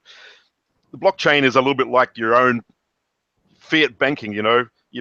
If you are using fiat banking, you have some money in your savings bank, or you might get your salary put in the bank. You take some money out, you put in your back pocket, and you got some loose change on your bedside table. I see Bitcoin being also blockchain technology used a little bit the same way. If you've got a stash, you store it in your main wallet. It's probably the most secure place to keep it. You own it. You have the private keys. But if you're out tipping, put a few coins in your mobile wallet, or put a few coins on your browser wallet. You're not risking your entire savings, so to speak. You're minimalizing your risk across the different technologies. So that's one of the reasons I've gone down the path of browser extensions. Is the same thing. You throw a few coins in there. If somebody manages to get infiltrate your storage there, you haven't lost a whole swag unless you've been silly and just saved them up too much. It's really it's so difficult to do like idiot proofing. Like I experience this every day at work. It's like, and the running joke that I have is like, yeah, you can build something as idiot proof as possible, but you know what happens is someone just built a better idiot. Very true. Very true. I've also come from a background where you're dealing with people who are very switched on, and people who have even finding the power button sometimes on the PC becomes a problem. And there's no right or wrong person. Everybody has their skill levels, and that's one of the reasons we're looking at. We have the QT wallet based off Bitcoin. Everybody knows how fun that is to use, but we need to take it to the other extreme too. Try and simplify the whole user experience to make it much easier for people to accept the method of using it. So yeah, I was just looking through your blog here to try and find talking points, and I see, yeah, you have the old wallet, and one of the ones that stands out is like, you know, the red ID you're kind of talking about. We also have things like invoices, and I guess the console's probably the technical thing. Can you talk about this invoices tab? I'm kind of curious about it. Oh, actually, I'm looking at that one too. That looks like. Can you just put what date did I put on that? Gee, that looks like it might be. This is November 2016, so a couple months ago, about 6 months ago. Gosh, you know, I don't even look at all parts of the wallet myself. That was actually taken out of Bitcoin. So I think there's some parts in the wallet that you know, we borrowed from Bitcoin's wallet. From what I remember with the wallet, at least that's the version 9 of Bitcoin's wallet, the invoicing was to do with payment requests. And it's quite funny. It's probably a timely question. I had one of our users asking about how to do payment requests from the wallet, and you know, that's when you start looking at things like, you know, the BIP 70 and 71 and such, where you're the payee requesting, sorry, the payee requesting money from a user for payment. Yeah. No, I mean, I don't want to like have to go too deep into features that are in Bitcoin that even I don't know about, but I guess one of your innovations seems to be the red ID, or at least one of the ones that like you're kind of the main one I've been the main one I've been focused on is red ID, and that's you know, everybody's trying to do the ID to make the addresses much more simple to use, and you know, it has merit. Everybody's tackling it a different way, and I actually, when I got involved in Reddcoin in 2014, there was 2 companies who were doing name identification on the blockchain. One of them was actually the one I'm not going to talk about. I've even forgotten their name, but I have an account on their system. But one name, or Blockstack, who they're called now, with it's Ryan Shea and Ali Mumdi, I think it is. They did some work with Namecoin originally, and then ported across to Bitcoin. I was studying what those guys were doing during 2014 and the direction they've taken with their identification system. And they've teed up with the likes of Microsoft and Ethereum as well to deliver. And basically, I think they've taken a pretty good approach where, and this gets back to, you know, blockchain bloat as well, where some of the data, immutable data, is stored on the blockchain, that they use the 80 bytes of the OP return, and then the balance, where you have additional storage requirements, you take that off chain, either create another, you know, side chain or another data store to store that additional data in, and just, you know, store the record as a, you know, a hash record basically of the content. And that's the path we're going down, where immutable data is stored on the blockchain. So worst case scenarios, it's an 80 bytes worth of capacity taken in a transaction, and then anything else, whether it's, you know, social IDs, whatever, will be stored off chain, well, in a side chain in effect, to keep that information. And it's updatable, you know, updatable, deletable, transferable. The other interesting thing is and this is what I've been doing a lot of testing at the moment, is whereas we have an ID associated with the address in Reddcoin, when it comes to social ID, so, you know, you might have half a dozen different social accounts, you know, Reddit, Facebook, Google Plus, whatever. We can also assign, we assign those social IDs to that one address, but at the same time, each ID can have its own Reddcoin address for accepting content, or accepting transactions. So, you know, if you're Crypto Nasher on Reddit, you can have a totally different address assigned for that ID. The other thing we're doing with the and I guess this moves more away from Red ID and into our next sort of point, was the social integration. What we wanted to do with the social integration was decentralize that. So we didn't just have a tip bot for Reddit and a tip bot for Twitter. We actually allowed somebody who received a transaction or a donation on Reddit and use that same fund to send directly across to somebody on Twitter, for example. So the transactions are done across social networks. And that's kind of the original name of it was, when the original devs were around, was called SocialX. social experiment, if you like. But that's kind of my next step, and it's one of the challenges I've found in doing development. And a lot of people say, when's Red ID going to be done? When Red ID going to be done? The reality is, and I actually stated here factually, Red ID is done. It's actually ready to roll.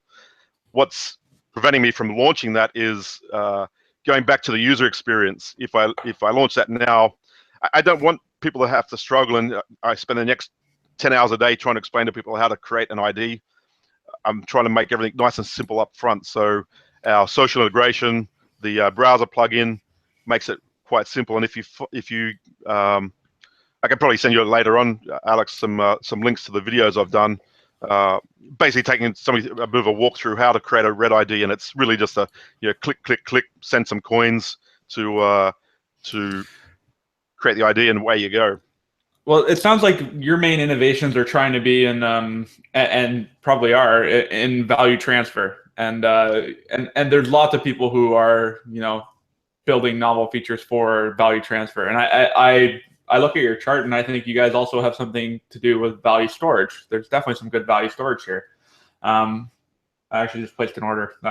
Anyways, the books are very thick, and that's probably because you're a very well-established coin. So I want to know, when I look at like coins on a long-term basis, like, are you going to be around in 20 years, that sort of thing? The thing I look at, like you've mentioned, there's been turnover in devs, but clearly like people see the vision. What's the genesis story here? Like, how are these coins, like the coins created? I know you're proof of stake now, yep. But like you started as proof of work. Like, what was kind of the environment and the whole story behind this proof of work and this initial distribution? The distribution. Oh, actually, going back to the distribution, I'd probably need to look at charts myself. In my initial, even for myself, my initial foray into Reddcoin during the proof of work stage, and I was a miner back in the early days. The whole idea with proof of work was to try and get enough coins out in the market, enough people mining and trading to create the initial dispersion. So it wasn't a pre-mine where you would pre-mine a whole block bunch and then distribute manually out to everybody, which is horrible. The idea was to just like Bitcoin and Litecoin had done, attract people in the market and mine and get the distribution that way. Generally, sorry, go ahead. What I want to know, like, okay, so like pre-mine is one of the terms that gets brought up a lot with new launches, and you can have whatever opinion you want on them as long as people understand they were created out of thin air. Like pre-mine coins have a far less value than any other coins being created through mining. But then you have two other types of issues with launches. You have Instamine, which is like somebody has taken advantage and they're mining at a reduced rate. So this is something that people say is a flaw in Dash, or formerly Darkcoin. The guy who created it knew about a bug, and now he has more Dash than anyone else, and that doesn't seem very fair. And the other thing is Ninja Mine. So like Steemit kind of launched this way where they were really low key. They actually had big players on it, but they were kind of like, oh yeah, we're playing around with it. Meanwhile, they're wanting to be one of the largest cryptocurrencies to date. So they were basically saying how can we get an unfair advantage through a fair network? So that's kind of like the different levels of fairness. So what I want to understand, I wasn't around and I didn't really know about Reddcoin. I've seen it, so I know there's a decent community. Like, was there like a big push to make sure the launch was fair, that everyone knew about it? Was it like, the cat's ass at that time? Yeah, certainly when it was launched, there was a page on Bitcoin Talk for the launch. There was a pre-mine, if you like, for the initial ICO distribution. On the Reddcoin page, it takes a little bit of digging, but there was a breakdown of people who bought in for the ICO, how they were distributed.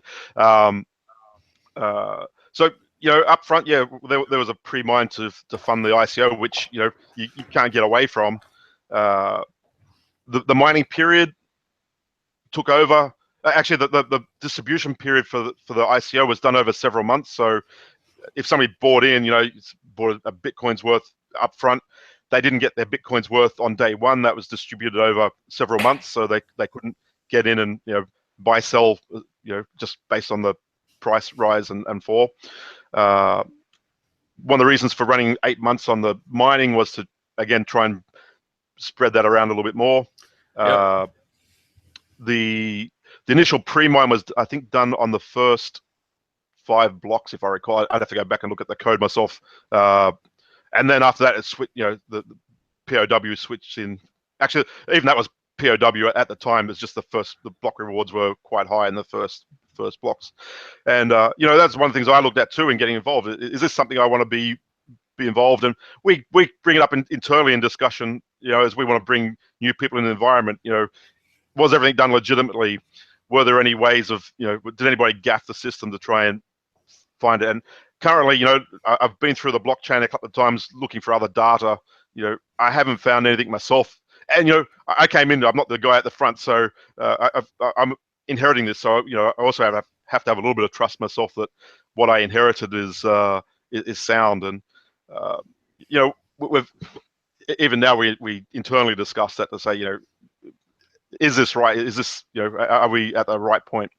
I think the biggest concern a lot of people have is the amount of coins that are on issuance. We're I think about 28 billion currently, or 28.5 billion currently, which a lot of people have some concern with. Sorry, I just got somebody asking me questions to pose on our talk. I don't see too much of a problem. Again, the whole idea behind Reddcoin is not to be a high value coin. It's does it feel better to receive 10,000 coins versus 0.0001 coin in value? The value is the same, but to somebody receiving that, it may look better. And that's I don't have a particularly big issue with that. As far as inflation goes for Bitcoin, sorry, for Reddcoin, where we have a nominal inflation rate of about 5% based on the POS. And the way that works is, that's a reward for somebody who mines or mints, stakes a block. But as I've been going through looking at ways that we can improve the POS algorithm, our actual issuance at the moment is more like 2%. So our inflation, although it's nominally 5%, we're currently over the last 2.5 years since we've been running POS is 2%, and that's due to a couple of factors. One, the block reward is only calculated on how many coins you hold in your wallet. So not all coin. If 100% coins were staking, so the 28 billion coins were staking, the inflation would be at 5%. But what we found is there's a lot of coins either lost through exchange shutdowns, or not everybody staking, or people have their coins sitting on an exchange somewhere just as a they don't want to run a wallet, so they stick it on exchange to wait. Okay. No, I think I like the story, and I have other, I guess, comments that maybe I'll tell you in private to maybe improve, because I'm part of a project now too that I joined in, over time, and very kind of similar aspects to it. And we were like proof of stake for a while, and now we switched actually back to proof of work, because I'm not sure that the long-term viability of proof of stake has been proved yet. I think it kind of starts centralizing. Have to run, but it was fascinating learning about Reddcoin. I hadn't heard about it before, so nice hearing that. And yeah, thanks for having me on. So it's getting quite late or early here, anyway. So yeah, everyone check out MandelDuck and make sure the apps are great. You got to download them. It was great having you. No, see you. Bye. Yeah, bye. Yeah, and we're gonna keep this. I guess we're coming to the end of our time here, and maybe Andrew's got some final points. But yeah, I've heard of Reddcoin. I just didn't know anything about it. I knew it was kind of one of these like old titans of the space. We've been doing stealth marketing. I guess, you're out there on the other side. You're out there talking to different devs, and you probably see this time and time again. And I guess we're seeing more of it with ICO launches. People are, out there marketing the shit out of stuff right up front. Trying to launch an ICO, get funding, all that sort of stuff. And then, you know, they do 6 months or 3 months, and, you know, it either fizzles out or, you know, it's pumped and dumped and never to be seen again. That's another thing that attracted me, you know, for the long term. We've been in 3 years. We had no ICO. The ICO is already burnt out. The developers are on board now. We have zero vested interest from the day zero. So, you know, as we've come in, it's not based on somebody just handing us, you know, a fistload of cash. Our investment is our own time, our own effort, and, you know, if you bought 1 billion coins to back yourself, then that's, you know, that's really sort of back to the old structure. You're starting with zero, and there are some of the old guard, you know, some of the old investors and things are still around. I know there's some coins being held on to. Well, it's kind of like, you know, Amazon was like almost dead as a company, and like people did buy into it, and like it, whatever your opinions were about Amazon before, like it was a fair moment to buy. Nobody knew what the history or the future of Amazon is going to be, and they wanted to build it. And you guys want to build the future of Reddcoin. I'm getting that impression that, like, yeah, you're definitely self-motivated, and you're doing this more out of altruism than you know, the need to get rich. We all have like those basic desires of greed, but we all want to be successful, and, you know, there's no shame in saying that. At the same time, being successful because you I won't use the word scam, but, you know, you took advantage of other people's weaknesses is, you know, I want to see everybody successful, and that's part of what we're trying to do with Red ID and the social X part. And, you know, gosh, I could talk for hours on 3 key areas, is even promoting people. And, you know, Steam Coin, you touched on them before.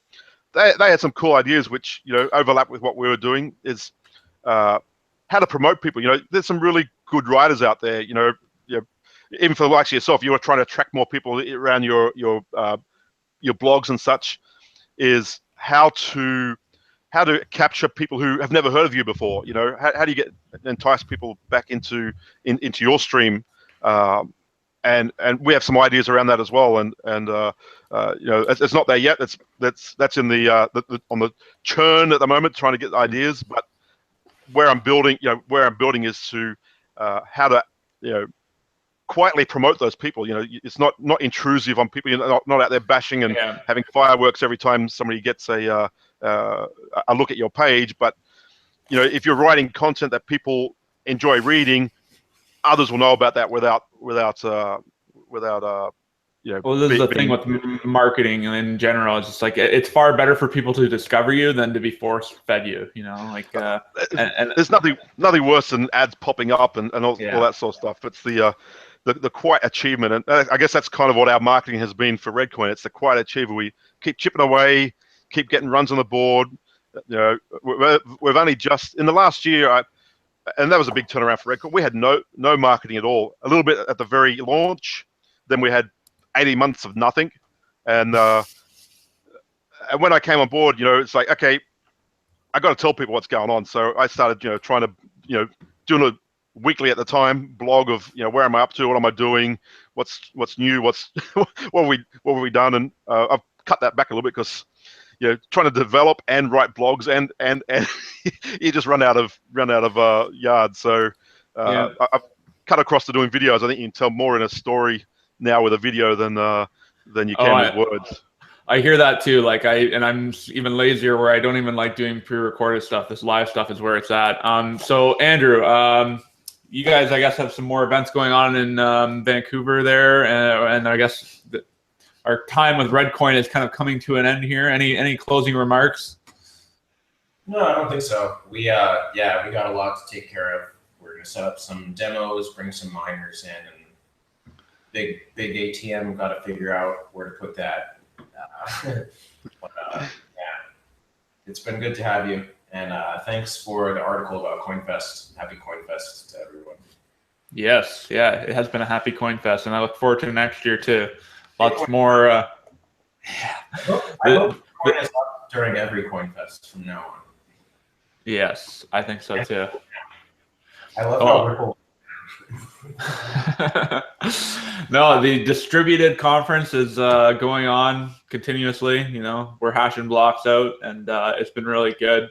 John, it's been a pleasure to meet you. And thank you for bringing me in, and thank you guys, CoinFest UK. It's been a pleasure talking and allowing us the opportunity to start pitching our ideals. It's be nice to be involved more long term. Thanks. Yeah. Well, I guess, awesome work, guys. Yeah. Great time all around. And everyone tuning in at home, thank you so much for being a part of this crazy movement. The revolution will not be televised, but it will be live streaming on YouTube. And like, subscribe, follow, do all that stuff. I'm gonna have to put all those links and stuff in the bottom, maybe a Reddcoin address too. And we'll keep on keeping on, and we'll see you in the next 1,000 blocks.